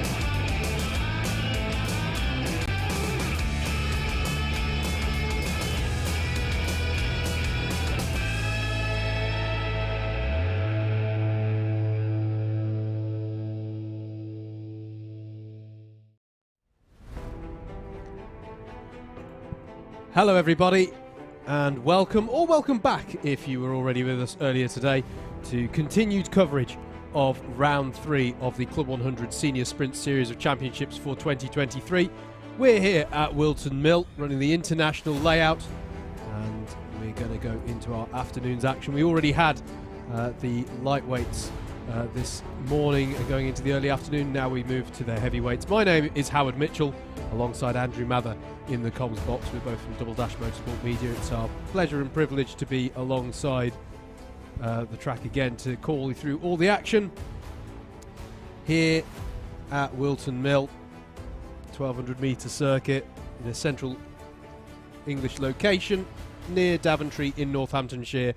So a great place for all the major karting championships in Britain, frankly, to go to, and Club 100 is absolutely no exception. We've had pretty much ideal conditions for karting, to be honest, and we have actually had, over the course of last week, some pretty heavy rain and high winds in this part of the world. But actually today it's been lovely so far, just a bit overcast, but nice mild conditions, and crucially the track nice and dry to go racing on. So it's been really nice so far. And yeah, we've had some fantastic racing this morning in the lightweights. It was Rob Newman who took the spoils with that this morning. If you missed any of it, do go back and enjoy that at your leisure on the Alpha Live YouTube channel. But right here, right now, we've got the heavyweights. And it's at this point that I turn to the loudspeaker. So Andrew, how are we looking ahead? You've just been out getting the thoughts of some of the drivers in a paddock walk, which, if I'm not mistaken, will go out, be made available in due course after on the Alpha Live YouTube channel. Yeah, everyone seems pretty buoyed ahead of this afternoon's racing. Stable conditions. It's always a good start to the racing activities. As I say, this is the start of the racing activities for the heavyweights. None of them competed this morning. And yeah, everyone seems ready to go and up for the challenge. I think, again, it's hard to predict this one this afternoon. Whilton Mill does like to throw a bit of a different result to sometimes to what we've seen in the season before. It feels like a good time to go through where we are, how the points stand at this still very early stage of the season. Joe Holmes, last year's runner-up, is your points leader on 463 points. Adam Wright is second on 453. Richard Allen third on 450, finished third in the championship last year. Had a clean sweep of results at Buckmore Park the last time we were in front of the Alpha Live cameras. Not so good in the wet at Shennington though. Had a bit of a mixed day in those tough conditions, hence why he's a little bit further back, but I think he'll be looking to mark that off as a dropped score later on in the calendar year. Kurt Holmes is fourth on 447. And then there's a bit of a gap back to Chris Alcock, who's not here today. Is in fifth place. Carl Walker leading the C2s ahead of Callan Sigafus and Tim Penny. We should mention as well, this is not just three classes like C1, C2, C3 we saw this morning with the lightweights, but we have the super heavyweights as well. Lee Henderson is currently your points leader in that. Had a great time at Buckmore Park last time we had the championship on the stream. Took a heat victory along there. Bill Taylor is second in the points for super heavyweight. Kieran Chigsey in third, and I'm just lapping out with a summary of where we are 2 rounds in. Jonathan Wilson, saw some messages of support for Jonathan earlier on. He's leading in the C3s ahead of John Eld Mahai in second and Christian Hoos in third. As I say, only round 3. I think it's important to play for. Indeed. I think it's important we acknowledge, by the way, as well, that I don't think we can go on a massive exposition about it, but Joe Holmes, Andrew, with points being awarded off the back of round 1 slightly differently to how we may have wrapped up on the stream. Yeah. So whilst not having the round win, Joe Holmes did get the full complement of points after an appeal. So just for a couple of people who've been wondering, why is it 150 points for 5th place? That was after an appeal. But yeah, no, it's all looking pretty good here at Whilton Mill. practice session is finished with Alex Pritchard quickest ahead of Mo Hassan and Lawrence Chair. But as I say, the practice is done. Let's get ready for racing. Heat 1 of the heavyweights is up next.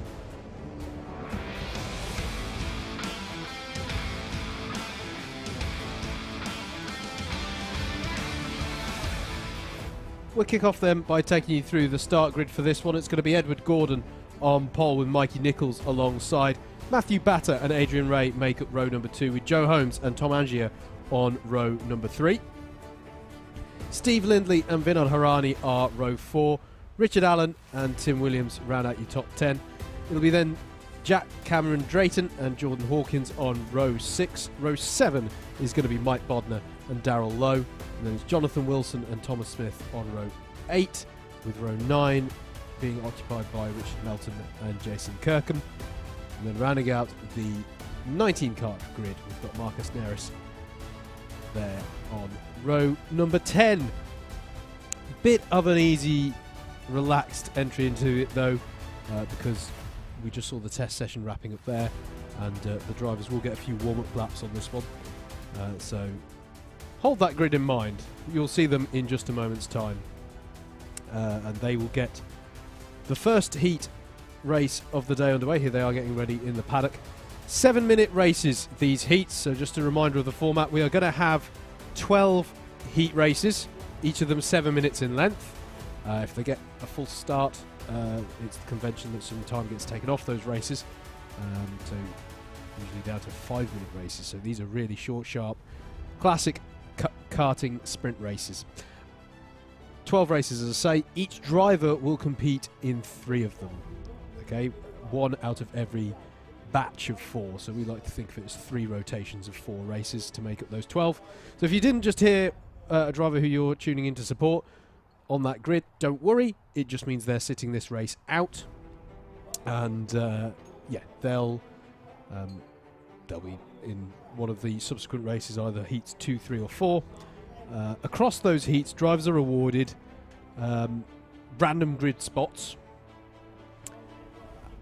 As you can imagine, and that's to make sure, by the way, that they average out at all having the same grid spot, so it is fair across all of the heats. What that means in practice is that the drivers will have a race where they start towards the front, a race where they start towards the back, and a race where they start somewhere in the middle.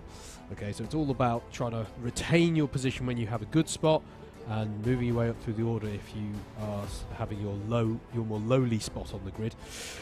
One little caveat to mention, that's irrespective of class, with the exception of our Class 3 novices. Okay, so Class 3 is for the drivers who have got a little less experience.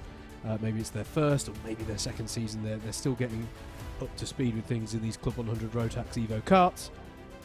In order to avoid them being randomly allocated a pole position, which would be ever so slightly stressful, and frankly put unnecessary pressure on the drivers, they have their own little subcategory at the back of the grid. They'll still have random positions within that, but just bear that in mind. So if you're tuning in to cheer on one of our novice drivers, don't be too concerned when you see them consistently at the back of the grid. That means that they're in their little subclass allocation at the back. I have to say, as someone who started Club 100 karting before this system was introduced in a category that did have random grids, I'm really keen on this system. I started on pole once as a relative newcomer, and it was just a stressful race, and I mucked it up quite quickly, and there's just no need. There's nothing gained from it. So, but it does mean that if you see a Class 3 runner running higher up in the order, they've got there every single time on merit. Is a good thing to bear in mind as well. So that's how that will work. We'll have those 12 heats. It's 30 points awarded for a heat win. And that's all to, it's not all to set your best grid positions. Those are legitimate championship points that do add up. But it's also about setting yourself the best position on the final races coming up. We'll have a C, a B, and an A final. So, the top third of the field will be in that A final grid automatically by dint of how they've scored across these heats. And so on and so forth down through the B final and the C final for the lower 2/3 of the order. If you have a terrible time of it through the heats, there is the opportunity, albeit a slimmer opportunity, of gathering it all back up again. Retribution, if you like. Redemption, that's the word, not retribution. Redemption. redemption. I knew that was the wrong word.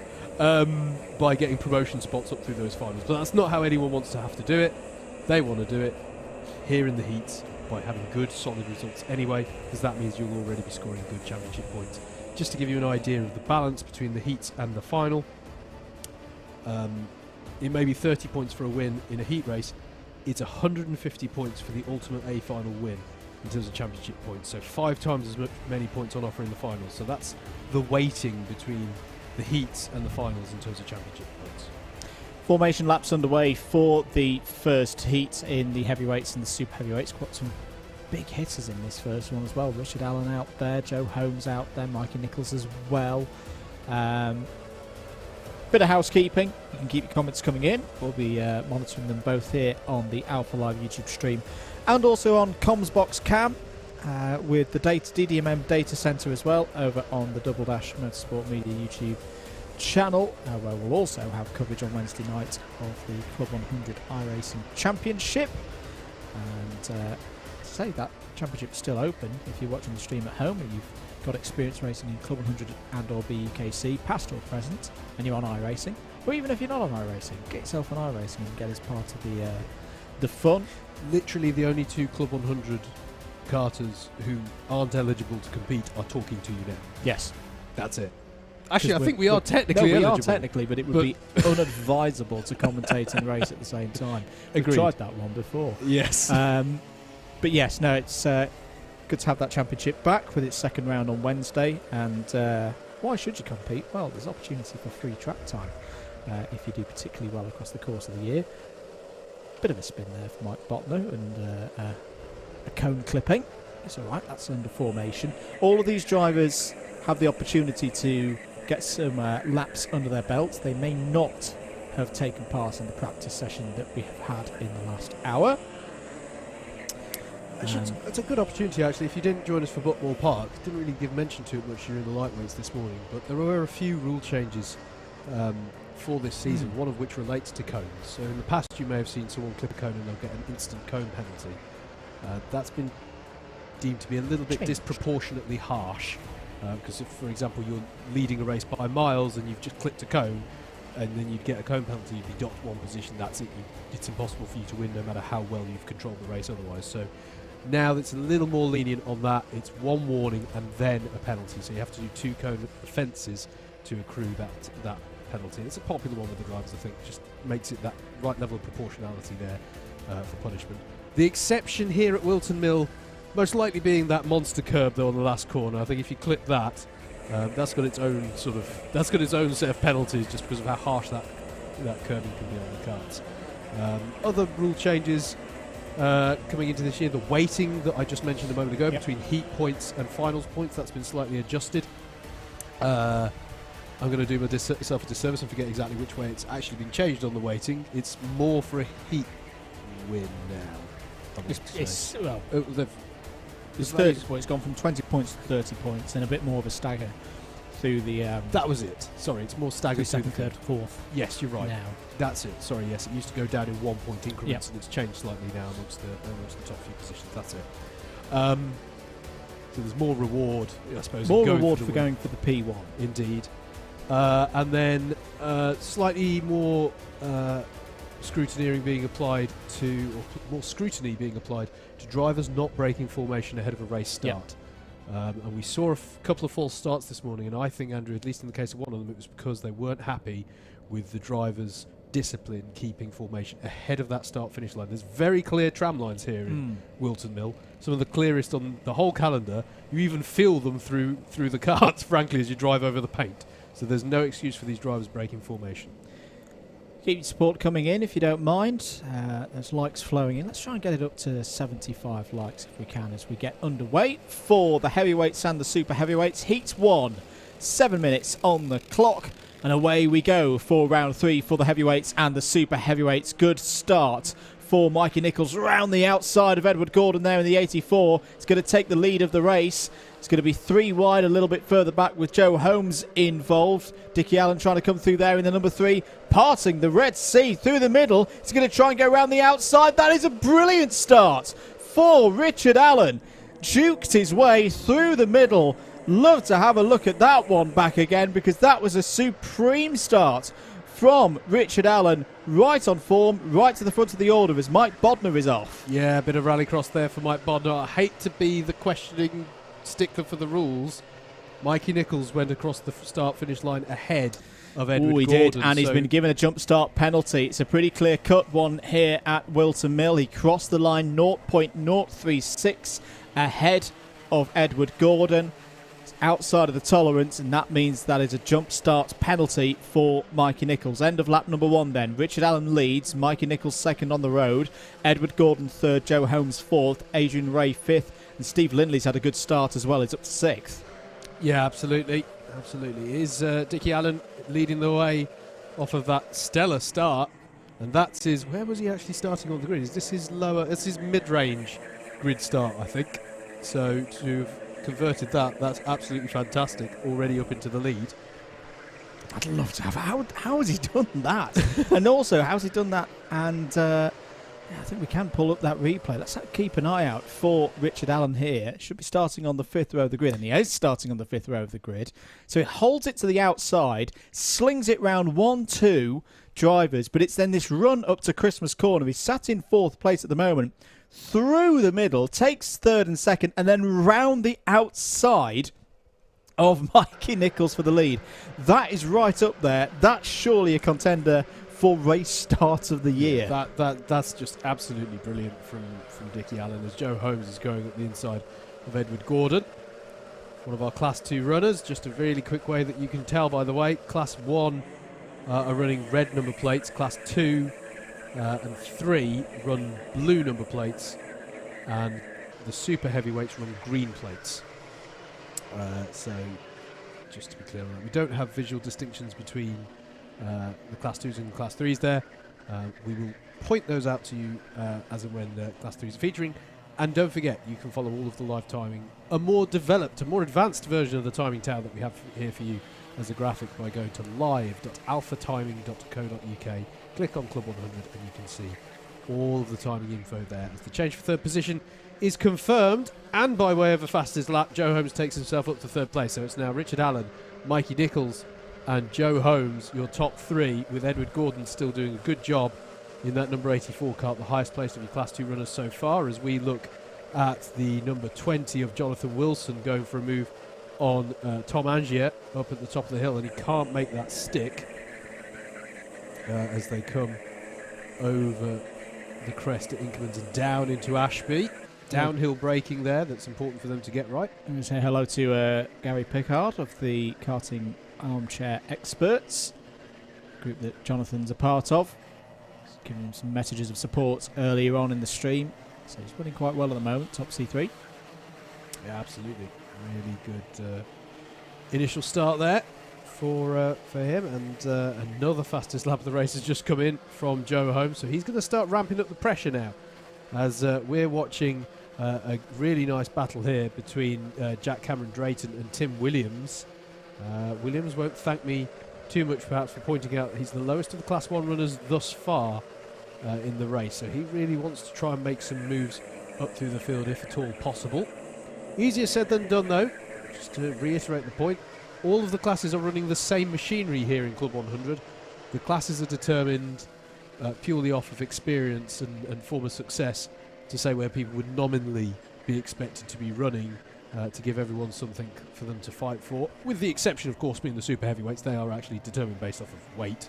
There's no secret there. But yeah, it's mostly based off of past successes and experience.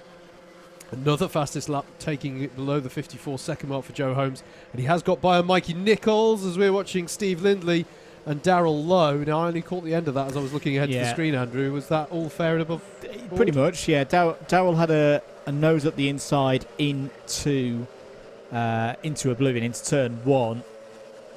Slight touch between the two of them off the exit of turn 1, but they both keep going. Tim Williams and Jack Cameron Drayton coming into the story, though. Darryl Lowe is keen to get past Steve Lindley here. May have an opportunity on the switchback into Osiers. Lindley chops it down, closes the door. This is all over 6th place at the moment. It's good news for Adrian Ray ahead there in the number 41, the blue suit. as Tim Williams has a look at Darrell Lowe here. 90 seconds on the clock. Jack Cameron Drayton gets back ahead of Tim Williams there, but Tim Williams will return the favour. I think Jordan Hawkins is also coming into it. Into the wall goes Jack Cameron Drayton, and that's in a vulnerable position now on the exit of Paddock Bend. I think he's just about got it out of harm's way. Lindley versus Lowe. He's very good at the defensive driving, is Steve Lindley, but we're going to cut to the front of the order because Joe Holmes, and I'd love to know what Joe Holmes has been thinking across the course of this race so far. He will have seen what Richard Allen did at that start and may have had his chin on the floor if it wasn't for a chin strap holding it in there. But I think this has been a bit of a fired up Joe Holmes. Did not want to be done like that by Dickie Allen off the start. But here he is with a chance on the final lap of wrestling this first heat win away from the number 3 kart here at the end of this race. Yeah, absolutely. So it's the number 2 versus the number 3 here. And just on the other side, if you're going, where's the number 1?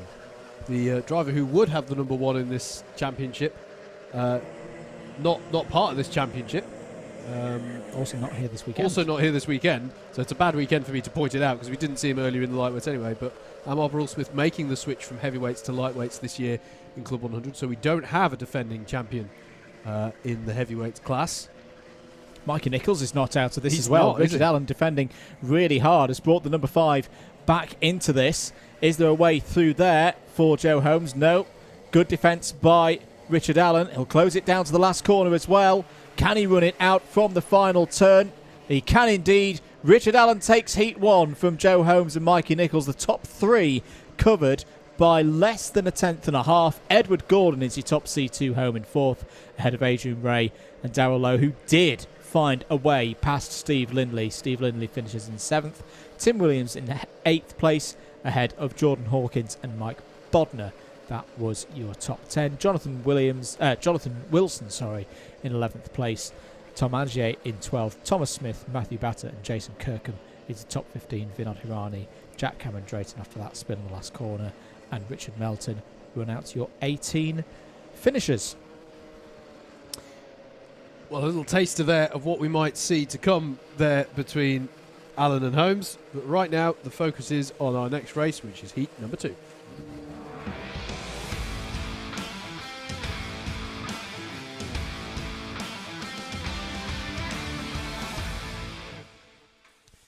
Let's take you through the grid then for heavyweight and super heavyweight sprint heat number 2 for round 3. Scott Parker and James Radovich are your front row, with Andrew Hicks and Darren Townsley next on the grid. Glenn Orford and Alexander Lamin are row number 3. Josh Pettit and Stephen Netting make up the 4th row of the grid, with Richard Newton and Lee Henderson, super heavyweight points leader coming into today, rounding out the top 10. Pepe Lucchesi and Callan Sigafus make up row number 6. Then it's going to be Alex Pritchard and Patrick Sekinger on the 7th row of the grid. Nathan Tagu and Darren Booker are row 8. John L. Muhai and Antonio Gitsonio make up the 9th row of the grid, and that's all she wrote, because that's an 18 kart field for this one. Slightly smaller by 1 kart. That's how they line up there for heat number 2. The drivers out then again for their warm-up laps. Just as a reminder, it'll only be for the first rotation of races, heats 1 through 4, that the drivers get the opportunity here to bed themselves in on their warm-up laps. For that, Andrew and I have to be slightly more sprightly reading these grids. Before we get away. We hope you're enjoying the coverage then of this 3rd round of the season. Still early days yet in the championship. We've got 10 rounds of this Club 100 Senior Sprint season going around the country, taking in some of the premier kart circuits of the UK. We've already been to Butmore Park for round 1. You can go back and enjoy that on your Alpha Live YouTube channel at your leisure. So a few weeks ago, the championship was in Shennington, which is really not too far away from here. Actually, it's possibly the closest 2 tracks on the closest 2 consecutive rounds on the calendar is Shennington and Whilton Mill. Shennington down just over the border between Warwickshire and Oxfordshire. It's on the Oxfordshire side of that, isn't it? Just inside of there. And great track, high-speed circuit over at Shennington. A lot of fun to drive. And then we find ourselves here at Whilton Mill, and it's not just the senior action as well. Don't forget that you've got the junior and cadets championships, part of the Club 100 portfolio of championships as well. We've got some action coming up later in the year, starting relatively soon, actually, not long now, in that championship as well. And we've got the final. We've had the British Universities Karting Championship as well. That's been going on. Obviously runs on a slightly different schedule to the others to fit in with the student with the academic year. So we've got the last race meeting of that as well at Clay Pigeon coming up soon, and you can enjoy everything that's happened in that season so far on the Alpha Live YouTube channel as well. There's really plenty of action in the Club 100 family.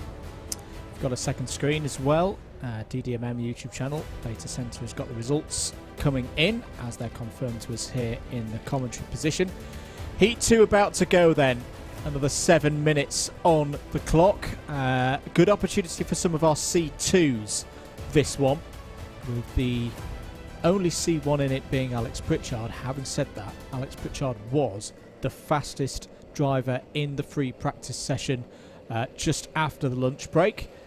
Pace kart driver pulls off 2 drivers left. We're ready to go into the tram lines for the whole field. 7 minutes on the clock for heat number 2. Good start for the front of the field, but once again that looked a pretty close one over the line as well. Oh, Alex Pritchard off, it nearly into the wall, but to the back of the field, and it's the number 15 of Scott Parker who started off best here, has the lead as they run through Christmas Corner. Yeah, they're going to be on the grass a little bit coming through Boxing Day as well there. That's all going to get a bit interesting. We've got drivers spinning round. Lee Henderson's trying to cut through in the middle of that to navigate his way through. Somehow they're all pointing the right way, but not with some very earnest attempts to do otherwise, it has to be said. And yeah, Alex Pritchard now has it all to do at the back of this field now. That is a nightmare scenario for him. I think it is. Yes, it is. It is his most lowly grid spot, so it's less damage than, say, if he'd have started from his higher grid spot, but nonetheless, that is not how you want your day's racing to begin. Great move by Glenn Orford, takes third place. Had a chat with him during the paddock walk earlier. Said that he didn't feel he's got the elbows sharp enough for sprints sometimes. Well, they were sharp enough there. Navigated his way through the chaos of the first lap and is sat very nicely in third place now. Yeah, absolutely. We have spoken to Alex Pritchard on a paddock walk, but I did it during the lightweight one just to keep everyone on their toes. But it was good to talk to him. But yeah, he's definitely got his work cut out at this point. So we've got Scott Parker in the lead of this one. Radovic has been able to hang on to his second grid spot where he began. It's all queuing up behind Radovic now, and Glenn Orford, well, we saw him do this on lap number 1, and he's done it again on lap number 2. Decisive move from Glenn Orford. Takes second place away from James Radovic. Stephen Netting's now going to have a look into the last corner, but hasn't got the delta speed over the number 71 kart there. Managed to, he briefly held the fastest lap of the race there, did Orford, even though he had come offline and done a move there. So he's got some good pace under him as Glenn Orford. It's going to be interesting to see how he gets on now that he's in second place. Radovic under pressure again from Stephen Netting. They're going to hold each other up, and that I thought was going to give Andrew Hicks an opportunity. It's actually Alexander Lamin who's capitalised on that the most in the 56 kart. Hicks has got the inside now for the next corner. No, well done by Alexander Lamin to move himself up through the order. Point there from Stephen Netting saying, no, let's keep working to try and get past James Radovic. Is off. There goes Josh Pettit. And that's the second time he's gone onto the grass as well, Andrew, because he was the one on the grass on the exit of Christmas on lap number 1. So he's having a full exploration there of the track for certain there. Track limit warnings as well for Callan Sigafus and Pepe Lucchese. 4 minutes on the clock, and now bump and pass penalty for Callan Sigafus. Running 8th on the road at the moment, the number 24 kart. Bit of a gap behind to Alex Pritchard, who is coming through the field now. 54.933, fastest lap of the heat so far.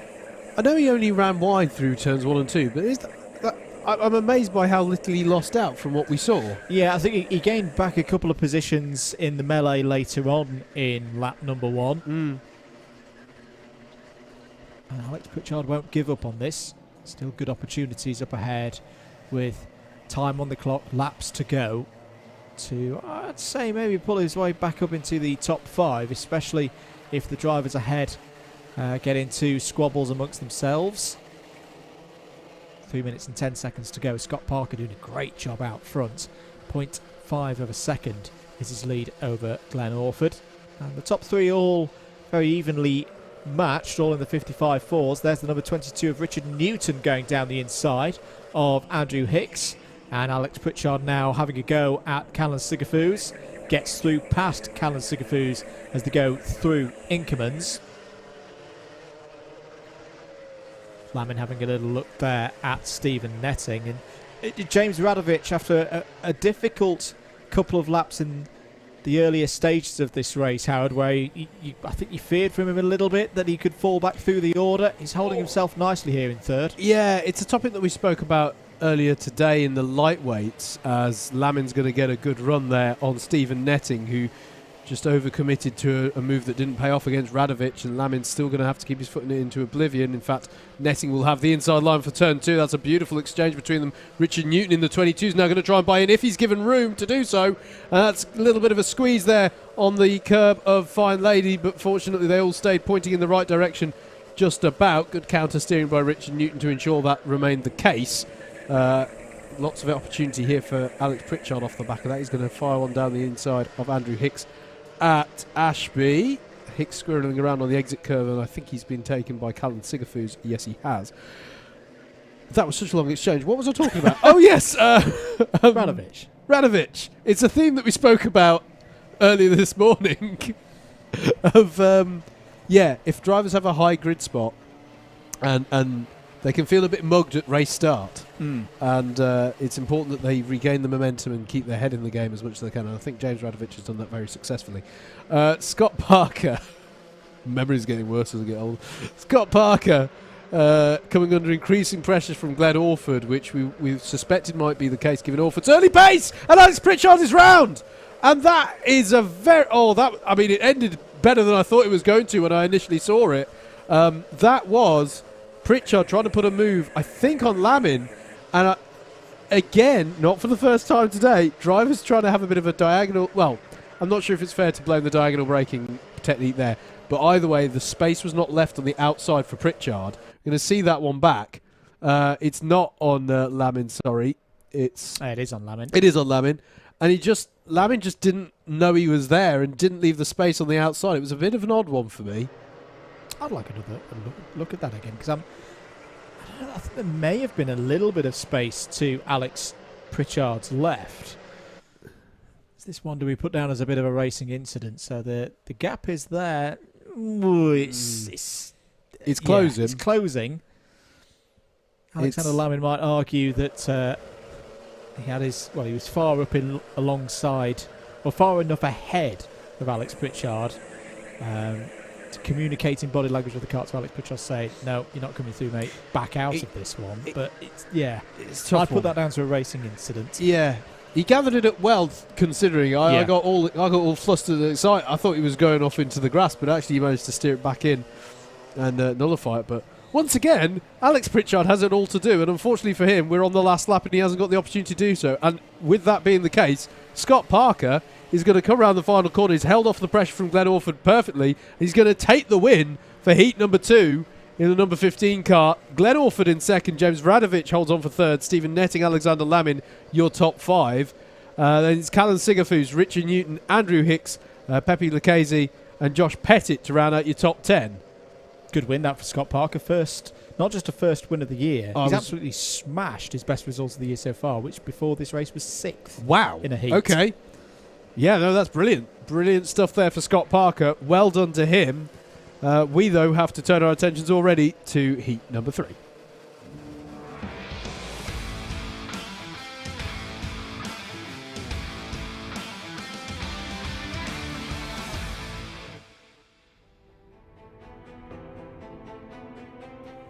Your starting grid for Heat 3 then is Vijay Patel on pole with Paul Williams alongside Adam Wright and Heinrich Watson-Miller on the row number 2. Joe Wright and Luke Elliott on row number 3. 7th on the grid is Matthew Griffiths with Ethan O'Donnell alongside Nicholas Stieper and Damien Smith round out your top 10. Richard Neal and Mo Hassan are next on row number 6, with row 7 occupied by Lawrence Chair and Graham Ward. Christopher Paltz and Tom Edwards are row 8 of your grid for this one, with Marcus Gilby and Charlie James rounding out the 18 kart field in this third heat. That's how they line up then for this one. It'll be the first time we've seen all of these drivers. Their first rotation race, if you like. And they're out for their warm-up laps here around this 1.2 kilometre Whilton Mill International Circuit. Fantastic facility that they have here at Whilton Mill. I've got to say, if you're after a good place to go karting, they've got you covered here. Obviously there's this international loop, there's also the national layout, which has a slightly different middle sector. You can sort of see it actually on this wide shot looking down from Christmas Corner. You can see the sort of left, right, left sequence of corners there. That's the national layout, also known as the Zulu layout because of the name of those corners in the middle there called the Zulus. There's 1, 2 and 3 of them to bring you onto the back straight. So there's that layout. There's also the Mill Circuit, which is well off into the distance there behind the red clubhouse you can see there.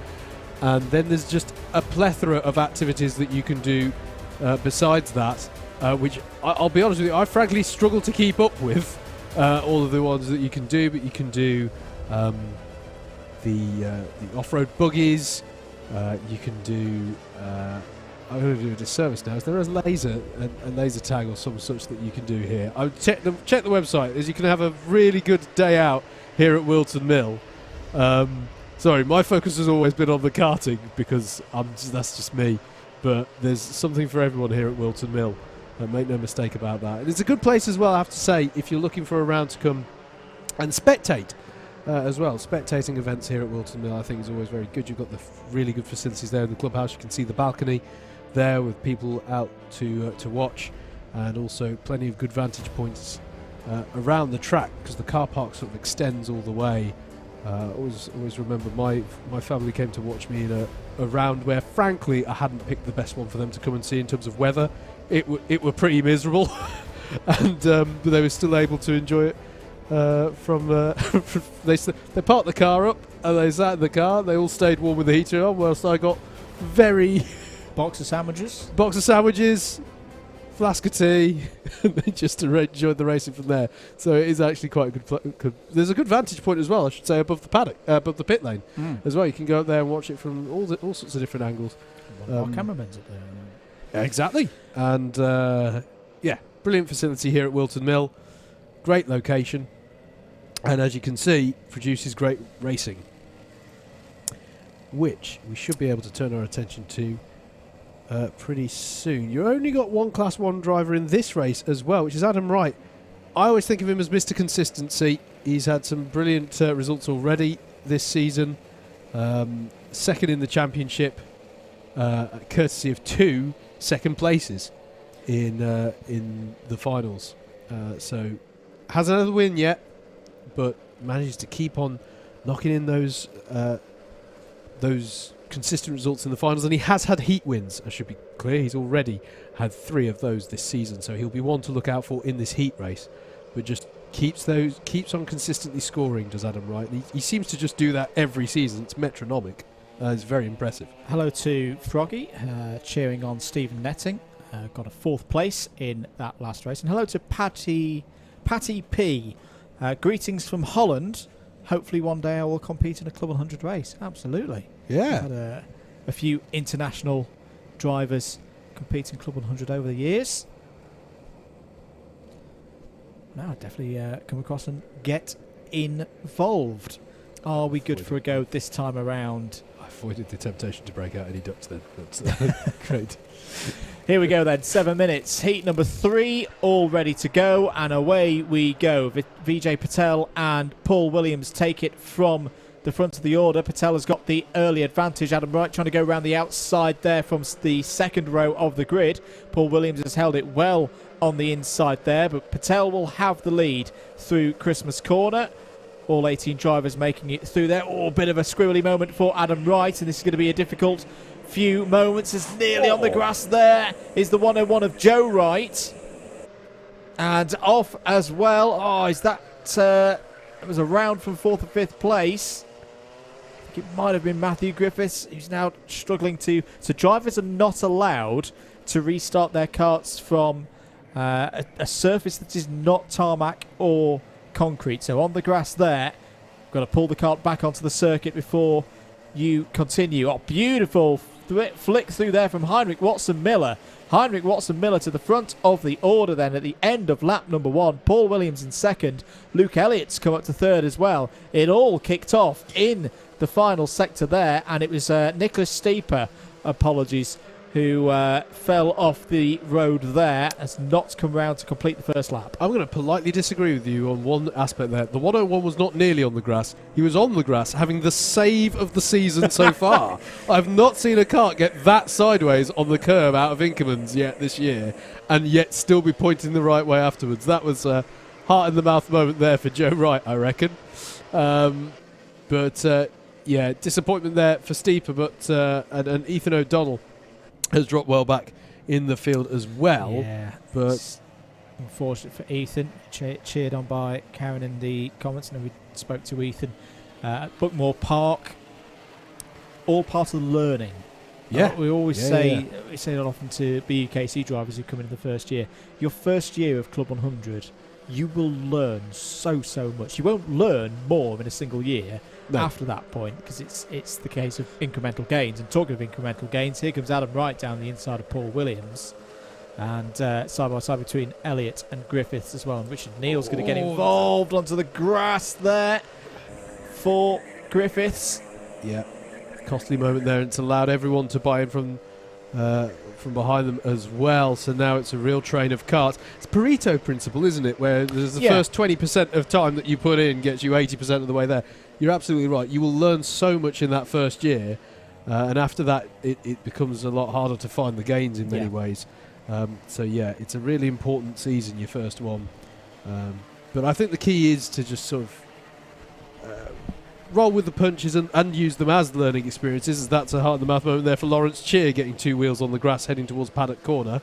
Fastest lap of the race from Adam Wright in his pursuit of a rapid Heinrich Watson-Miller, who really took this one by the scruff of the neck at the start. But it's going to be interesting to see now as Mo Hassan there, we can see battling up the hill with Damien Smith in the 34 kart and is through up at Christmas Corner. And I think that's Lawrence Cheer who's going to get by as well. 3 minutes and 40 seconds on the clock. Nearly had another one of those situations like we saw in the lightweight C final earlier. I think that was Charlie. 3 karts going into one area of the entrance to Ashby Corner. Yeah, I think they did get through. Charlie James, I think it was, trying to put a move on Marcus Gilby and Christopher Pouts for the battle. So we've got some good battles going on in amongst our Class 3 runners. Tucking underneath, though, this is Matt Griffiths now trying a move on Richard Neal and gets the job done there. So that's a change for 5th place as they come onto lap number 5. So the race is steadied into a good rhythm now, and Adam Wright has found the pace. 54.671, by far the fastest driver out there on circuit, as Mo Hassan goes down the inside there. And we've been on Vijay Patel for 8th place. Yellow flag is out. Not quite sure who or what for, as right down the inside of Watson-Miller takes the lead of the race. Looking to capitalise on being the only C1 in this draw. I'll assume that they had passed whatever incident the yellow was out for, just to be clear that you won't see green flags. The rule is that once you've passed the incident, you can resume racing, but we couldn't see what the nature of the incident was, so I'm going to assume that was okay. As Watson-Miller's going to fight back here down the inside. Can he get the speed right on the... I see, that's so easy to do.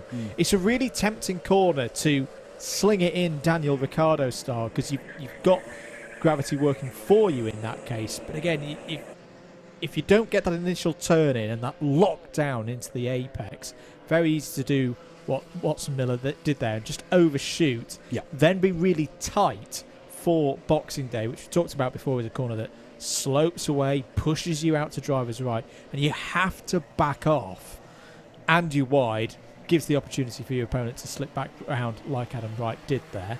Going back to that yellow flag, I'm going to put a theory out here. I think it was for track furniture being replaced because Graham Ward had picked up a cone warning, and there's a set of tyres on driver's right as you go through that turn, so it's probably for that. Like your reasoning there. Luke Elliott pulls alongside Paul Williams. This is the battle over third place, and the 33 is through on Paul.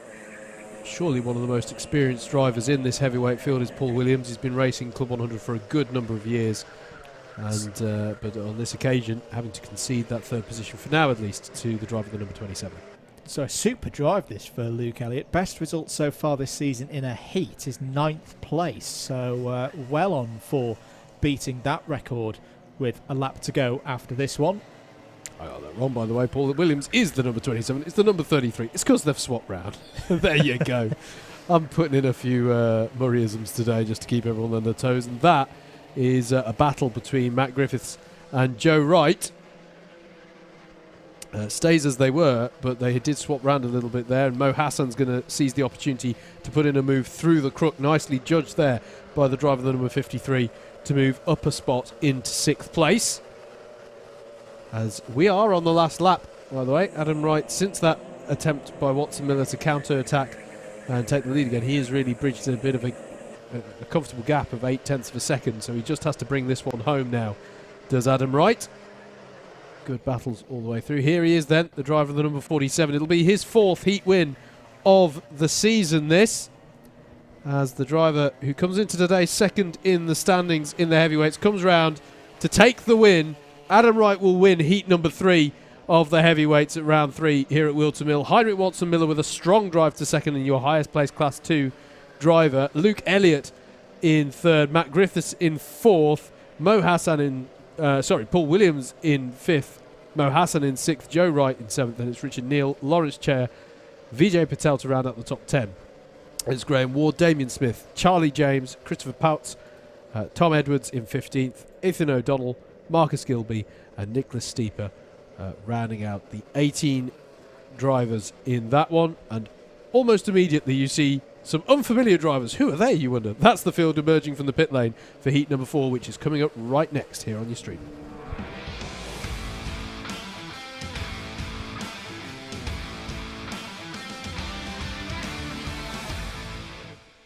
It's always interesting because pit exit is in line with the start-finish line. You'll watch them across the line and go, hang on, we've gained some carts. It's the next lot coming out, and that's how they're going to line up. Samuel Bensley is on pole for this one with Oliver Tebbett alongside.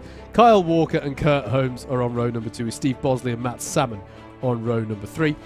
Dan Underhill and Tim Penny are on row number 4. Jacob Harris and Kai Crawford round out the top 10. Then it's Nick Ashton and Kieran Chigsey on row 6. On row 7, we find Lenny Wood, very experienced driver in Club 100 machinery there, with Ash Candola alongside. David Harvey and Simon Dean are on row 8, and then Christian Hughes makes up 17th position on the 17 kart grid. I paused when I mentioned Dan Underhill, only because he bought us a peace offering earlier, so he's obviously going to do brilliantly. Yes, more experiments going on with the commentary curse. Yes. Which I don't think's appeared yet today. No, I don't think it has. Oh, now you've said it. Yeah. But he bought us some millionaire shortbread. We've not had millionaire shortbread to test the commentary curse. We've tried Jaffa cakes. Jaffa cakes definitely. I'll just say, really, we are not exactly right next to the track in this comms box. That takes some doing to find us. Yeah. Right. I sometimes... First couple of times we were in here, I had problems finding the comms position, and I'm meant to be working it. So, well done to anyone who manages to find us to... We say give a peace offering. Maybe we should start calling it... It's not bribery, right? We don't know which way the commentator's curse is going to cut. which I should stop saying because then no one will offer us any treats. But anyway, talking of the peace offerings, we are 1 weekend away from the 1 year anniversary of possibly the most destructive cursed period in DDMM commentary history, yes. which was during the Bookmore Park 24 Hours last year, where we had an hour of every single team that I said they're doing well. Yeah, had a problem. I got the Sidemen, I got Super GT, I got Super GT with Jimmy Broadbent sat alongside me, who was his teammate that day. And was like, that's Jimmy, impressive. I'm so sorry. I just talked about Steve, and now he's died. It was spectacular. Maybe we'll crop that and put it up on the YouTube channel in the week to come. But no, that's all a very weird segue to say Bookmore Park 24 Hour next weekend. Watch it, join us. It's very true. Very true. It's going to be a great event. Should say as well, mate, just on the subject of Bookmore Park and commentators' curse and bribery, peace offerings, all of that. Did you manage to avoid enough Jaffa cakes from the BUKC lot that you were able to have? Yeah, we have cleared through them now. Did you manage to? Yeah. Did you have to get a different suit for the Bookmore Park Awards evening, or were you all right? We just about made it in. Okay. Sorry, this is getting a bit personal now on the comment. But yes, no, public service announcement for 2 weeks' time. Peace offerings are now back open again for Claybridge and BUKC. We did manage to clear through the PFI amount when we went to GYG a few weeks ago. Beautiful. Good to hear. Good to hear. Right then, drivers are now behind the pace car in the formation order. Samuel Bensley is in the 88 there with the grey helmet.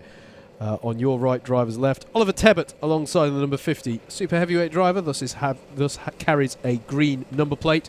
And then behind him, as an example, is Kurt Holmes, who's a Class 1 and thus has a red plate. Eyes on the lights, engine notes rise, and away we go then. Samuel Bensley leads them away and has a great start into oblivion there. And immediately slotting into second place is Kyle Walker in the 30. They've had a really good start there. Also started well there is Steve Bosley in the number 8, immediately up into third place as they all come through for the first time. The smallest field that we've seen so far today in a heat at the 17 karts, but still plenty of people to battle with and jostle for position on the first lap. And a little breakaway group of 4 forming in the early stages here. As for the lead goes the number 30 of Tebbett, and that's contact and round for Sam Bensley, and someone's gone off in sympathy as well. And I was just looking across to the other screen then. I don't quite. Yeah, it was over ambitious, I think, there from Kyle Walker on that move. Yeah, bit of contact as they went into Osiers there. It's also a bit of cone warning already for Jacob Harris. The giraffe of the BUKC started hitting the Collins already. Naughty boy. But yeah, there it is. ABC takeout penalty for Kyle Walker. That's pretty slam dunk, that one. Dan Underhill down the inside to take effectively the lead of the race. Past Steve Bosley there for second spot. So Kyle Walker ahead, even if he holds his position on the road as Kurt Holmes goes down the inside of Steve Bosley. Won't keep that victory as it's a +6 penalty come the end of the race. Tim Penny trying to find a way past Steve Bosley now. Tough times for Steve Bosley in this race. It's already lost 2 positions. Doesn't want to lose a third, but Tim Penny's going to have a look down the inside. Thinks better of it. Just withdraws from that move and does well to do so because now he's going to be up alongside Steve Bosley through the final corner.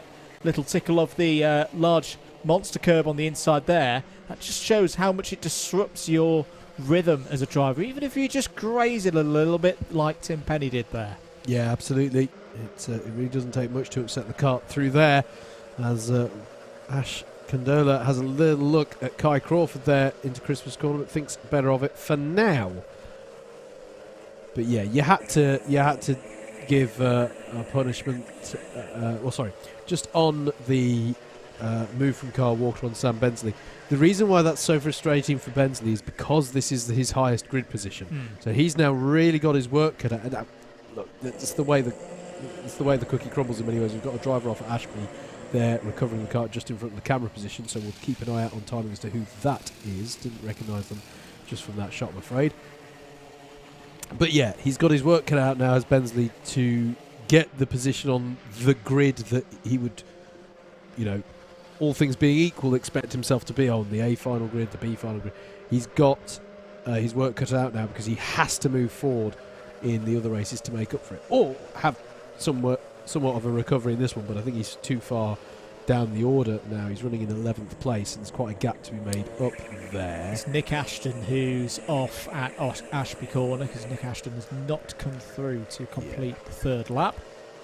Yeah, and there we did see a green flag there, by the way. You do sometimes see a confirmatory green flag to say yes, you may now get back up to racing order.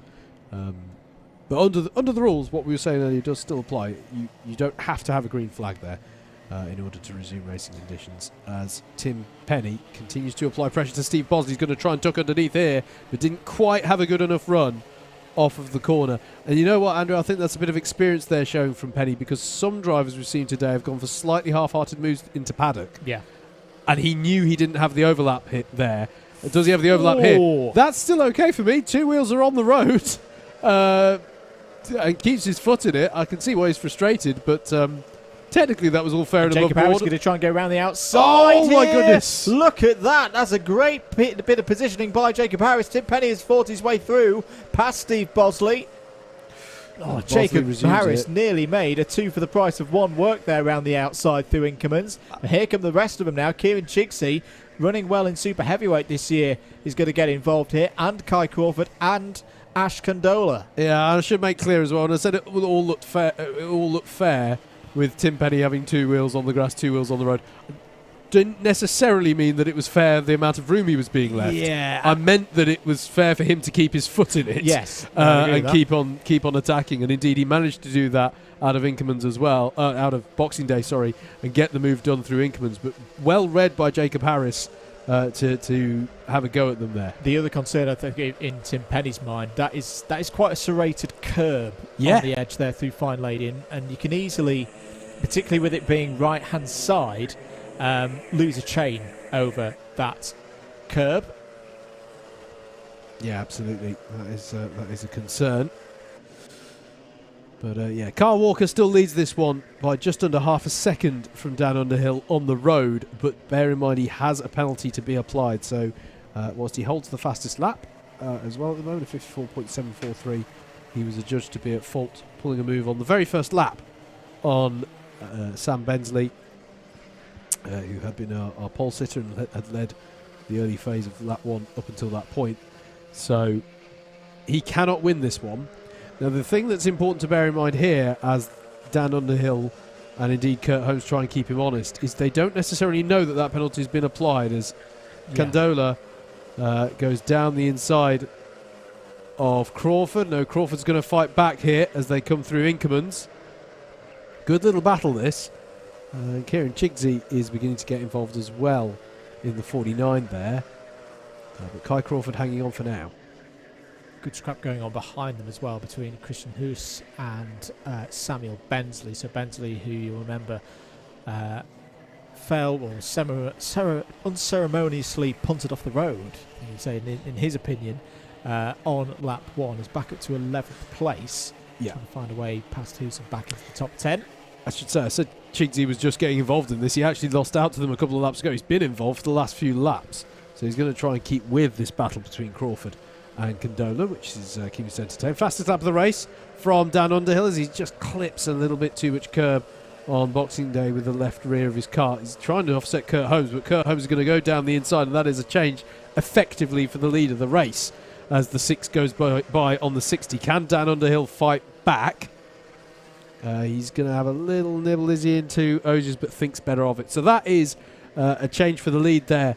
Once penalties have been applied to Kyle Walker. Kurt Holmes to the lead of the race. What a drive from Dan Underhill around the outside. Where did that move come from? So strong on the brakes in the boot section, and he's got the place back. That was an amazing move. And it is on the last lap. That is for the race win. Wow. Carl Walker has it on the road, but has a penalty, and Dan Underhill with a brilliant overtake round the outside of Kurt Holmes on the approach to the boot takes the full complement of 30 points for the second time this year. What a move. Well, he'll have known it was the last lap, even if I didn't. And that was brilliant. Just opened up the braking, pulled the speed around the outside of the first part of the boot, and left himself on the inside for the second part of the boot. Beautifully done. It was himself the net leader. I think we are going to see a very quick replay of that. Here we go then. He's just going to roll it in around the outside.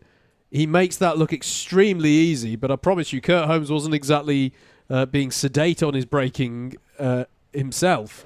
So brilliant stuff from Dan Underhill as we look ahead now to heat number 5.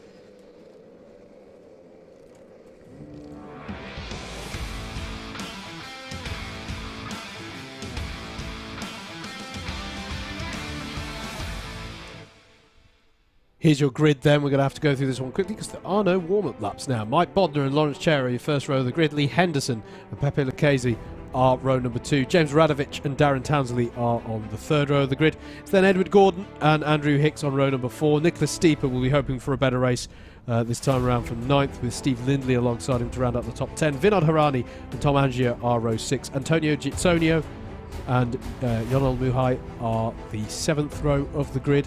And then it's Jonathan Wilson and Richard Melton to round out the 16-car grid for the first race of the second rotation. So all of these drivers now taking part in their second race of the day.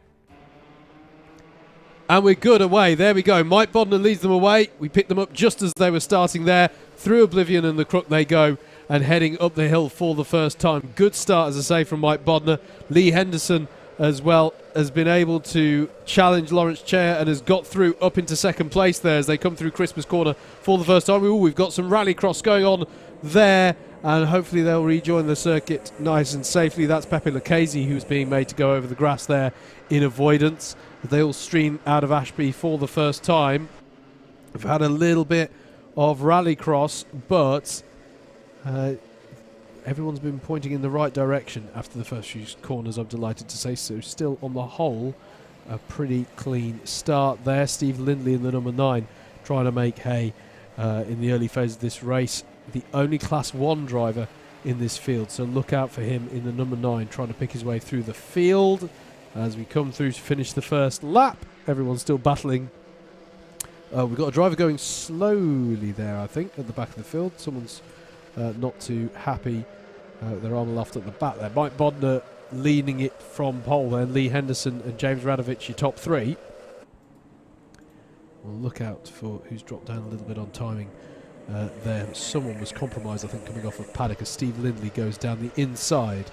I think of Darren Townsley at Ashby. We'll double check that. Yeah, he's battling with Townsley, and I think Townsley's come back at him actually in the background through Wilkins.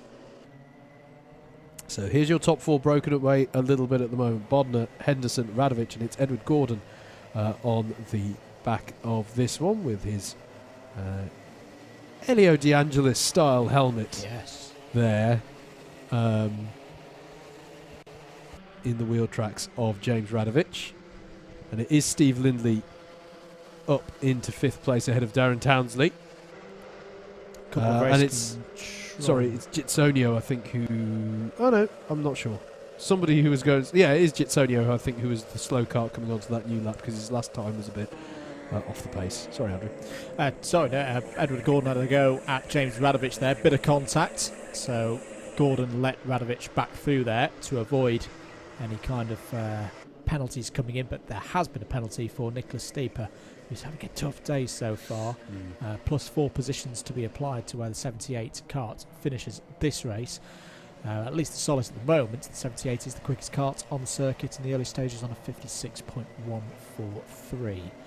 Lee Henderson here, Howard, having another really good run. It's been a strong start to Lee Henderson's season. Took a win at Buckmore Park in a full course yellow affected race. He's going to have to resist the attack from James Radovich here. And Steve Lindley's looking down the inside of Edward Gordon. Their lovely move. Can he get it done? Oh, Gordon decides to go off the road. I think Steve Lindley was going to have that one anyway. Good stuff from Steve Lindley there in the number 9. Yeah, I got to say, I think Lindley would have given him the space actually to come back onto the track there from Edward Gordon. I'm not sure.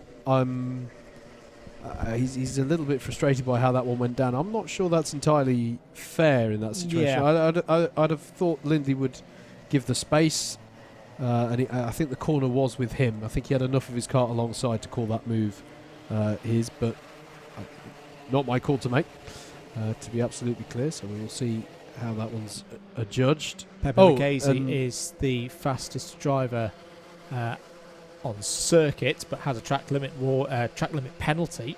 Something else happened to Edward Gordon as well, because he's dropped further back actually. Or was that just him going? That was just a loss of momentum through Boxing Day. Steve Lindley on the attack again. Lee Henderson still holding off James Radovich. And Radovich looks down the inside into Ashby Corner. Good driving there from Lee Henderson. Just kept his steering open a little bit.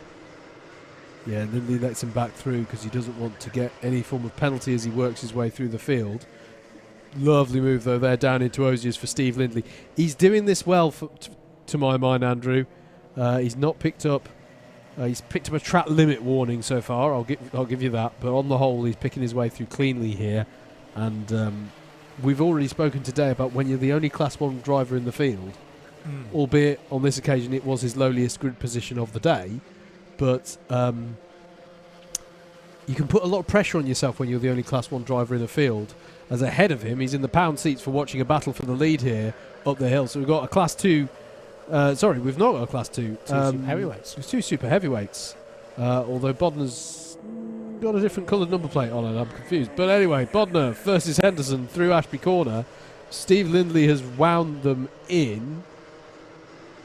And it's now a pretty good 3-kart battle for the lead. In fact, you can probably include a few more in that because James Radovich has looked very racy so far today.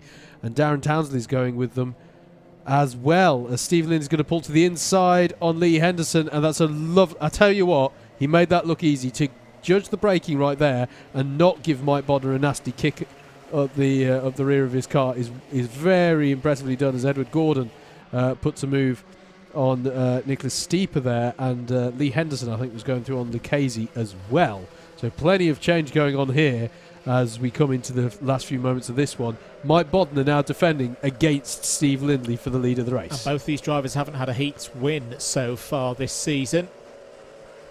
Breaking away though as Lindley goes down the inside of Bodner into Ashby Corner. Can he get it right on the exit? They're going to be side by side again as they go towards Wilkins. Inside line this time for Steve Lindley to the front. The number 9 of Steve Lindley. Beautifully done. Patient there as well. Didn't get too flustered when he ran a bit deep into Ashby Corner. Knew he had the sequence of corners to his advantage. Radovich now looking down the inside of Mike Bodner. That was expertly done. Experience telling there, I think, for Steve Lindley in that move. Absolutely, and Lucchese has got by on Henderson as well, as it's now Edward Gordon who goes very wide through the last corner. They're almost 3 abreast as they cross the line between Gordon, Townsley and Nicholas Stieper. So heart in the mouth stuff for them. It's caused them to fall well off the back of Lee Henderson, and you know what, that's a little bit of breathing room for Lee Henderson because he was really under pressure last lap after Lucchese had got by on him. But they've all been battling so much that he's had a little bit of a reprieve, as down the inside there was looking Edward Gordon, I think trying to get the place back. Yes, from the 57 of Darren Townsley, who had got by him earlier on in the lap. They're side by side through Osiers in the background of your shot there. I think that's gone the way of Edward Gordon. Been in a lot of battles this race as Gordon. You probably think he's got some kind of kart magnet on board or something. As down the inside of Radovich has a look from Lucchese that hasn't paid off for him, and you know what, we're on the last lap I should say. Steve Lindley is going to cross the line to take the win, his first win of the season in heat number 5, which is a brilliant drive from a lowly grid position there for Lindley. Mike Bodner in second, James Radovich in third, Lucchese in fourth, Lee Henderson in fifth. Then it's Edward Gordon, Tom Angier, Jon Olmuhai, Darren Townsley and Nicholas Stieper, albeit with a penalty to be applied to Lucchese and Stieper, to round out the top 10 there. That's how they finished heat number 5. It's heat number 6 coming up next.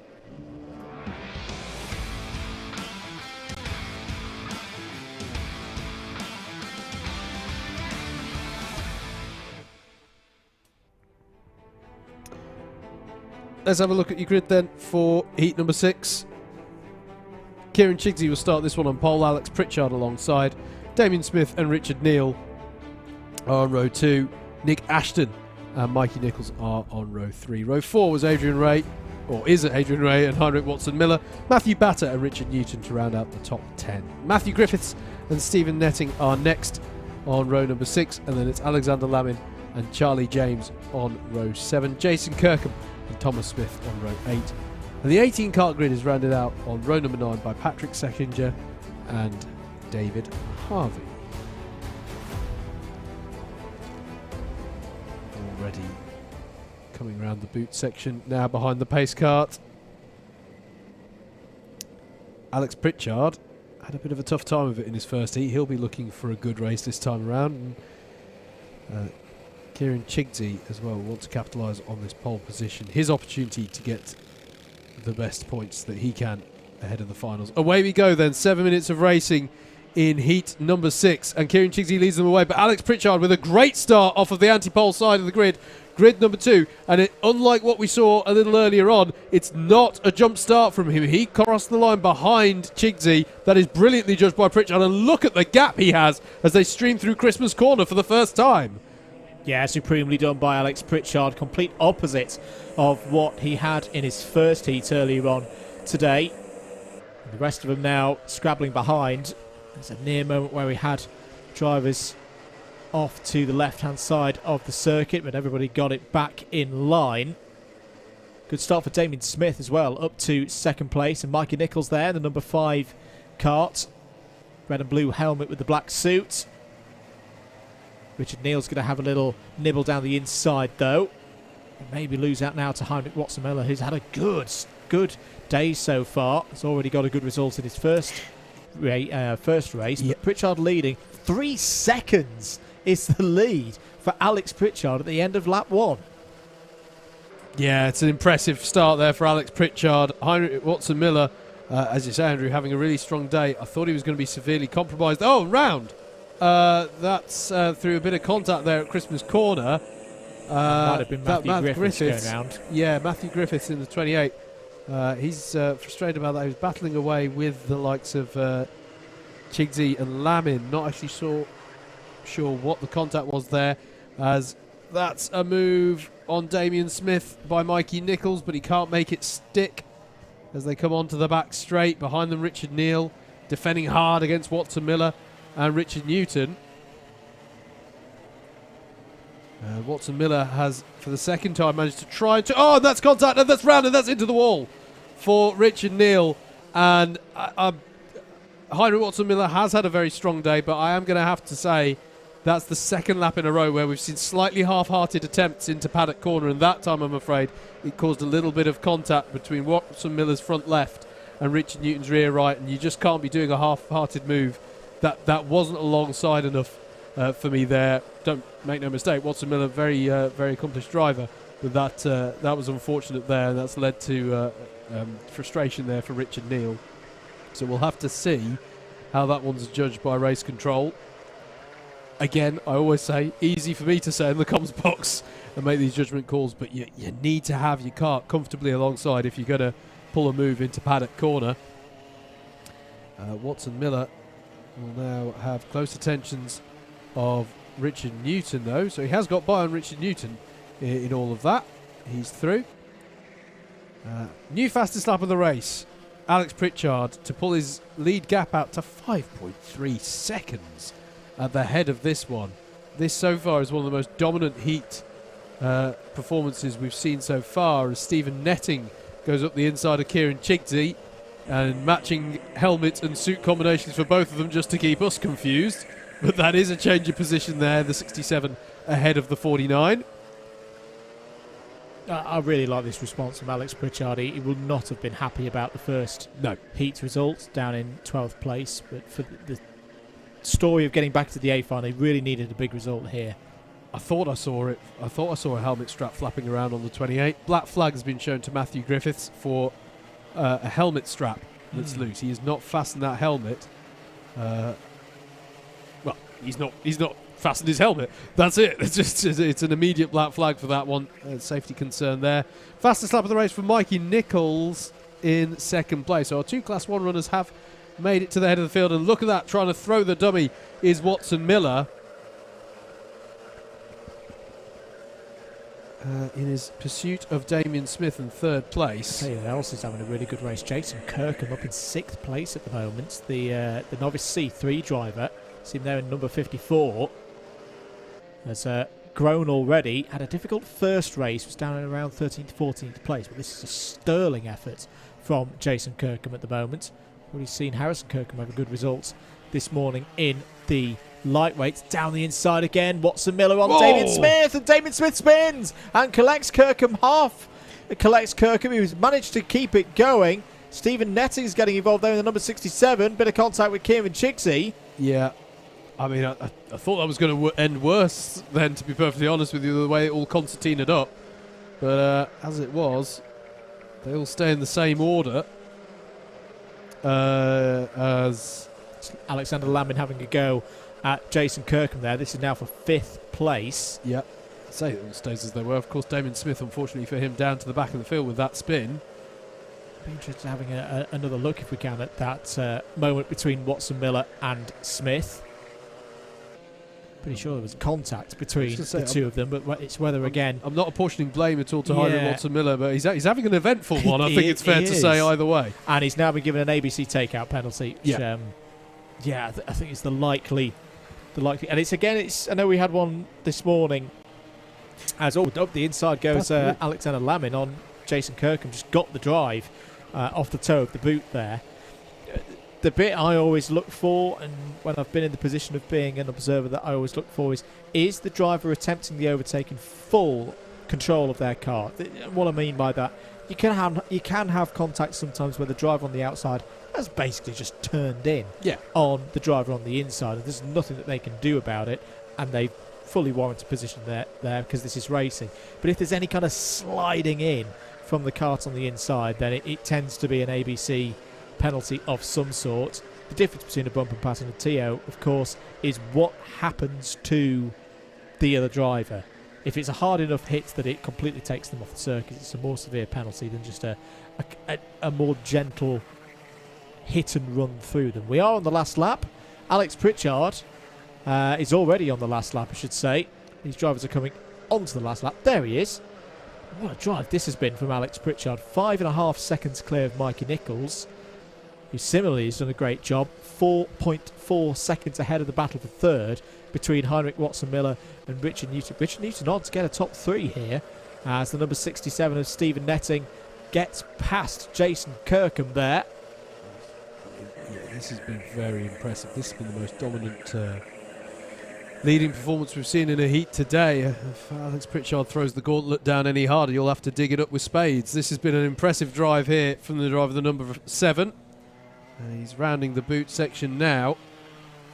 Back where he needs to be. Difficult first heat, but Alex Pritchard takes the win in his second appearance this afternoon, and it's one of the most comfortable results of the day. Mikey Nichols finishes second. Heinrich Watson Miller should be third on the road, but has a penalty, so Richard Newton inherits that third place, and it's his best result of the year so far in the heats for Richard Newton. Alexander Lammin is 5th. Stephen Netting is 6th, and I think that is a best result of the year so far as well. It's near to a best result of the year for Stephen Netting. Jason Kirkham, great drive there into 7th place. Adrian Ray 8th. Kieran Chigsey and Patrick Seckinger completes the top 10. Impressive drive then. Along with some great battling, and there's that's a slight. We'll ignore that. We'll ignore that. Let's look ahead to heat number 7.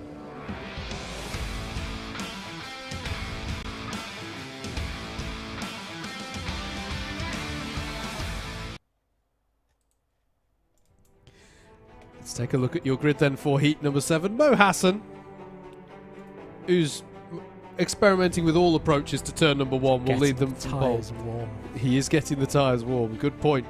Darrell Lowe alongside Jacob Harrison, Kai Crawford on row 2, Glenn Orford and Oliver Tebbutt on row 3.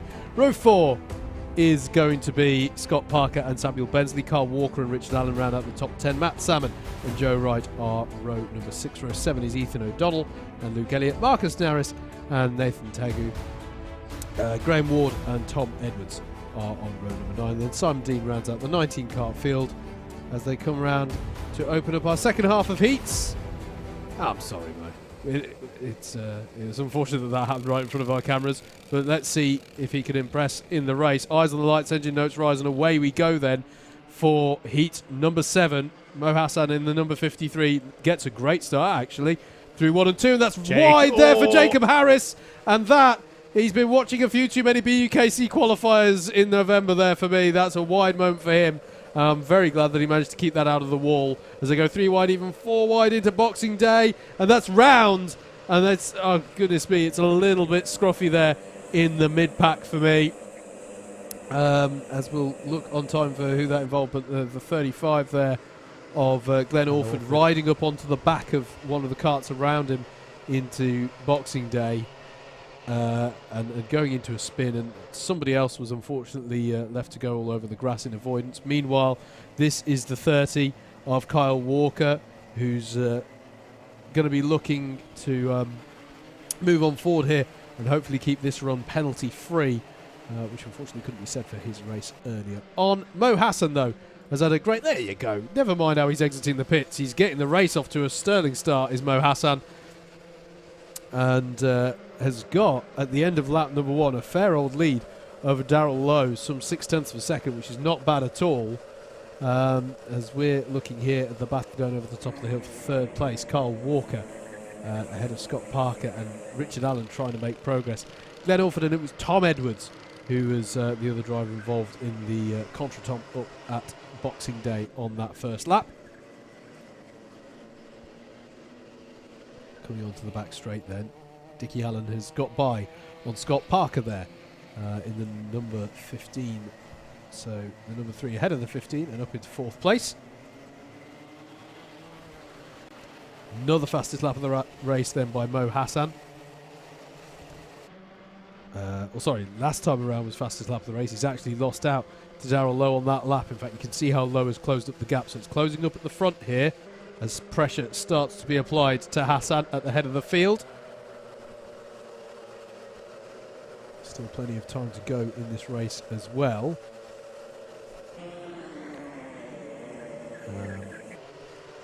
And down the inside there is trying Kyle Walker on Darrell Lowe.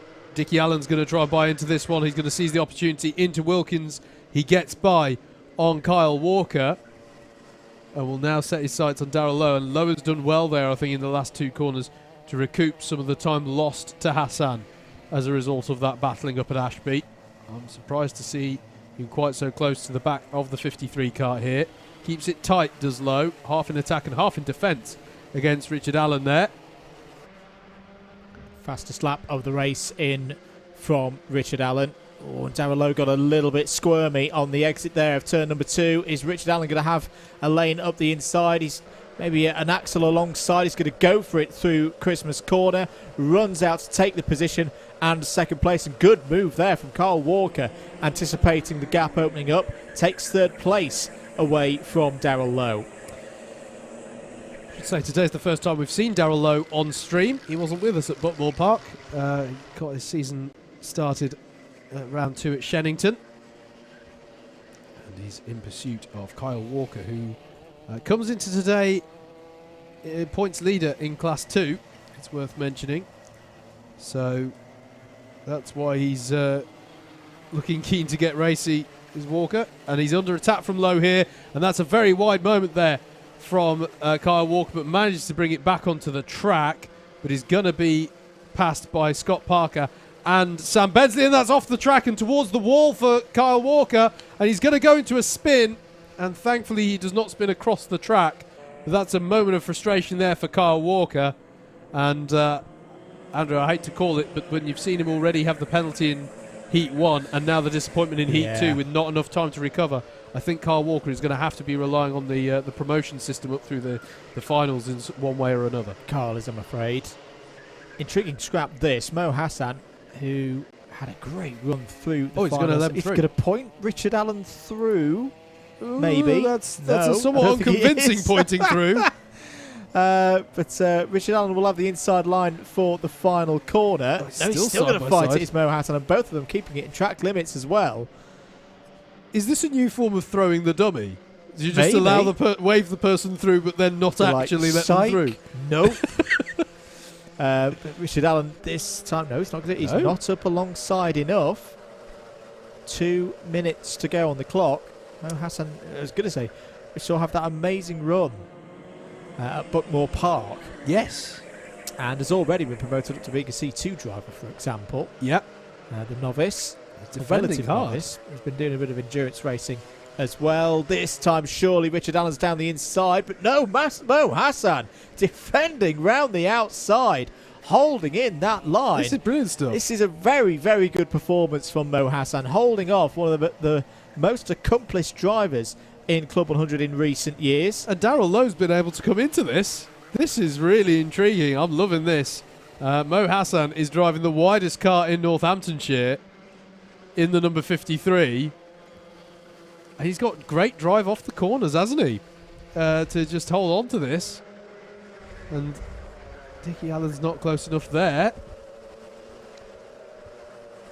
We're going to have this run down the hill into Ashby. Sorry, Howard. No, I was just going to say, there's going to be this lap and another.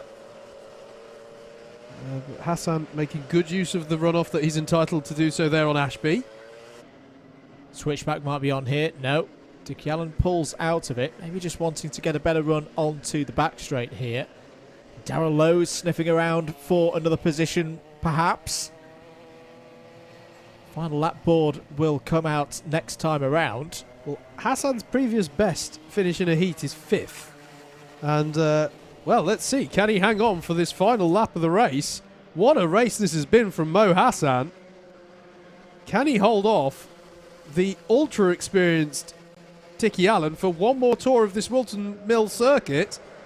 Darrell Lowe. The thing is, Darrell Lowe now acts as a bit of a rear gunner for Mo, even though he's not directly behind him. Yeah. Because he's, Allen knows that if he throws it down the inside too much, he's going to get taken for second place off of Ashby Corner. Mo Hassan's going to have the still inside. Get taken for second place because there's a lane on the inside for Lowe. Brilliant positioning from Darrell Lowe. They're now going to try and chop down and retain a position, but no, Richard Allen retakes second place. Still Mo Hassan leads here. Is it going to be a first heat win of the year? Scott Parker off out of P4 on the last lap. Here we go, then down the inside. Richard Allen's got it. Richard Allen takes the win away from Mo Hassan. Where's Lowe? And Darrell Lowe, I don't think, has come across the line also. What has happened there to Darrell Lowe? He's now come over the line in 5th. Kai Crawford has inherited 3rd place. That's a best heats result so far of the season for Kai Crawford. Samuel Bensley will be happy with 4th place. That's a good recovery after a difficult first heat for Samuel Bensley. And there is Scott Parker. That's what on earth happened there? That's going to be one to check the confirmed result after the fact, isn't it? We were looking at the spinning Scott Parker and something else was happening further round the corner. Well, drama aplenty there, but we've got to look ahead already to heat number 8.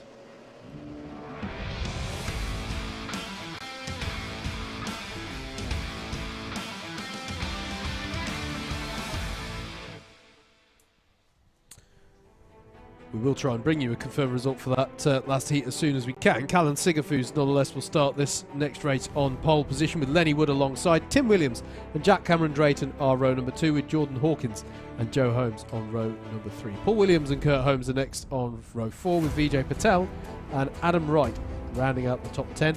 Tim Penny and Josh Pettit are next on the grid on row 6. Then it's Dan Underhill and Steve Bosley, Christian Hughes and Marcus Gilby, Christopher Potts and Ash Condola, and then Darren Booker rounds out a 19-kart field for this 8th heat of the day. The last opportunity for these drivers to get the last race of this rotation is what I want to say. So the second chance for these drivers to get points on the board. We will just have an additional lap there as some of the drivers are changing their karts. Yeah, Dan Underhill pulled into the pits there. Just to confirm, result from Heat 7, Allen from Hassan, Crawford, Bensley, Lowe, Wright, Tague, Salmon, Elliott, O'Donnell. That was your top 10. So close for Mo Hassan, but the strides that Mo Hassan is making in the early stages of this season, really, really impressive to see. Yeah. Keep your comments coming in. Let us know who you're cheering for watching from home or wherever from the world. You might be here at the circuit. We've still got DDMM's data centre running as well.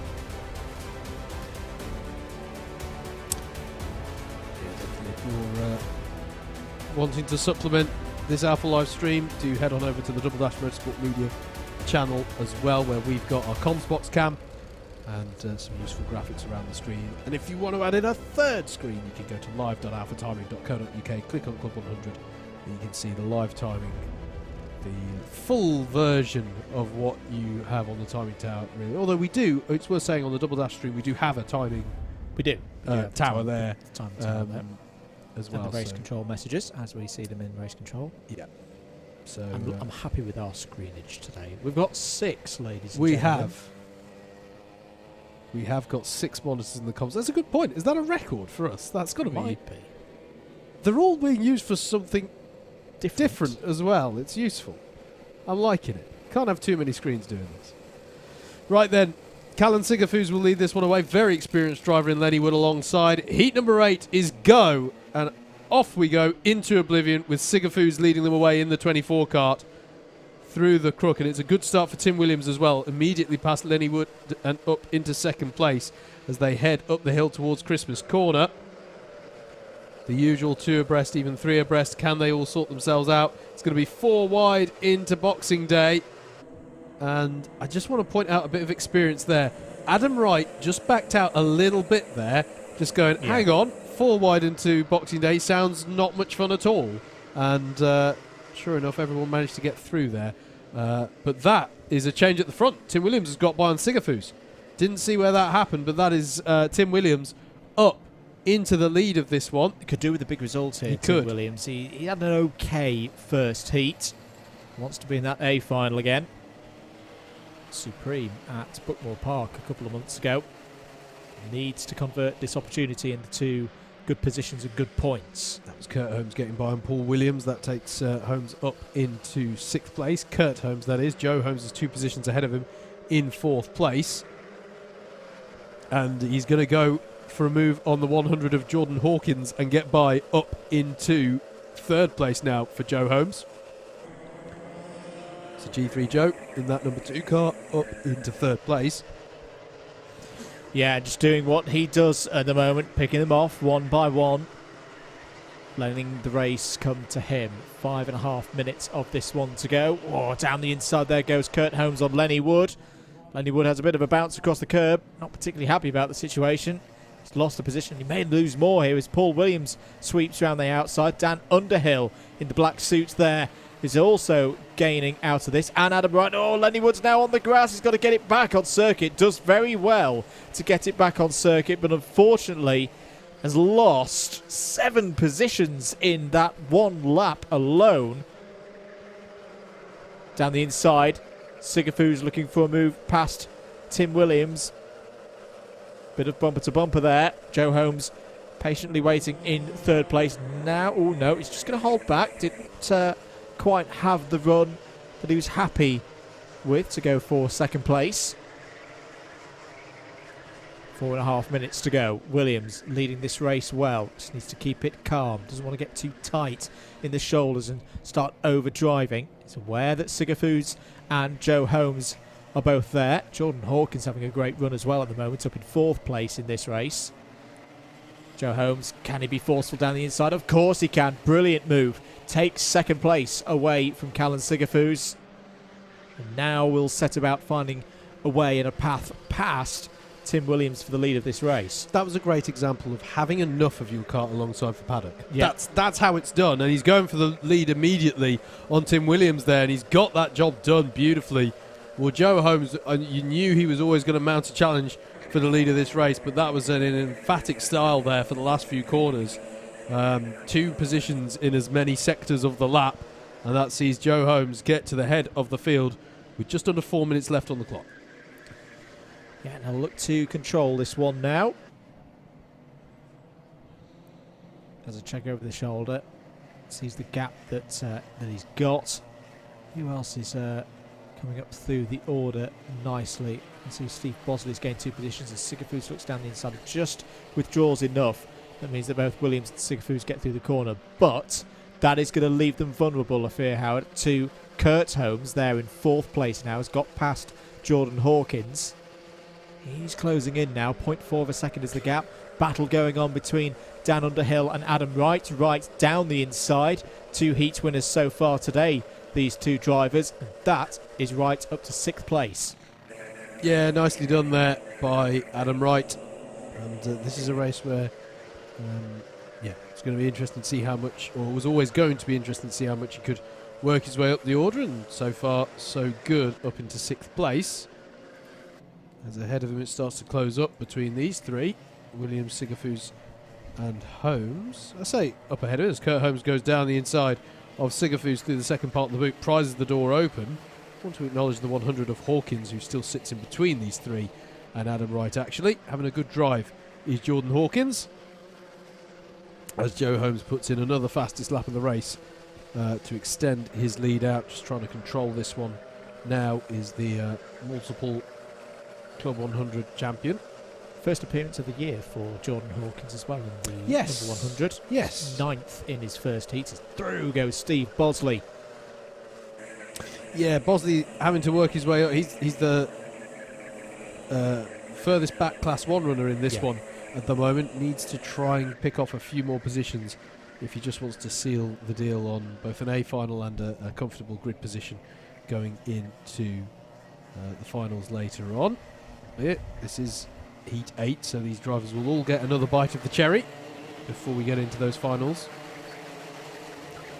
Kurt Holmes then follows Tim Williams through. This is in the battle for 2nd place. On to lap number 7.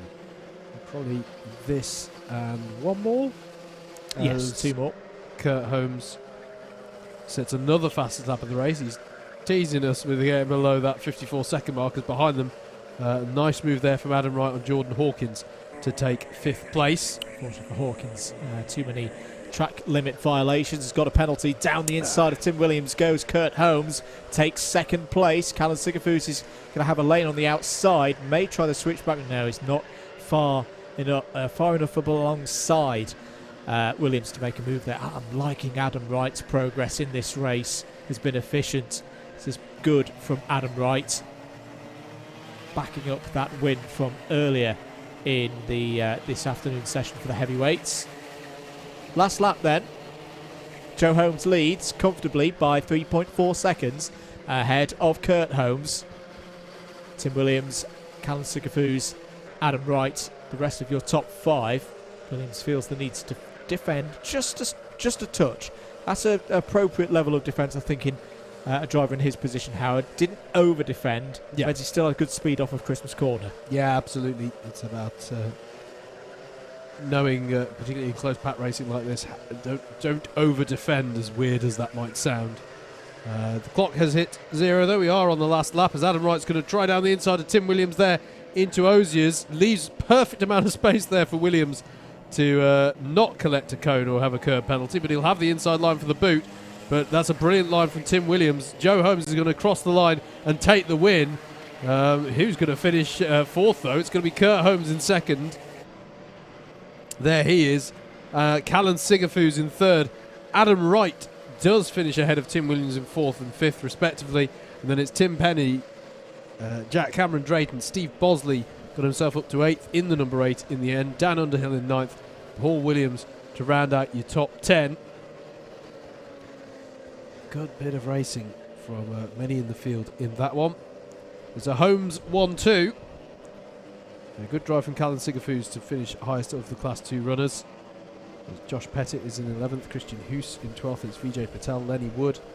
And that is where I have to stop talking you through them, because the drivers for heat number 9 are already out on track.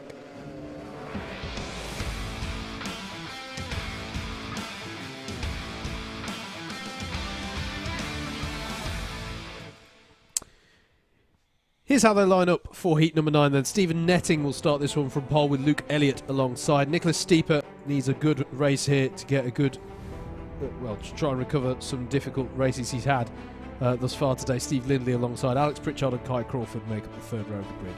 Richard Neal and Mike Bodner are on row 4 with Andrew Hicks and Heinrich Watson-Miller rounding out your top 10. Edward Gordon and James Radovich are on row 6. Row 7 is Oliver Tebbett and Tom Edwards. John Muhai and Marcus Naris are your 8th row of the grid. And then there's Jonathan Wilson and Graham Ward to round out your 18-kart field.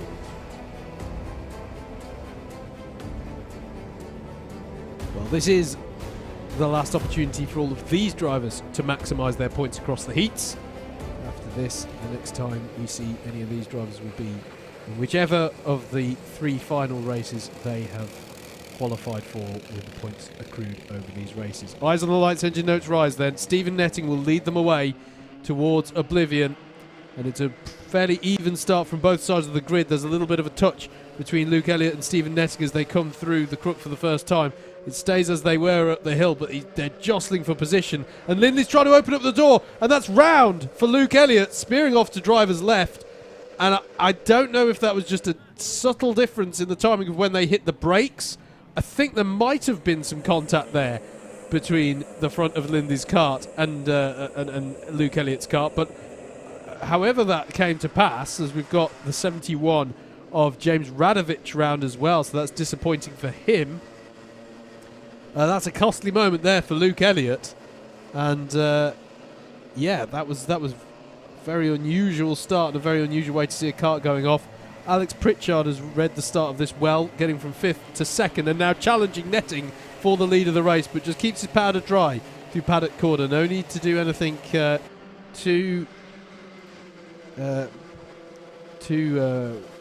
bold through paddock on the very first lap. He's going to bide his time, and now he's going to look for a slightly cleaner way through. And Steve Lindley's going to go round the outside, but that's way too much speed. Surely manages to keep it on the concrete, but Kai Crawford seizes the opportunity to come through into 3rd place. Well, we nearly had a Spa 98 moment there going into Christmas corner, but Stephen Lindley just a little bit too much speed, and now finds himself in 4th place, chasing a opportunistic Kai Crawford.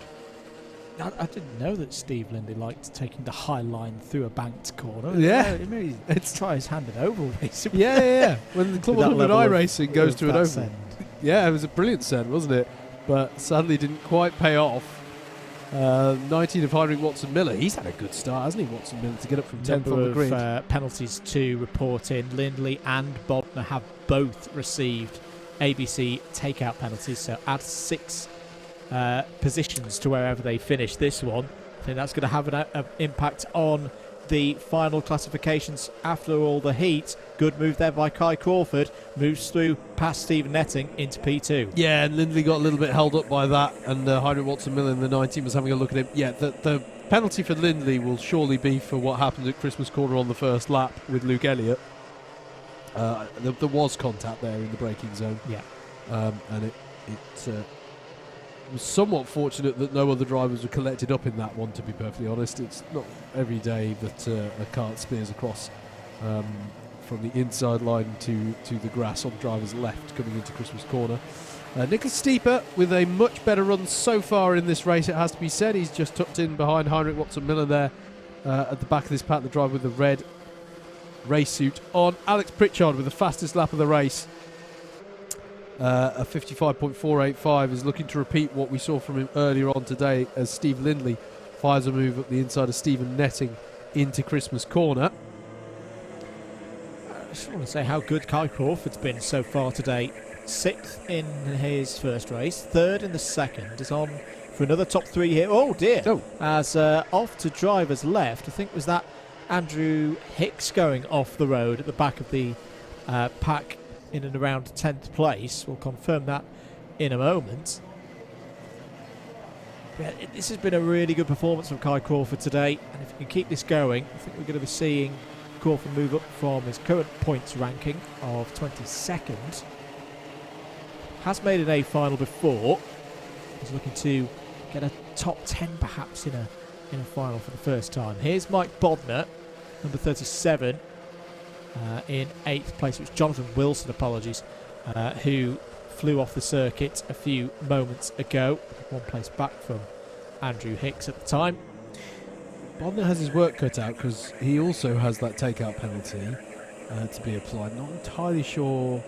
I assume that must have been for James Radovich. Yeah, I think he was also on the first lap, yeah. Yeah, so yeah, he's got 6 positions to be applied to wherever he finishes has Bodner, so he needs to try and maximise his positions, and he's had Edward Gordon go by him there, so that's definitely not the case at the moment. Jean Luhai, who's now in his wheel tracks in the 130, the black and red helmeted driver there.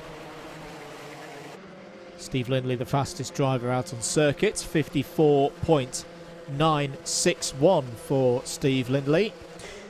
Yeah, you mentioned Kai Crawford having a good day, Andrew. It's worth mentioning, consider how dominant Alex Pritchard was in his heat win earlier, and he's only been able to get the gap out to a second, or 9/10 of a second even, on this. So really good driving from Kai Crawford, but he is coming under increasing pressure from Steve Lindley. Here is that battle for second on the road. Remember, wherever Steve Lindley finishes, 6 positions will be added to his position, and thus he needs to be careful how he goes about making some of these moves as well, because he doesn't want to accrue any further penalties. Yeah, I just wonder at the moment whether it would be better for them to work as a duo, because the gap up to Pritchard isn't that far. We're going to have 2 more laps here. Yeah.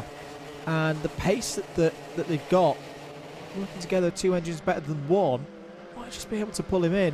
Having said that, they've now dropped to 1.7 back. I think they've missed their opportunity now. Yes, I think they need to make that call about a lap ago, and Lindley will now try down the inside. Kai Crawford did leave the space there, but it was tight space, and it was not enough for Lindley to get through without having to use a bit of the curb. Yeah, it's the one where you pin your opponent down on the apex, and Steve Lindley getting quite frustrated now, and everyone having a little bit of a discussion with one another. And hello, says Stephen Netting. He's right on the scene here. He's going to force his way down the inside. Brilliantly done by Stephen Netting. Takes 3rd place. Yeah, that was good opportunism there from Netting. Lindley, I think, is frustrated. He feels penalty. Multiple pieces of contact for Steve Lindley, so that's going to be more positions added to the end of the race position for Steve Lindley. And we saw in the lightweights earlier, Andrew, that one bad heat is enough to have you on the wrong final. Well, I say the wrong final. There's no such thing as the wrong. It's where you end up qualifying. But the one where you nominally expect to be, I think we're going to have to see Steve Lindley having to really push during these finals, because potentially he won't be on the grid that he hopes to be. Indeed. Alex Pritchard, though, is going to take another very comfortable race victory here. 3.7 seconds out ahead of the rest of the field now. Steve Lindley trying to find a way back past Stephen Netting. Stephen Netting, good defensive move there. Just covers off that move. Shuts down any possibility of Lindley sticking it down the inside into Osius. But here comes Alex Pritchard. Well, it was a terrible start to the day for Alex Pritchard. But second heat and third heat, double victory. Alex Pritchard is going to be nicely positioned for the A final. Kai Crawford continues to improve, takes 2nd place. Stephen Netting, great drive there from Stephen Netting, finishing in 3rd place. And that is a best result of the year so far. 4th, 5th and 3rd for Stephen Netting. Wow. Another performance from a C2 driver. I'm thinking similar to Andrew McWilliam earlier, that you maybe wouldn't have expected at the start of the day, but great stuff from Stephen Netting. Top 5s in all of his heats. Steve Lindley 4th, but has penalties. Nicholas Stieper recovers well to finish 5th. Edward Gordon, Heinrich Watson-Miller, Richard Neal, Jean Mahai and Mike Bodner. That is your top 10. But as I say, that one's going to change quite a bit with the penalties to be applied. Yeah, absolutely. Already out on track then are the drivers coming out for heat number 10.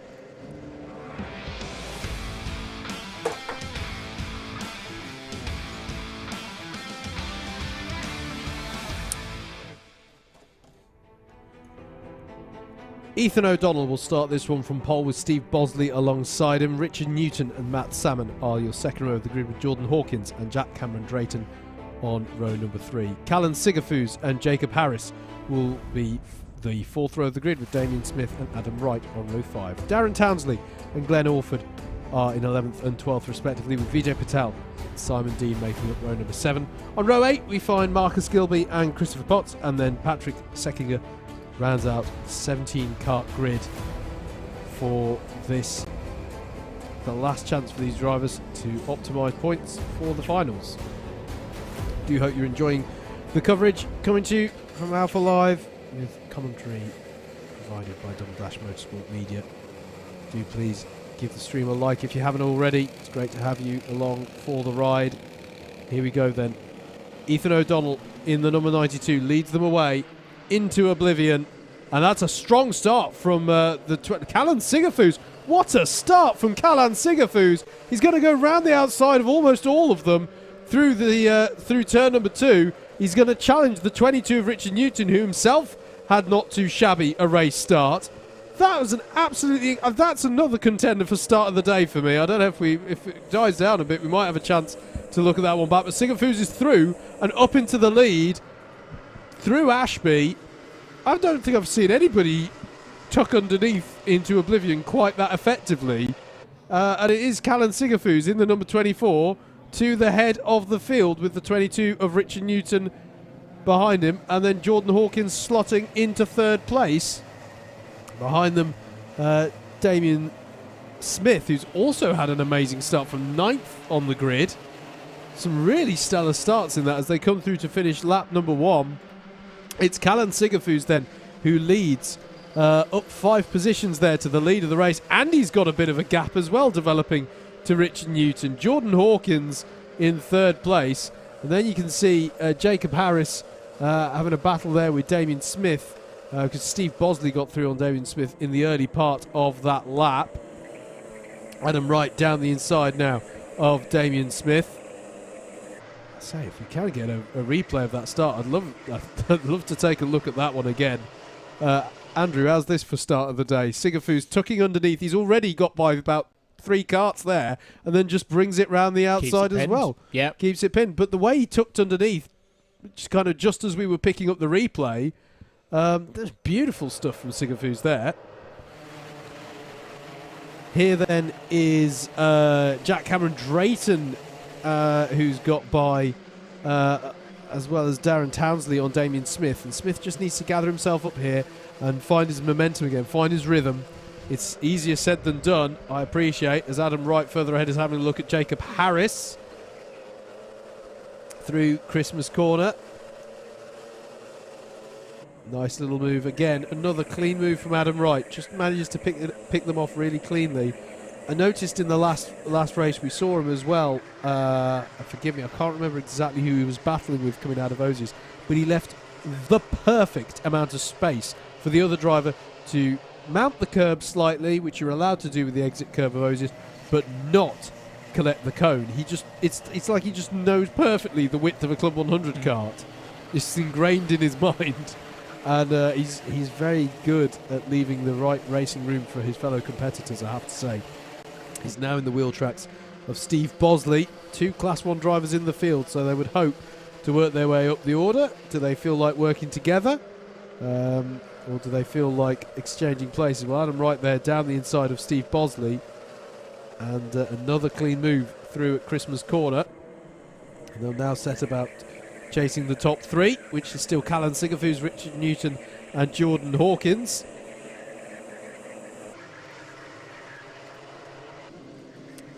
Yellow flag out. I think that's up the hill rather than into Osiers. Towards Christmas Corner. Here's Jordan Hawkins, the green helmet. Number 100 kart. Pursuing Richard Newton over 2nd place. That's a battle just come through there, 58 and 57. That's Jack Cameron Drayton and Darren Townsley contesting 7th place. We get a new fastest lap of the race from Adam Wright.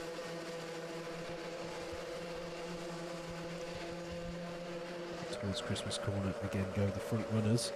Good battles going on. Oh, there's been further drama for Damien Smith, I'm afraid to say. He's dropped off the lap somewhere. So what was a strong grid position for him, I'm afraid, has gone badly wrong. Well, I think that was a moment for sacking you there. The number 62 was deep on the brakes into Ashby. And he knows how many positions it's been cost there by a little bit of exuberance into Ashby Corner. So easy to get that corner wrong. Yeah, absolutely. It's deceptive. It looks simple, but the downhill braking and the way that the circuit falls away from you, even the curb. The curb is sort of, it turns it into an off-camber corner, and effectively it's a very difficult corner to get right. As Adam Wright has set another fastest lap of the race to bring himself onto the back of Jordan Hawkins, and it's going to be another clean move through Christmas Corner. It's really impressive. He just doing these textbook moves up through the order. And unusually, I have to say, Steve Bosley's not been able to go with him, which is a little bit surprising to me.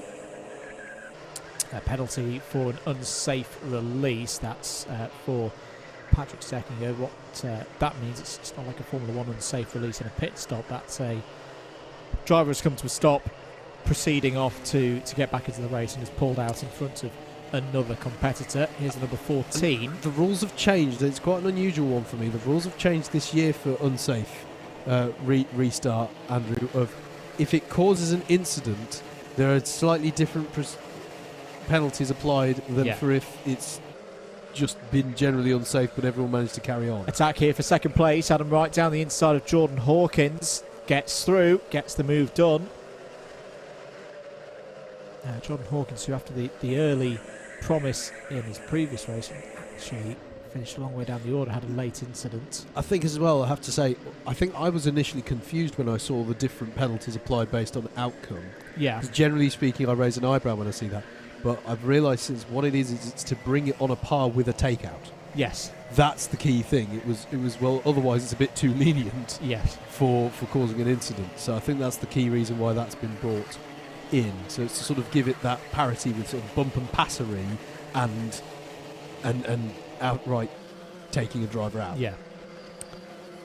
Last lap board has been shown then. Callan Sigafus, well, for me he earned this, if you can hang on, he earned this one in the first 4 corners of this one. I was just so impressed with how he judged at the start of this one. Jordan Hawkins here defending hard against Richard Newton, who's in the 22 car. Has a little look to the inside of Ashby, but I don't think, well, he's not gone for it. Big result this would be for Callan Sigafus. Another driver similar to Alex Pritchard. Didn't have a good start. Was only in 10th place in the classification of his first heat. Should wrestle his way back into the A final. For a driver who's definitely in the discussion for C2 honours this year, this is a good result for Callan Sigafus. Second time this year, takes a heat win. Takes heat number 10 here at Whilton Mills. Second place for Adam Wright. Third place for Jordan Hawkins. That's a good recovery. Fourth for Richard Newton. Another good result for the super heavyweight there, Howard. Richard Newton up in the top 5 once more. Steve Bosley there as well. Jacob Harris needed that result as well. 6th place for the Welshman. Jack Cameron Drayton and Darren Townsley complete the top 8. That's how they finish heat number 10. Then next up is heat number 11.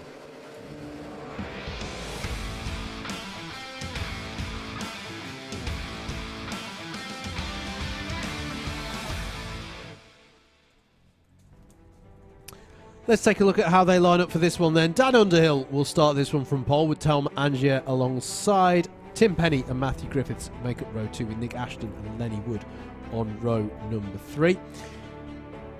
Row 4 is Mo Hassan and Tim Williams, and then it's Lee Henderson and Matthew Batter to round out your top 10. Adrian Ray and Joe Holmes are next, and then it'll be Samuel Bensley and Paul Williams on row 7.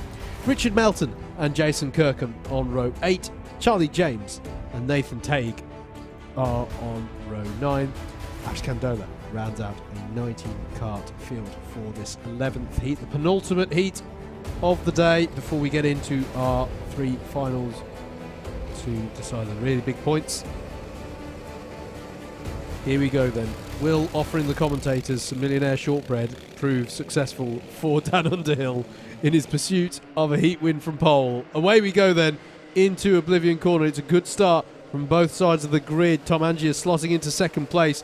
We've got a few drivers wide on the concrete, and they're going 4 wide up the hill here towards Christmas Corner as they all jostle for position. How are we going to do getting through? Mo Hassan's going to be on the grass slightly, and we've got a drive around the 127 of Richard Melton there. So disappointing for him. It just all checked up in front of him as they work their way into Ashby for the first time. The 76 of Charlie James has fallen a little bit off the back of this as well.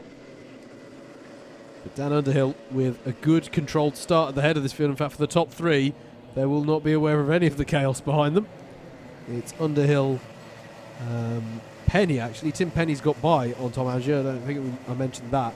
So it's Underhill, Penny and Angier at the end of the first lap, with a stellar start as well from Joe Holmes to get himself up 6 positions to 7th place. And actually fair play to Sam Bensley as well, up 5 positions, to 6th place. As for the lead of the race, Tim Penny up the inside of Dan Underhill into Christmas Corner, and that was a nice tidy move there from the driver of the 36 kart to get himself up into the lead of the race.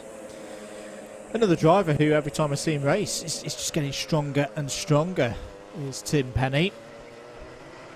Really seems to have found his feet in this heavyweight sprint championship. Tim Williams down the inside of Tom Angier there, takes 3rd place. Lee Henderson might have something to say about this. Running well again inside the top 5. I'm just curious of, like a deep water shark is coming. 6th place at the moment for Joe Holmes. I mean, we saw this earlier, wasn't it? I remember distinctly in one of the early heats where he was running in 4th and just going, he's going to arrive and change the complexion of this race at the front, and you just feel like he's going to do that again as ahead of him. Lee Henderson fires a move down the inside of Tom Angier, but it doesn't pay off, and that will immediately throw him to the attention of Joe Holmes, who won't need a second time of asking, and Tim Williams is off the road ahead of them. That's really unusual. So was that trying to put a move on Dan Underhill? He's on the grass again there, and that's going to cause everybody to check up around him. Lee Henderson just manages to avoid the tyres, and Joe Holmes is going to capitalise on both of them on the inside. Sam Bensley as well, who's done a good job working his way up the order, gets by on Lee Henderson. Well, we didn't see what caused Tim Williams to go off there. I assume it was some kind of move or attempt on Dan Underhill, and he just ran out of room. Otherwise, that would be extremely good and characteristic to see him make a mistake. Fastest lap of the race from Tim Penny at the head of the field, trying to control this one. Sam Bensley is getting a little bit crossed up there through turn number 1. It's going to go 3 wide between himself, Lee Henderson, and Mo Hassan, who keeps 2 wheels on the grey stuff to keep it compliant into Christmas Corner. Bensley stays ahead, but Mo Hassan has been able to get by on Lee Henderson. And yeah, that move a lap ago for Lee Henderson has caused a series of cascade effect that's seen him lose a few positions, and I'm sure he'll be feeling a little bit worse for wear after all of that. But still running contact warning as well. Tim Williams has got an ABC bump and pass. It's not good news for Tim Williams there. Yeah, absolutely. The points leader in super heavyweights coming into today. Joe Holmes up to 3rd place, confirmed he's got by on Tom Angier on that last lap. And he's just a few tenths of a second off the back of Dan Underhill, so going to be interesting to see if he can get by for 2nd place. Quick look over the shoulder from Mo Hassan to check that there's no kart alongside him. Joe Holmes just closing in, as we say now, Howard. He's up to 3rd place. Doesn't necessarily need to win this race. That's not to mean he's not going to try and do so. Past Dan Underhill there, takes 2nd spot. I'm just looking through the rest of the results. Richard Allen is still to run in his 3rd heat. He's got 2 wins on the board at the moment. Kurt Holmes as well. He's got 2 2nd places right now. That's what we're saying at the moment. Is that with this result, we'd expect Joe Holmes on at least the 2nd row of the grid for the A final. Agreed. Yeah. Yeah, it's been a strong showing so far, no doubt. 2 minutes left on the clock then. Tim Penny leads by a couple of seconds. And in most situations, with most drivers sat in 2nd place, as Tim Williams makes a move down the inside of Tom Angier at Ashby, under most circumstances, Andrew, I'd say that Tim Penny looking quite comfortable there. Yeah, bring it home. You just can't. Joe Holmes' pace at the moment is such that it's not a done deal at this point, I'd say. Hassan leads Sam Bensley, and Lee Henderson is battled for 6th down through 8th through the boot. There is your race leader, Tim Penny, and I reckon he's got to do 2 more tours of this circuit to bring it home. Another fastest lap of the race from Joe Holmes. He's taken the best part of 0.5 of a second. You know, best part of half a second out of Tim Penny's lead there. So at that rate, Joe Holmes is not going to catch Tim Penny, but all it takes is for Tim Penny to have one look over the shoulder and go, oh no, he's coming, and miss one braking point or one turning point, and Joey's going to be right there. The worst thing that Tim Penny could do right now is look over your shoulder. Yeah. Don't look into the deep darkness that is Joe Holmes closing in when you've got 43 seconds on the clock remaining. Round the final corner comes Tim Penny. We'll see the last lap board now. What's the pace like? That's good. 54.4, new personal best from Tim Penny. Joe Holmes also puts in a personal best, 53.9. It's a half-second chunk out of the lead for Tim Penny, but 1.3 seconds even over Joe Holmes. That should be good to just see this one out and take a heat victory here today at Whilton Mill. Yeah, absolutely. It doesn't matter who's behind you. At the end of the day, the stopwatch is the stopwatch, and Tim Penny, he'll be glad it finishes when it does, I think, when he watches it back. He'll be wanting these corners to go by quicker and quicker because Joe is closing, but this is the last lap. Hasn't had a win yet so far this year in a heat race, has Tim Penny. Looking to make another A final. Through into the boot. Just got to keep it neat and tidy, Tim. And he's done just that. Round the final corner.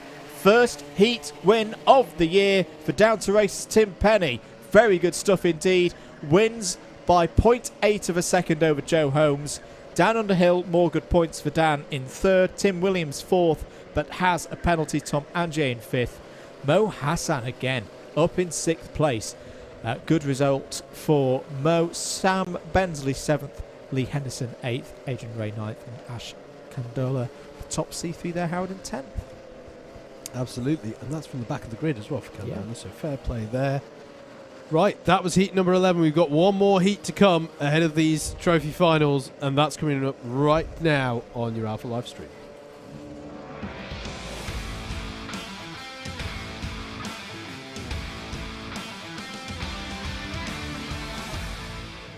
Here we go then. Vinod Hirani will start this one on pole position with Alexander Lamin alongside Richard Allen, and Josh Pettit make up row number 2 with Joe Wright and Lawrence Chair up next on the grid. Darryl Lowe and Pepe Lucchese will be your fourth row of the grid ahead of Kieran Chigty and Carl Walker to round out the top 10. Kurt Holmes and Scott Parker will be your sixth row with Mikey Nichols and Darren Booker on row 7. David Harvey and Christian Hoos will occupy the 8th row of the grid. And then row number 9 is going to be Antonio Gittonio and Thomas Smith in this 18 kart field to round out the sprint racing, the heat racing, I should say, for today. And as we get ready for this one, Vinod Hirani then, the super heavyweight drivers in the number 38 there. We'll have eyes on the lights. We've seen some great starts already today from Dickie Allen. What can he do from third on the grid? Eyes on the lights, engine notes rise, and away we go into oblivion. And that's a strong start from Lamin. And Lamin, for the first time that I can recall today, from second on the grid, has had a fantastic start and has muscled through by the time they got to the apex of turn 2. So that is brilliant stuff there. And Richard Allen has got by on Vinod Hirani as well. We've got a few wheels dipped onto the grass and a little bit of clattering of the curb through Inkermans, but on the whole, that seems fairly clean and everyone's pointing in the right direction. But what a start for those who have gone up to the top 2 positions. Lamin and Dickie Allen, they're just checked out. Yep, they've gone. They have gone, and they should consolidate those positions. You say everyone's pointing in the right direction. Oh, God. For about half a second, maybe a second, Mikey Nichols very much was not pointing in the right direction. Coming off of Inkermans as Allen down the inside takes the lead of the race, gives the instruction to Alexander Lamin to let's go. Let's get away from this lot and get first and second place in this last heat of the afternoon before the finals. But Mikey Nichols was 90 degrees pointing the wrong direction, but thankfully had the rest of the field to right him back into a forward direction. Yeah. Got away with that one. Yeah, absolutely. Kurt Holmes getting by on Vinod Hirani there. That's for 4th place.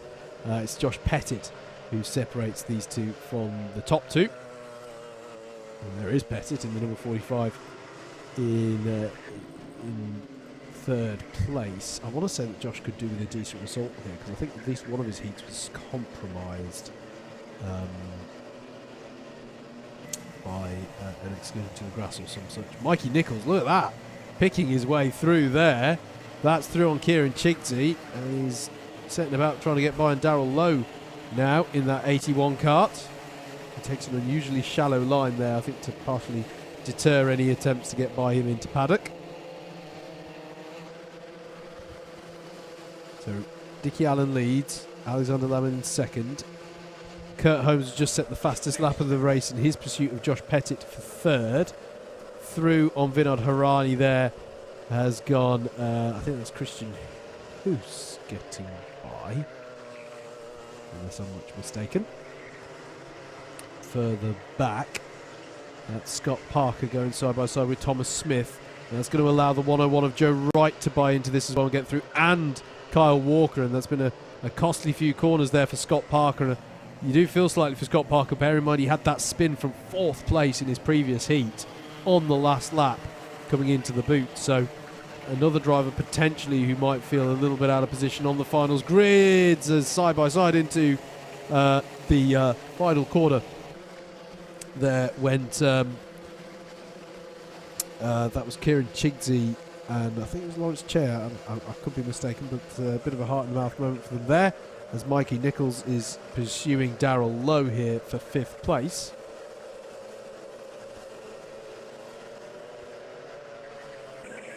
Into Ashby, there you go. Joe Wright under attack from Kyle Walker. It's in the battle over 12th place.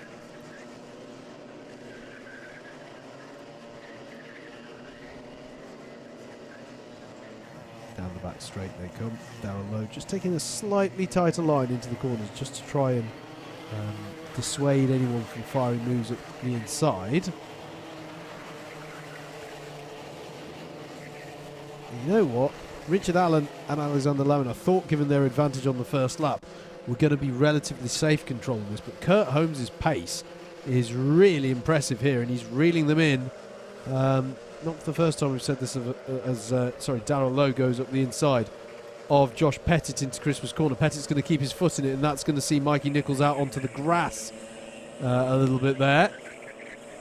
He's going to gather it up and try and stop Kieran Chigsey in that 49 who's just arrived on scene from getting by, but Chigsey has got through. The 49 is through on the number 5 after that off-track moment for Nichols. Yeah, Kurt Holmes with impressive pace here. Best part of half a second taken out of the top 2 last time around. And we'll see how they are across the line this time. But I think it's very much becoming a 3-horse race at the front, because it's 2.3 seconds further back to this battle we're seeing between Pettit. It's not 2 seconds back because Darrell Lowe is in the middle of all this. He's managed to pull away slightly from the Pettit-Chigsey-Nichols battle. Just see him further up the road there with the pale blue lid.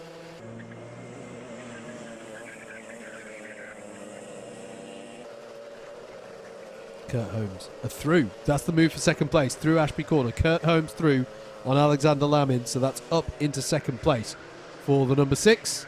And now the question is going to be is how does his pace compare to Richard Allen? And this is going to be an interesting one, actually, setting us up for our A final later on, because I'd say both of these we'd expect to be on that A final grid.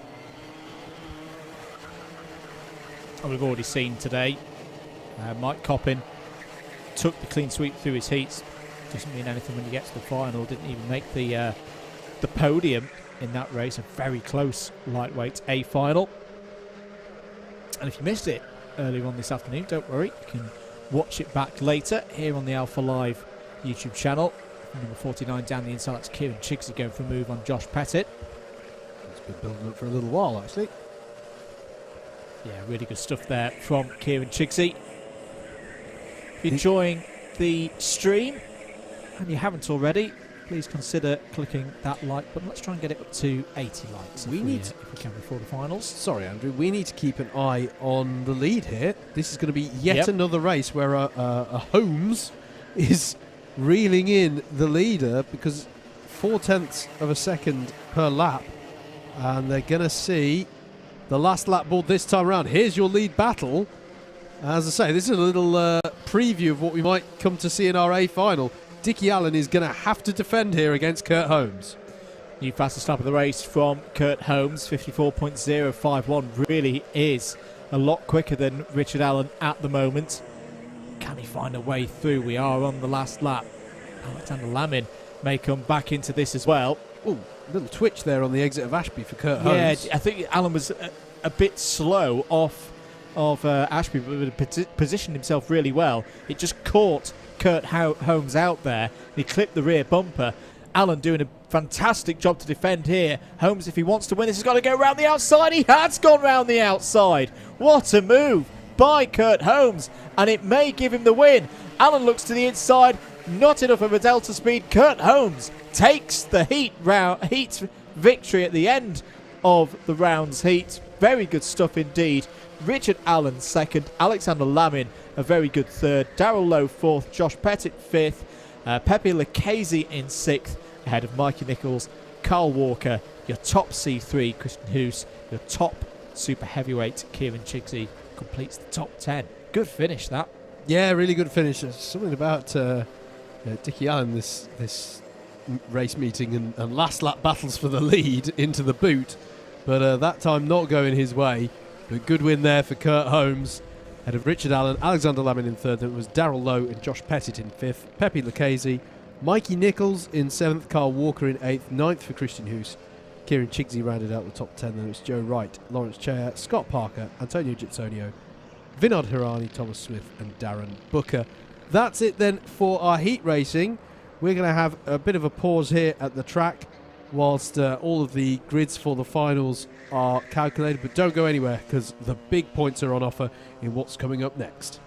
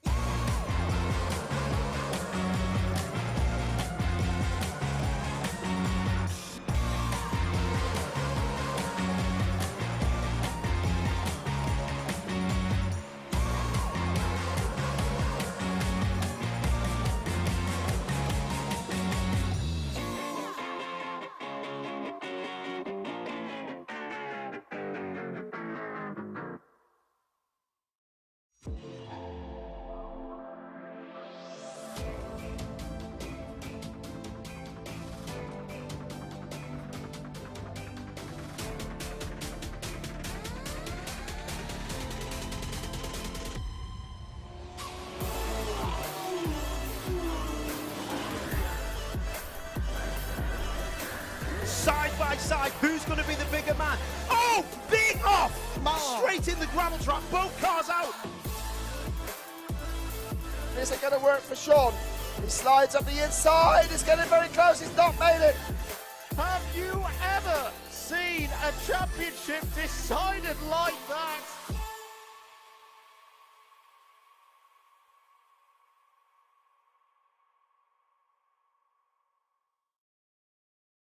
Welcome to Alpha Live, the live streaming service where you can be part of the action from home. You can watch via your smart TV, phone, tablet, or even your gaming console. We've got you covered.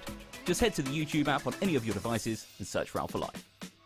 Here you can watch all of the events as they unfold, or you could choose from our vast library for those lazy days in, all in beautiful HD. Be sure to hit that subscribe button and click on that notification bell so you don't miss out on any future videos.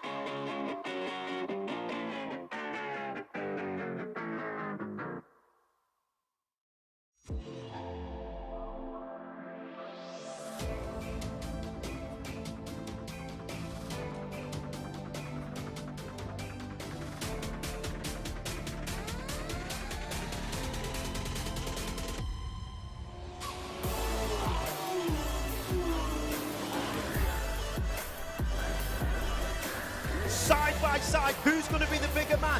Oh, big off! Straight in the gravel trap, both cars out.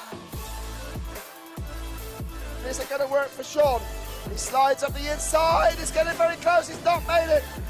Have you ever seen a championship decided like that?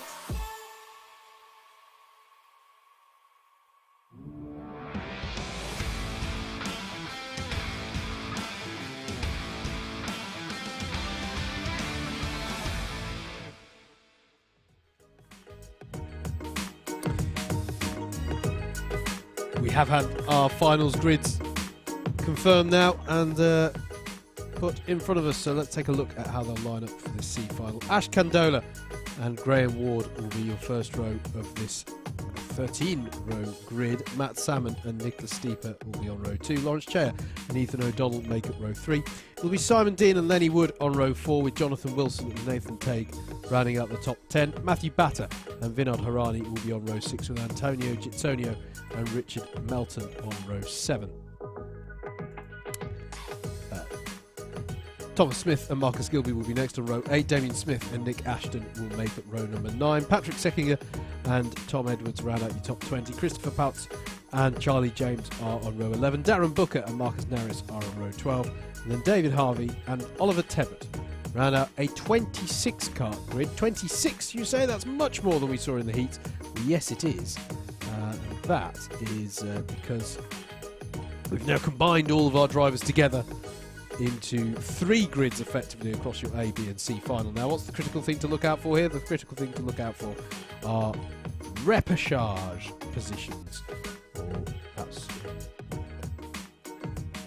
clearer terms, promotion spots effectively. So the top 4 finishers of the C final will be promoted up into the B.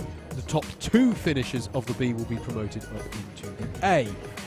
Bearing in mind that we've suddenly upped the ante. It was 30 points for a win in one of the heat races. It's 150 points to whoever wins that A final, and the points cascade down from there all the way through the A, B and C final. So you really want to try and promote yourself up to give yourself the best prospects of big points or bigger points. But if you can't get in those promotion spots, it's all about trying to finish as well as you can to get the best points you can from your trophy finals. And we saw a very exciting C final in the lightweights earlier on this afternoon, to a point that we had 7 drivers all going for 4 spots with a lap and a half to go. We did, and we saw some drivers missing out at the very last, didn't we, as well? At certain points this morning as well, this early afternoon perhaps I should say. So yeah, it's so crucial to play yourself in tactically. It's a bigger field, and it's it's a bigger grid of karts, and it's a longer race. You know, so it's all about playing this sensibly, playing the long game in inverted commas. You and I are endurance race fans, mate, so for us this is still going to be quick. But from a sprint race perspective, this is about playing yourself into it gradually, biding your time where appropriate, rather than going all in on a big move that ends in tears for you or the other karts around you. So our C final drivers ready down in the Tunbridge grid in the paddock. See Dan Underhill and Jacob Harris having a quick chat there. Yep, indeed. Dan Shaw on there as well. Jacob Underhill just to the left. Look at it, little large down there. Two quite tall guys to be having a conversation, isn't it? But yeah, we're looking forward to seeing Jacob and the other cadets and juniors competing later in the year, once we get into the summer. Absolutely. Be able to watch some of their rounds here on Alpha Live. I think the whistle has now gone. Yes, the whistle has gone to instruct drivers to start their engines and head out for this C final in the heavyweights and super heavyweights.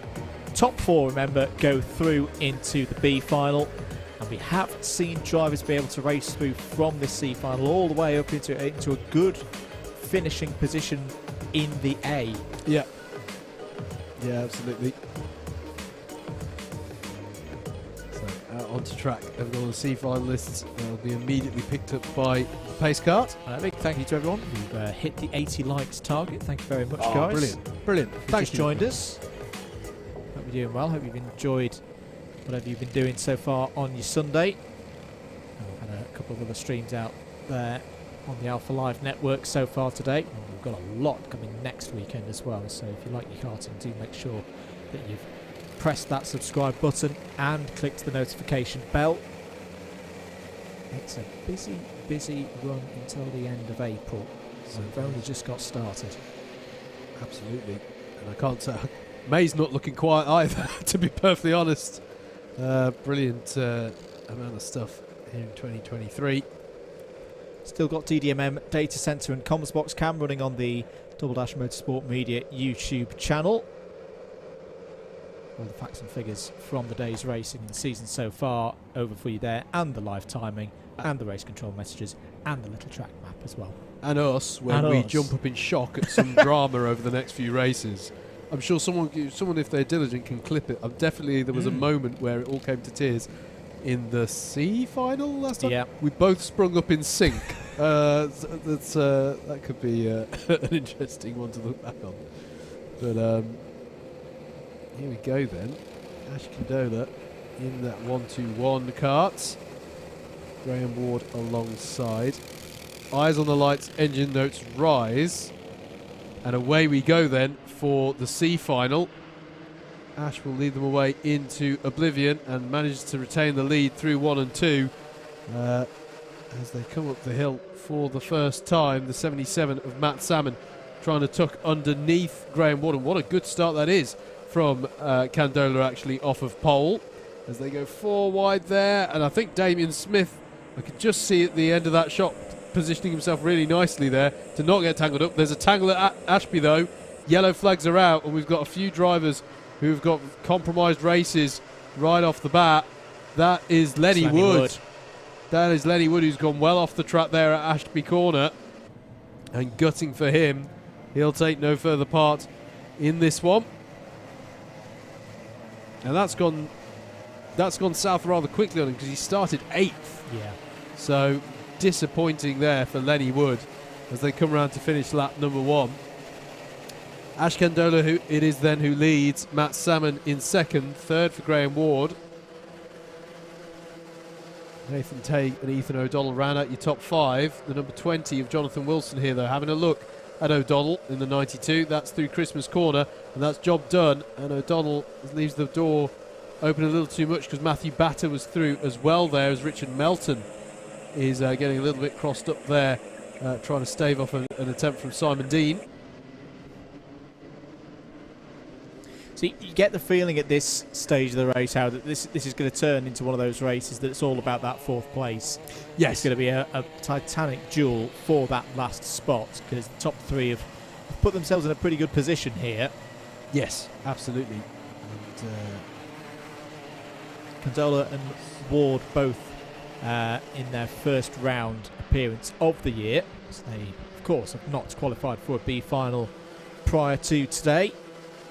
Matthew Salmon similarly hasn't visited a B final. Here comes Ward down the inside of Matt Salmon. Salmon doesn't fight it too hard. That's sensible. That's the way to play at this stage of the race, the tactics in one of these 4-position repechage races.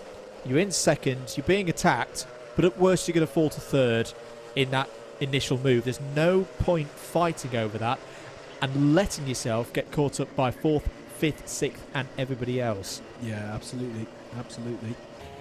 Just to confirm, by the way, none of our classes will get determined in terms of their podiums in this one. Nathan Tague's having a really strong early phase of this race as well. There he is in the red suit and the grey helmet in 4th place. also hasn't made it to a B final so far in 2023. He's got a decent gap to play with there over Jonathan Wilson. However, Wilson has just put in the fastest lap of the race. Good response from the number 20 driver. There he is. Yep. The karting armchair experts logo on the back of his suit. 55.782.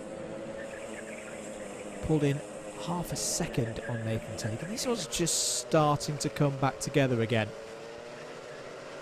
Ash Condola, though, in full control, 2 seconds clear of Graham Ward now, and getting faster and faster each lap. Yeah, I could see the BUKC patch on Ash's suit. It's worth mentioning, if you're a BUKC driver, this is still quite short. Yes. For a race, right? The sprint races that BUKC run are 25 minutes long, which is really quite long for a sprint race in UK karting. Some people even call them sprint duros, for that portmanteau of enduro and sprint because of the length. It's just as Jonathan Wilson takes a look here, this is key here, and it's too deep that he's gone there in a move against Nathan Tague.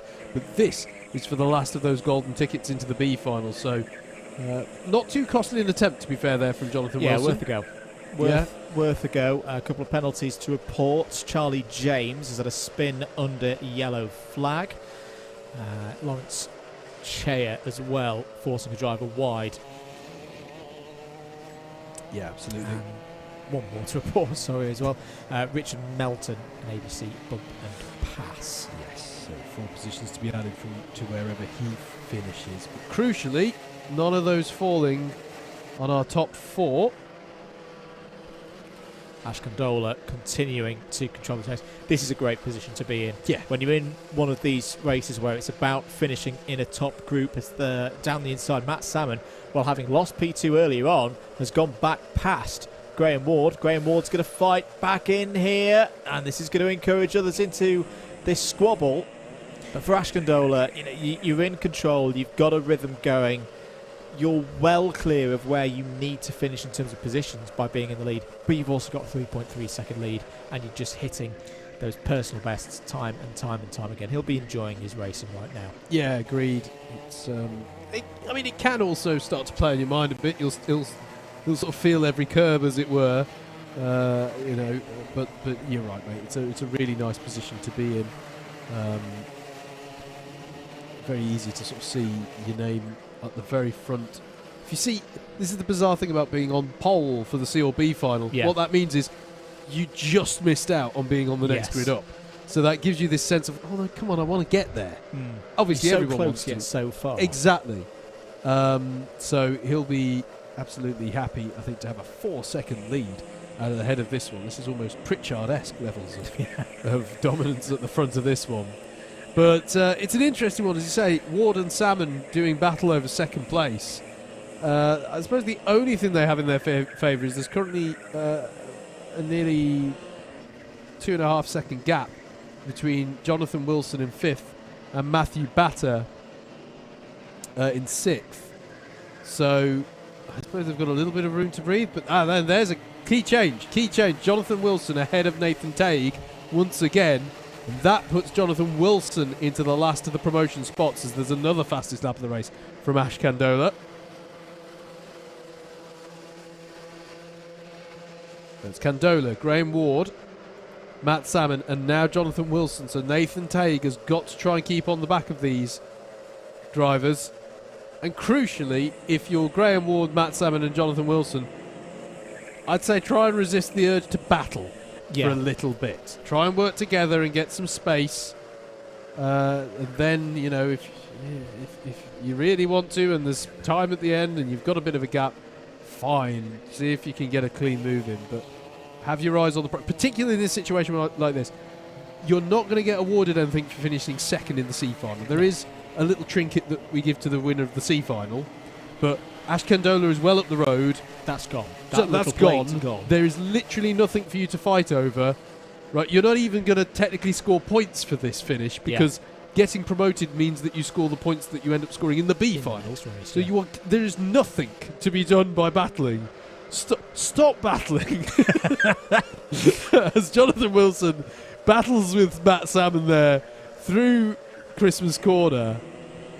and he's going to try again into Ashby. I mean, oh dear, that's 2 drivers off up at Christmas Corner. It is. Long way off the circuit as well.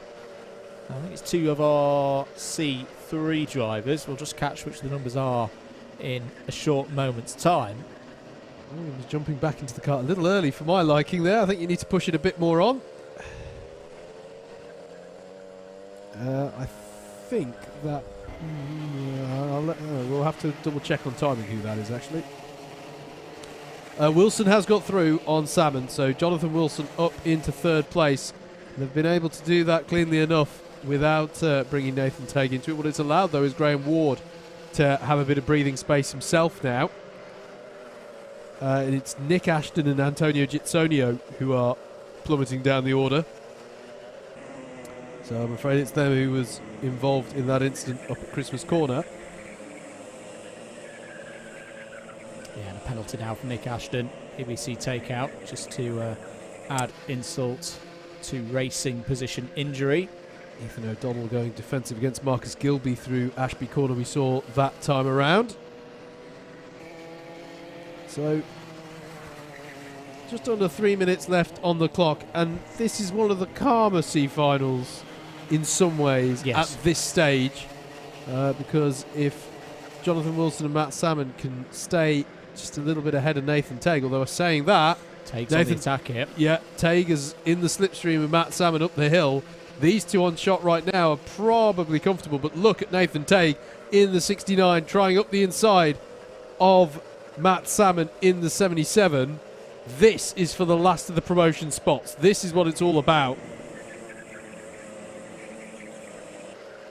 As they come through Ashby Corner, Jonathan Wilson as well is beginning to challenge Graham Ward.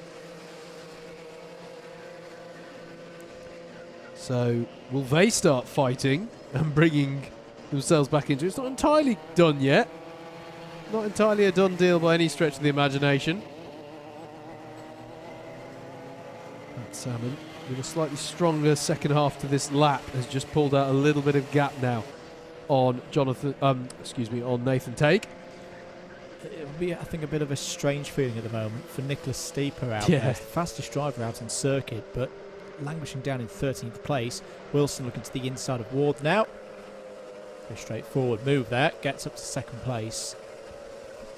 As I say, that's another new fastest lap of the race. I think if the qualifying had been a bit better for Steeper, would have been right up there in this battle. I think Damien Smith as well, Andrew, started 17th on this grid. Yeah. Up to 9th place, one of our Class 2 runners. Definitely a case of what might have been, I think, today. As as we contemplate that, Jonathan Wilson gets a move in on Graham Ward. Graham Ward having a little attack back there. Last lap board is out then. Here's your leader. It's taken it from pole position. Ash Condola. Really, really good drive from Condola.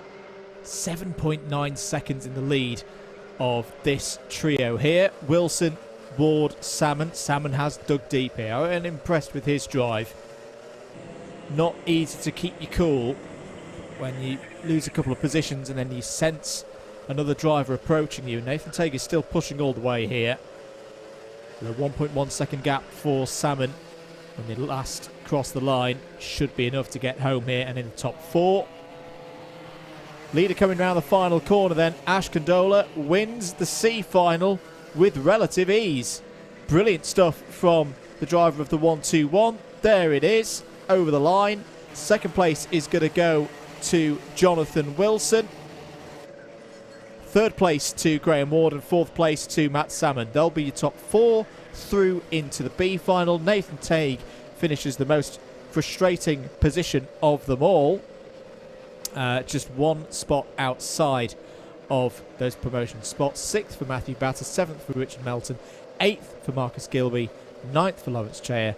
Damien Smith, good drive there through the order, finishes 10th in the C final. Thomas Smith, 11th. Ethan O'Donnell on what's a new circuit to him. He's done a fair bit of racing around Bookmore Park, but a good drive there from Ethan O'Donnell to 12th. 13th for Nicholas Steeper, 14th for Christopher Pouts, 15th for Tom Edwards. Vinod Hirani, Patrick Seckinger, Simon Dean, Charlie James and Darren Brooker complete the top 20. Antonio Gizzolio, Lenny Wood and Nick Ashton complete the 23 finishers in that race. That was your C final then. Coming up next here on your Alpha live stream of round 3 of Club 100 Senior Sprints for 2023 is going to be the B final for round 3.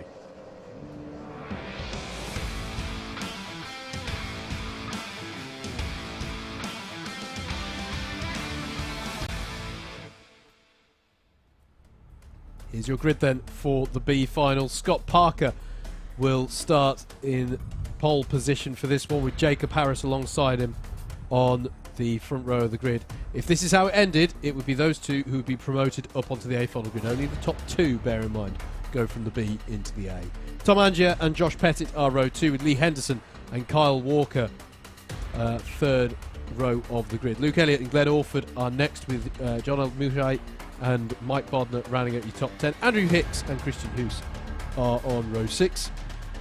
Kieran Chigsey and Richard Neal are next, and then it's Matthew Griffiths and Paul Williams on row number 8. Jack Cameron Drayton and Jordan Hawkins are on row number 9. Row 10 will see Darren Townsley start ahead of Jason Kirkham. Vijay Patel will start with Mikey Nichols alongside on row 11, and then on row 12, not shown on our graphic because we've literally just witnessed it in the C final, it will be Ash Kandola and Jonathan Wilson, and then on row 13, because it's the top 4 who get promoted from the C final, it'll be Graham Ward and Matt Salmon. That's how they line up then, the 26 karts in your B final.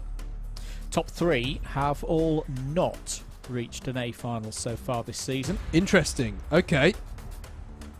Interesting. And behind them have. Bearing in mind as well, Scott Parker with a heat. Not a heat win, sorry. No, you're right. Yeah, with a heat win. Right. Sorry, yes. Was the start of the afternoon session. Yes, indeed. A heat win. And this is it. A heat win, but the spin from 4th on the last lap. That's why we find him here in the B final. On such things your day can turn, no pun intended, with regards to a spin. But Jacob Harris hasn't made an A final so far this season. 5th, 12th and 6th results for Jacob so far. I think the start's going to be key for this one. If those top 2 could hold themselves in that position, it's probably in both of their interests to not fight too hard as they go through the first couple of corners. Yeah, absolutely. Absolutely. It's about keeping a cool head in this one. Just in terms of, I should double check as well whether we've got on our A final grid. Super heavyweights. Yeah, we've got one in the form of Richard Newton. So if we don't see 2 heavyweights to get through, well, we could say basically we'll know by the end of this race which 3 drivers are on the super heavyweight. We might not know what order they're in. Yep.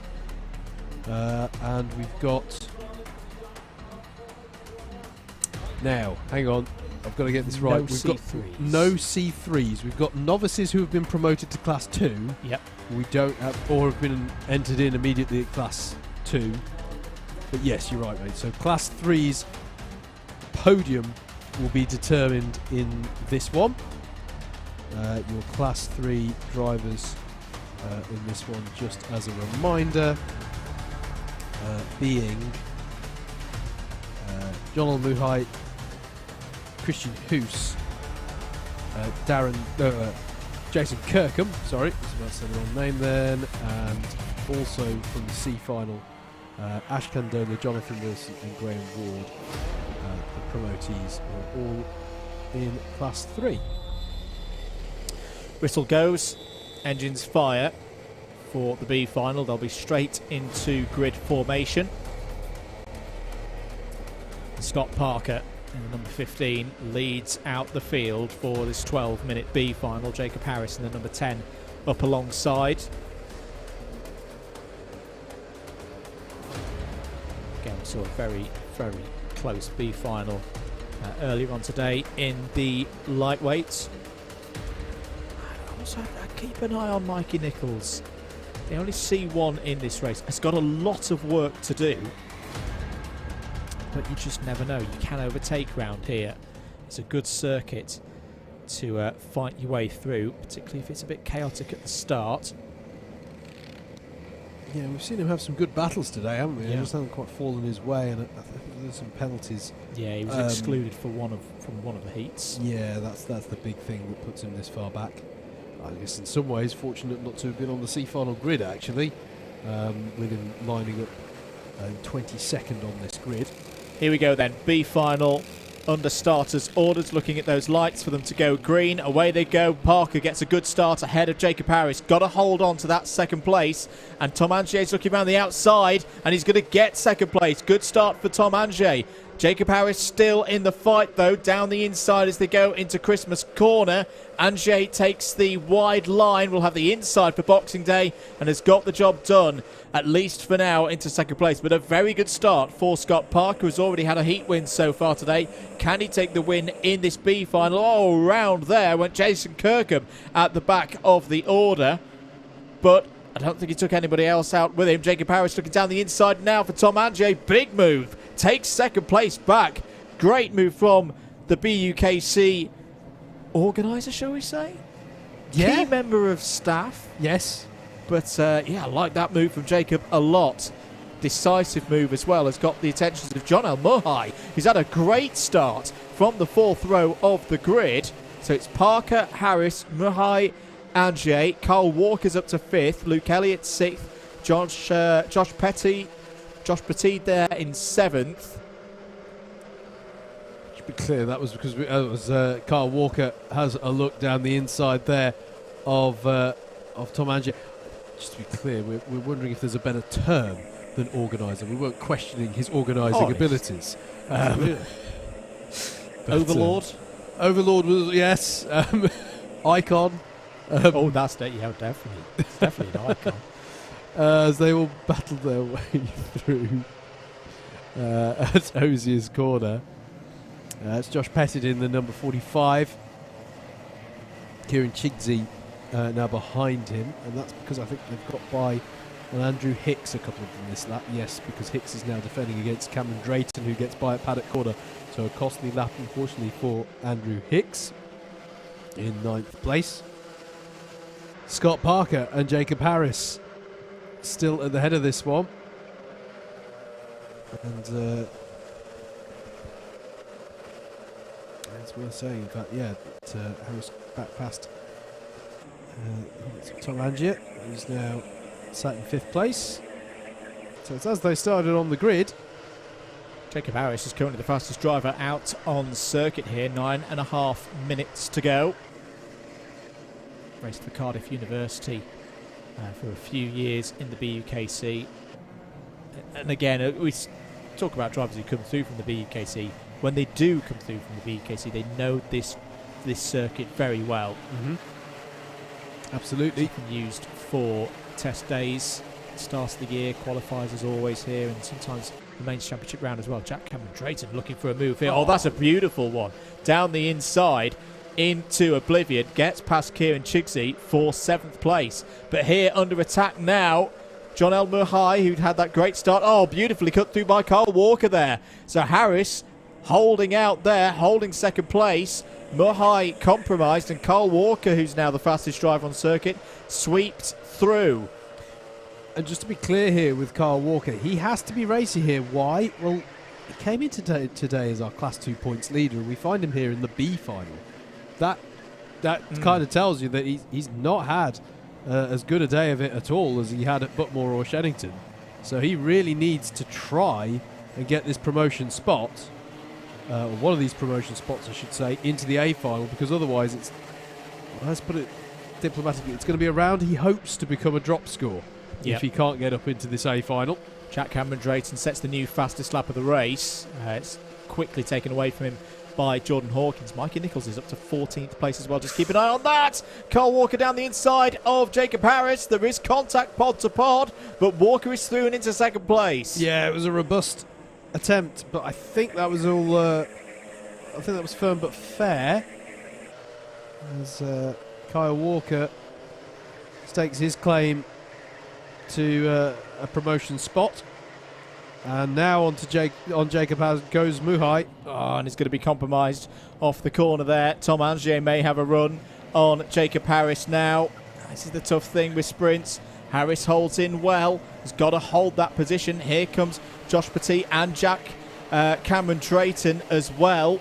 Tom Angier has actually lost 2 positions there. Penalty for the 1-2-1. Ash Condola, the C final winner, has had an ABC bump and pass out there. That'll be plus 4 positions. Here goes Carl Walker for the lead on Scott Parker. Key move.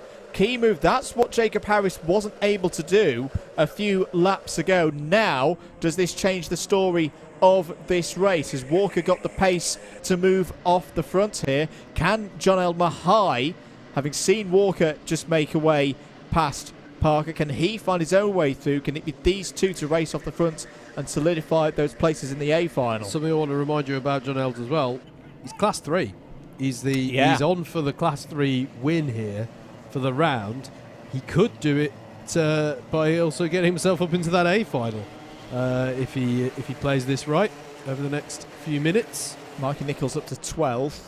He's the single C1 driver in this race. That's why we're keeping an eye on him, because we would expect Mikey Nichols to come through the field, and he's just on a 54.844. It's 4.4 seconds off the lead. Oh, bit of contact and rubbing there between Parker and Mahai. Parker says calm down, chill it down, because we don't want to fall back into the bigger pack. Jacob Harris has caught up to them now. May just be wise to hold off for a second, let this one simmer back down before trying to make a move into that top 2. We're already into the second half of this race, Howard. 5 3/4 minutes to go. Yeah, absolutely. Further back here, looking at Mikey Nichols on his continued charge up through the field. Haven't even factored that one in. The Class 1 driver working his way up, and that is past Glenn Orford that he's got this lap, and up into the top 10 now for Mikey Nichols. He's really got his work cut out if he's going to work his way up the rest of the top 10 into a promotion spot, but he's given it a very good effort here as he's now pursuing Andrew Hicks in the 17. Not good news for the super heavyweights point leader at the start of the day. Lee Henderson has got a penalty for an ABC bump and pass. Mikey Nichols goes past Andrew Hicks there. The trouble is, each of these drivers that Mikey Nichols catches now, one, he's got to catch them. Two, getting past them is going to get harder and harder and harder now as the pace of these drivers increases. 5 minutes to go. Walker still leads by a second ahead of Mahai. Harris has got past Parker back into third. Now, I just wonder here, if you're in Jacob Harris's position, do you back yourself and try and isolate John Mahai to go for a late last corner or last lap overtake for that second place? It's a strategy that we've seen work quite nicely in a lot of races around Whilton Mill in the past. It all depends, I think, on what's happening around you. He's got a bit of a gap there as there's a switch there. Kieran Chigsey through on former race leader Scott Parker. It's a difficult one here for Scott. Mikey Nichols down the inside of Cameron Drayton, and there's contact. Josh Petit's involved there as well, and they're all having another chat with one another, and that pretty much counts those 3 drivers out. Yeah, that's a costly moment there, certainly for them. And they've now got that bigger gap that would need to be closed down in the latter stages of this one. Here is the 17 of Andrew Hicks, with Glenn Orford pursuing him. 3.5 minutes to go. Position changes confirmed. Chigsey past Parker for 5th. Cameron Drayton, Hicks and Orford all up to 7th, 8th and 9th. But crucially, there's a 1.5 second gap now from Scott Parker in 6th to Jack Cameron Drayton in 7th. They're whittling away with 3 and a bit minutes to play. Carl Walker though, what a run this has been. 1.4 seconds in the lead of this race, in control, doesn't need to push any harder. Jacob Harris holding that rear axle of John Mahai at the moment. These two are very, very evenly matched at this stage of the race. Yeah, it's going to be an interesting one here. I think you do have to back yourself now. You always have to back yourself when you're out on track, but I think Jacob Harris has isolated him enough, Andrew. There's the gap back to the battling carts behind. They were also a touch quicker than Carl Walker on that last lap. Since still with 2.5 minutes to go, it's not inconceivable that Mahai and Harris, by working together, could close that 1.3 second gap down. True. Slightly wider line from John Old there through Ashby Corner. I think Jacob is definitely going to be eyeing up the move here. It's a difficult one to work together, to be honest, because when the stakes are as they are, it's a little bit difficult for John Old to apply trust to the situation. Yeah. And he'll be feeling the pressure as well. Let's have a look at see what the gap is this time around. This has been a pretty clean lap from both second and third place drivers. They are closing in, 1.1 seconds. True. Now, yeah, big yeah. gap, that's 2/10 out. Not quite in the range yet where a bit of slipstream will be coming to aid them as well. I think they've just got to keep pushing on here, both of them. No point fighting now, because you could both lose the potential to get that second place, because Kieran Cheeksy's pushing on there in fourth place. Yeah, absolutely.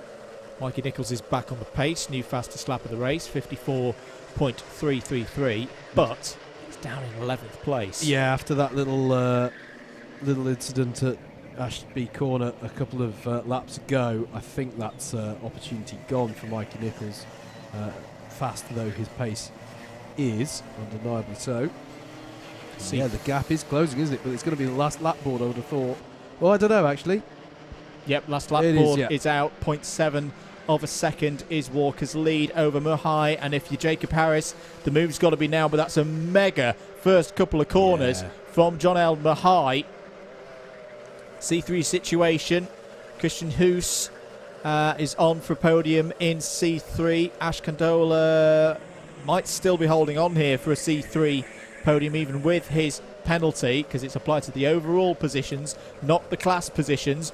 Harris coming back again into the second half of the course where he's stronger. A little bit of a mistake there from Mahai. Yep. Is he wide through? And in fact, they're catching up to Walker as well. Is Walker tightening up here? This isn't done on the last lap. Into the boot for the final time in the B final. Is Carl Walker going to hold on here for the race victory? I think he is. And John L. Mahai is going to race a very, very good turn into second place. Walker wins it. Mahai second. Jacob Harris just finishes outside of the A final awarding positions there in third. Kieran Chigsey is fourth, will be on the super heavyweight class podium. Tom Angier in fifth. Jack Cameron Drayton in sixth. Seventh for Scott Parker. Eighth for Glenn Orford. Ninth in the end for Mikey Nichols. Disappointment not making the A final there. 10th for Andrew Hicks. Christian Hoos will be on the podium in C3, virtue of that 11th place finish. Mike Bodner is your other driver on the super heavyweight podium in 12th. Josh Petit in 13th. Jordan Hawkins 14th. Ash Condola 15th. And third in Class 3. And third in Class 3. Having got promoted from the C final, Yep. that is a podium. There. Darren Townsley 16th, Vijay Patel 17th, Lee Henderson 18th, Richard Neal and Matthew Griffiths complete the top 20, Luke Elliott 21st, Jonathan Wilson 22nd, Paul Williams 23rd, Graham Ward, Jason Kirkham and Matt Salmon complete the 26 finishes in that race. And in getting that promotion, it's worth saying John wins Class 3. That's He confirmed. does, yes. So class victory for the round, no matter what happens for him now in the A final. So brilliant stuff there. And as JV goes for a run, Get those knees up. Yeah, goes for a run towards the pit lane. It must be because everybody's over there getting ready for our final race of the day, where the big points are at for our heavyweights. It's the A final coming up next here at Whilton Mill.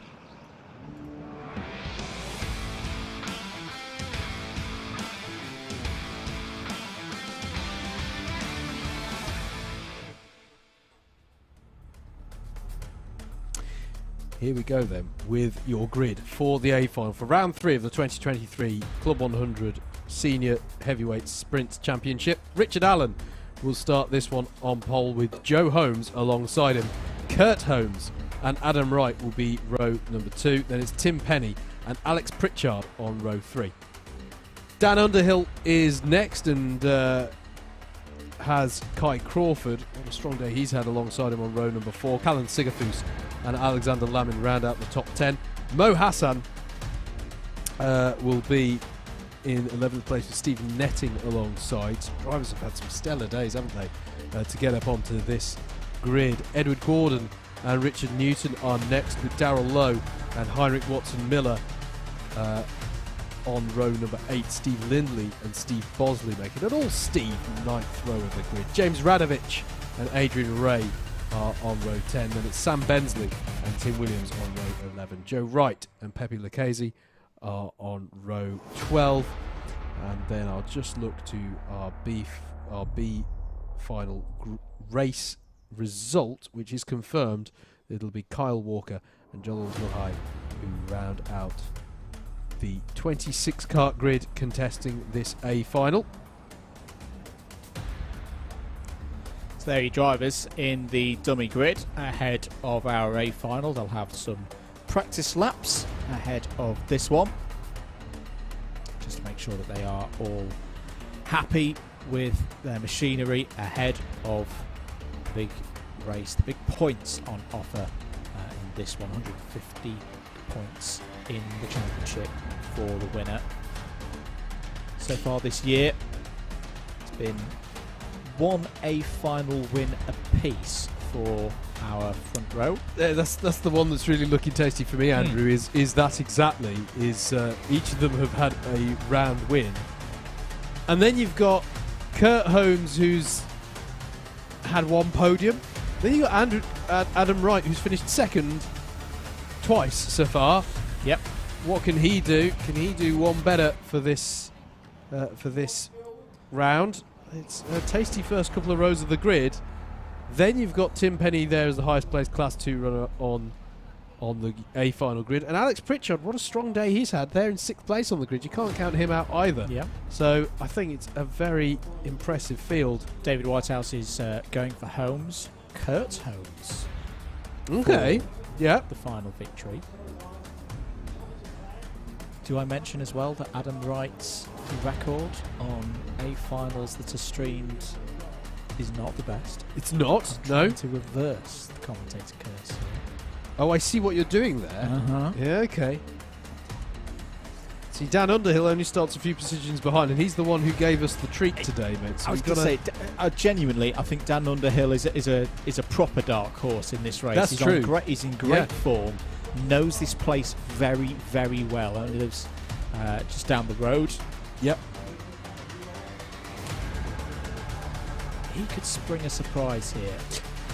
Should have said the other thing as well, by the way, confirmed by that B final result. Congratulations to Richard Newton, who's won the round for super heavyweights. Yep. Because there's no one who can take that off of him now.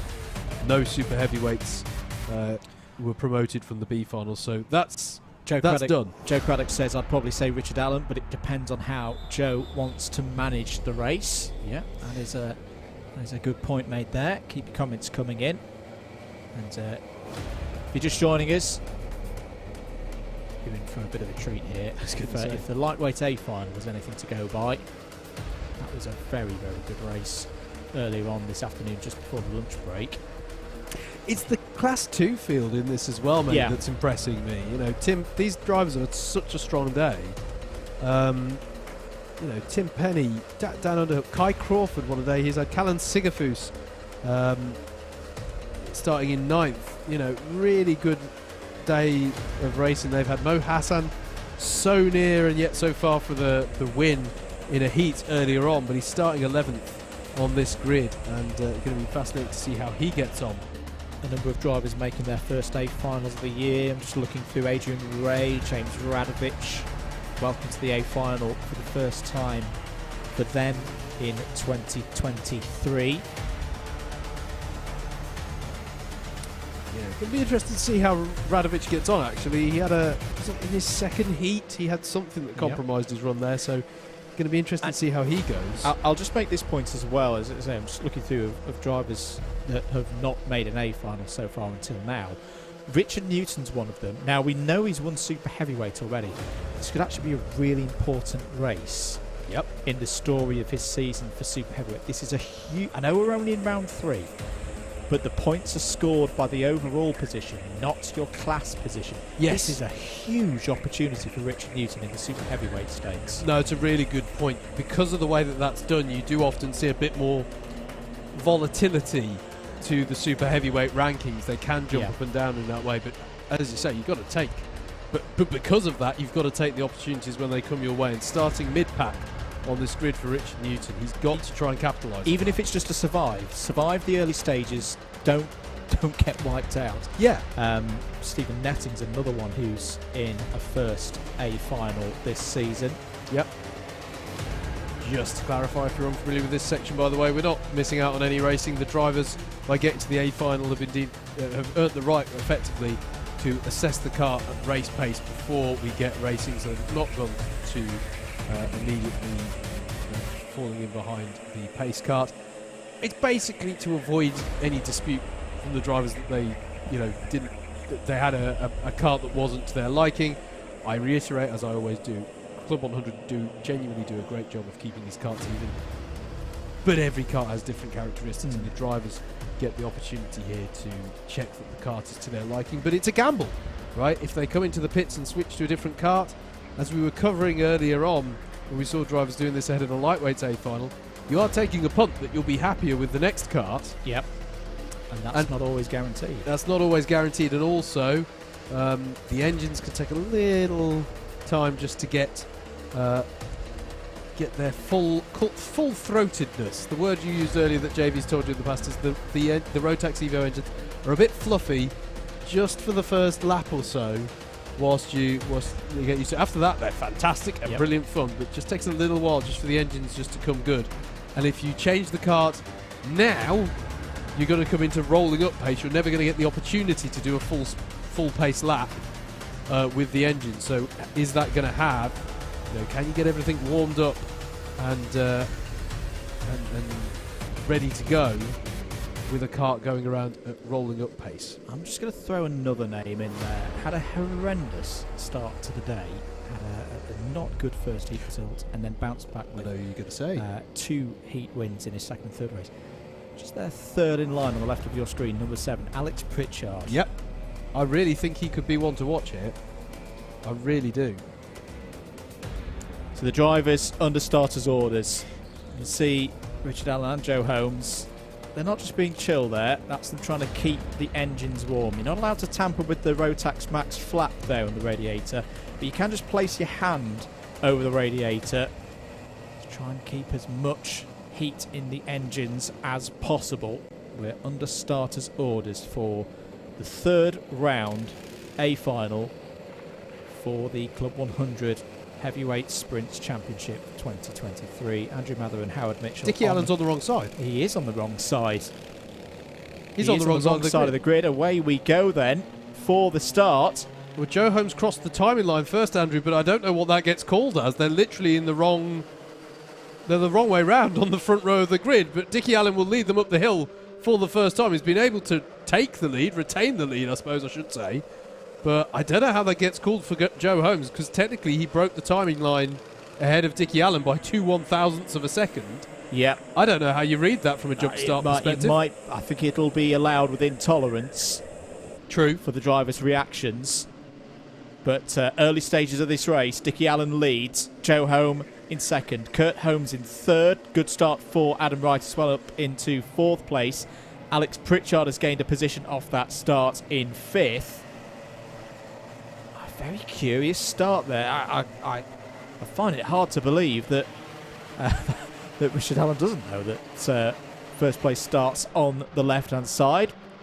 There we go. The race is allowed to continue. I mean, it is effectively the grid order of the front 2 rows as they started. Alex Pritchard has managed to get himself up to 5th place ahead of Tim Penny, and crucially Dan Underhill, from a Class 2 perspective, Dan Underhill has got by on Tim Penny up into 6th place. As going super defensive there was Richard Allen on the run down to Ashby Corner this time around, who's had a good start on the first lap. Oh, Kurt Holmes goes for it on Joe Holmes. This contact between the Holmes. And Kurt got a little bit hot in there. Crossed up on the brakes into Ozier's. Overtook his brother Joe Holmes, but lost out to Adam Wright there. Well, that's not in the game plan whatsoever. And, yeah, they've got to work it out. They've got Alex Pritchard between them now. But that's given opportunity to Adam Wright now, who's taken up his, so far this season, familiar position of second place. But he's in a great position to look to go one better here. Contact warning for Kurt Holmes is how that one was called. There's been a track limit warning for him as well. He's had a little go at Adam Wright down into Ashby.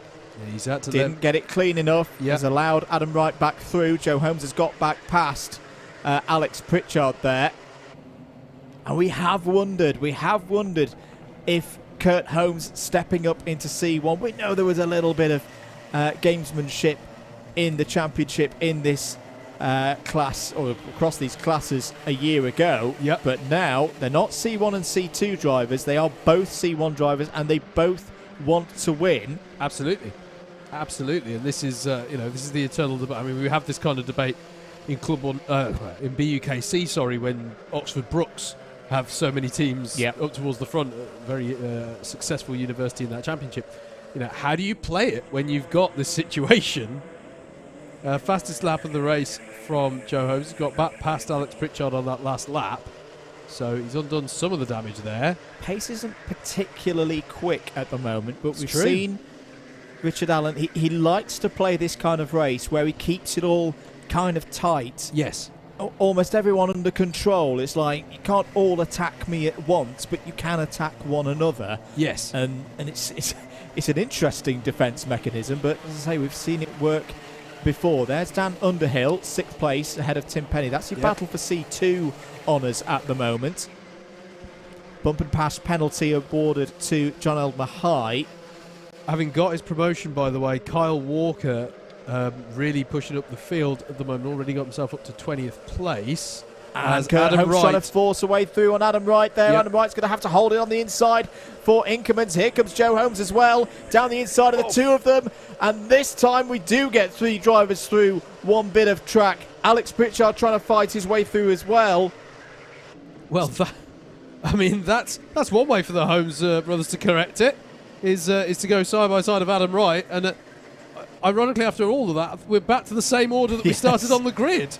Adam Wright looking to fight back at Kurt Holmes. Got to be careful though, Andrew, because Alex Pritchard won't need a second time of asking with this one. Dan Underhill, he's got to go for it to try and give himself a buffer to Tim Penny as well. Out wide goes Adam Wright.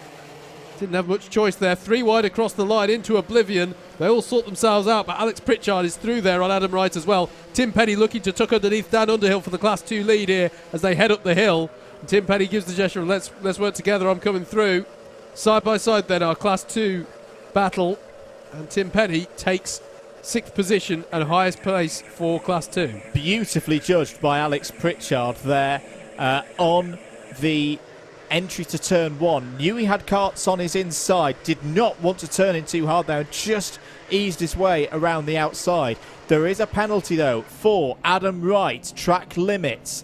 Well, he's taken advantage of running outside the track limits. That was probably on the last corner there when he was side by side with Dan Underhill. So Adam Wright is already out of the picture in terms of winning this round. Even if he finished P1 on the road, he would lose the 150 points award because of that penalty. Meanwhile, front of the order, Joe Holmes has been gesticulating. There he is again at Dickie Allen to say, I want to work with you, I want to push off the front. The problem is Dickie Allen does not agree. No, absolutely.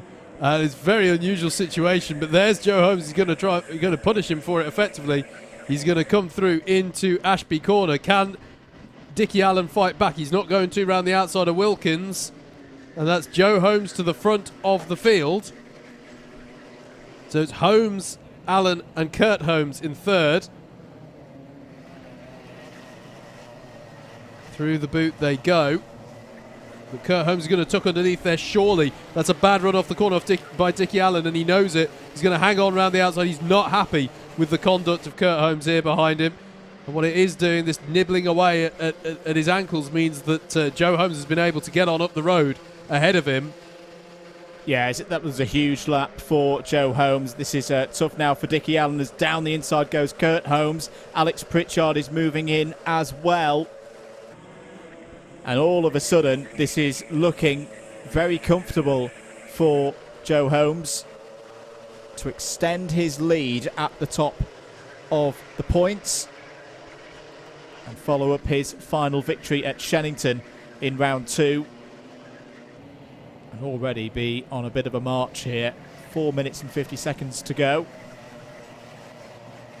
Kurt Holmes has had one trip to the podium in an A final so far this year, finished in 3rd.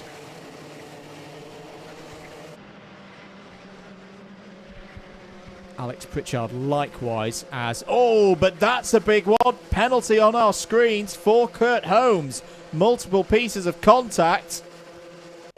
And down the inside goes Allen. Almost as if he sensed it. That's Dickie Allen back passed up into 2nd place.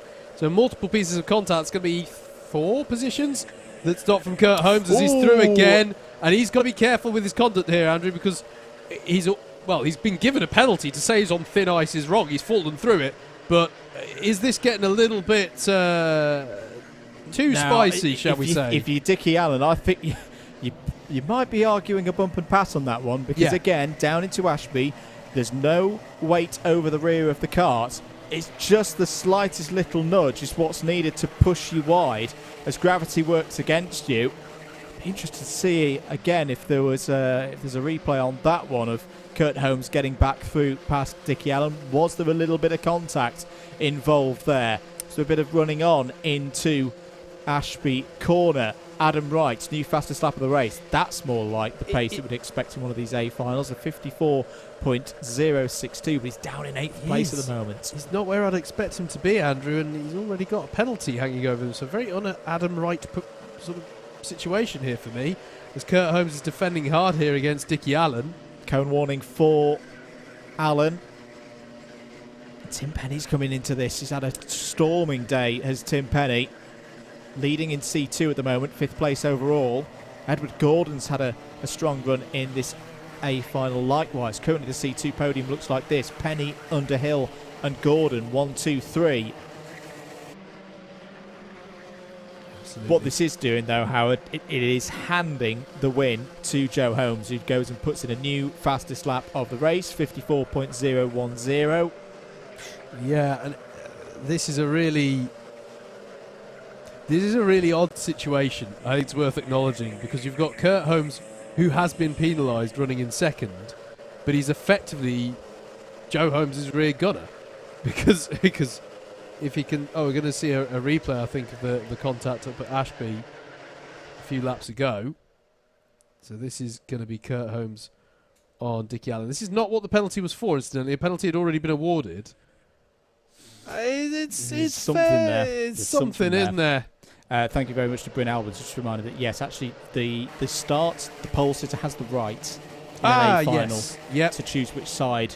And I get that from that perspective because not as much from a rolling start, but a standing start in particular. Yes. I always prefer the outside. No, that's that long run up to Christmas corner. So that's just to clear that one up. Yeah, no, that's a really good shout. I appreciate that one, Bryn. I had, I'd forgotten that part of the... You'd forgotten the rules. Forgotten a bit of the rules. Old. I shall shut myself away and study them again.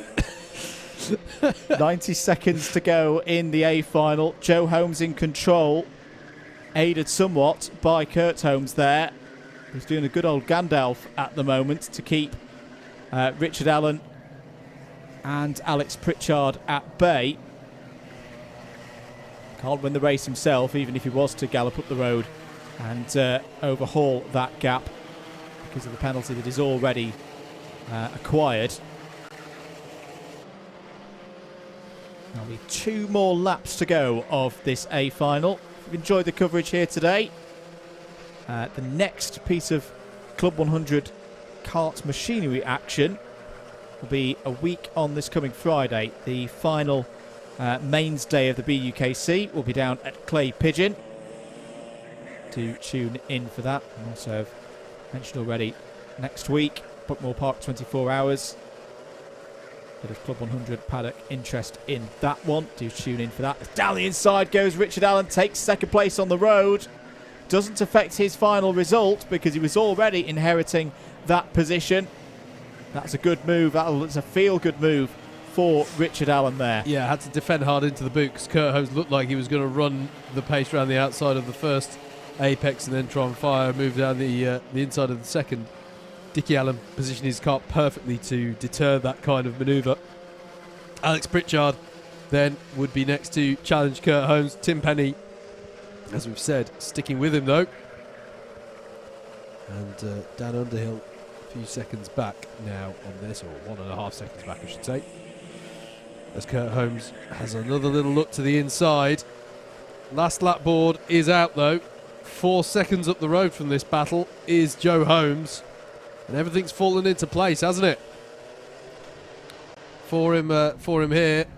He's going to be coming round the boot now. It was 1 apiece coming into this A final between Joe Holmes and Dickie Allen. It's going to be Joe Holmes who takes round number 3 of the 2023 Heavyweights Senior Sprint Championship. Dickie Allen finishes in 2nd.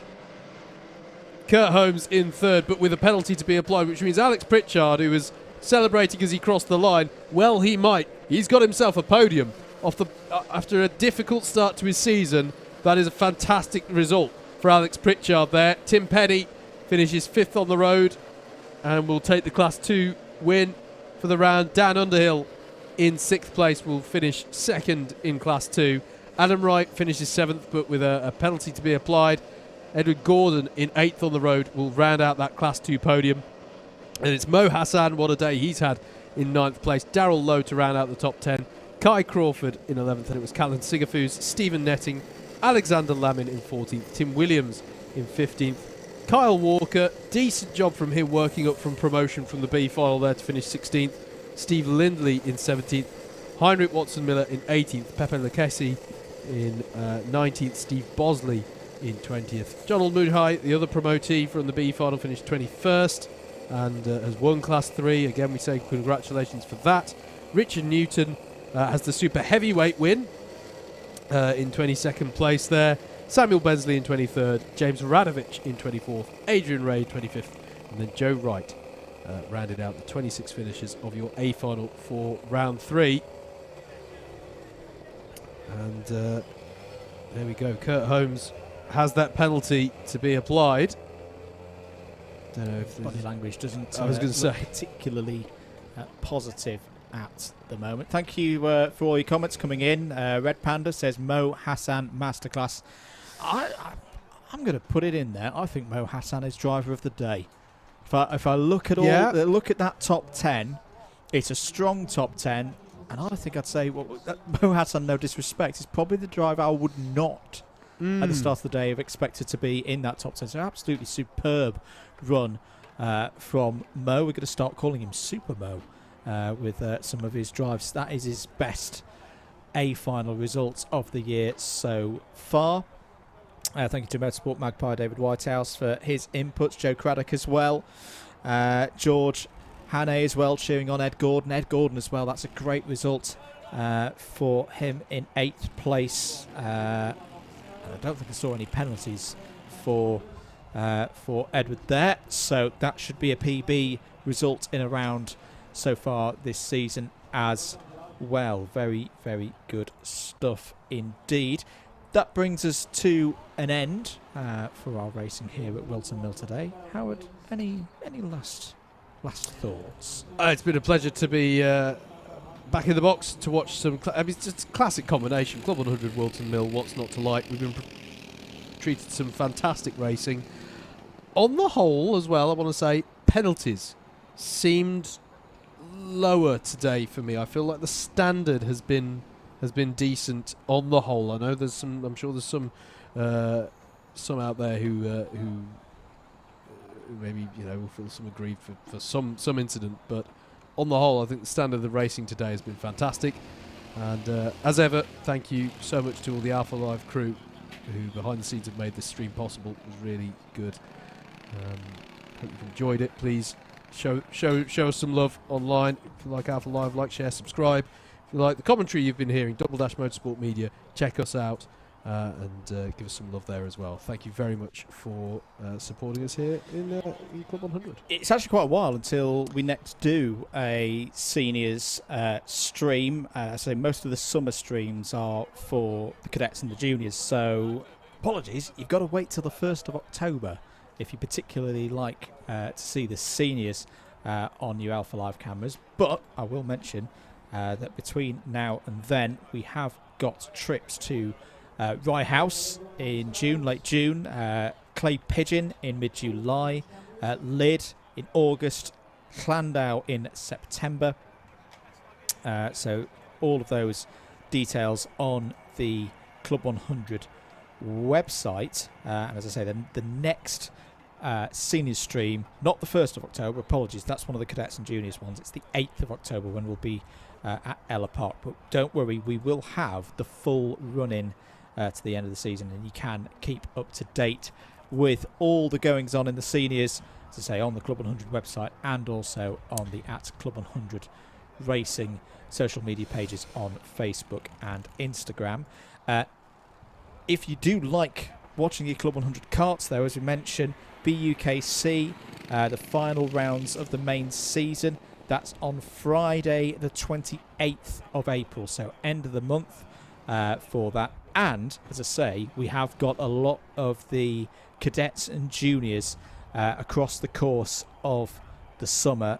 Do have a look on the website, on the Club 100 website, for the details of which rounds are streamed for that. I'm going to give one last mention to two things, both coming up this next week with DDMM involvement Wednesday night over on the DDMM YouTube channel. It's Club 100 and BUKC Racing Round 2 from Fuji in the GT3s.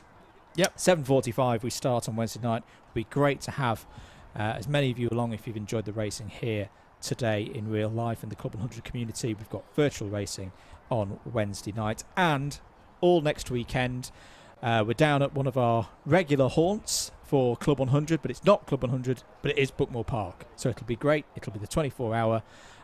Really excited about that event. You can watch the whole thing live on Alpha Live next weekend.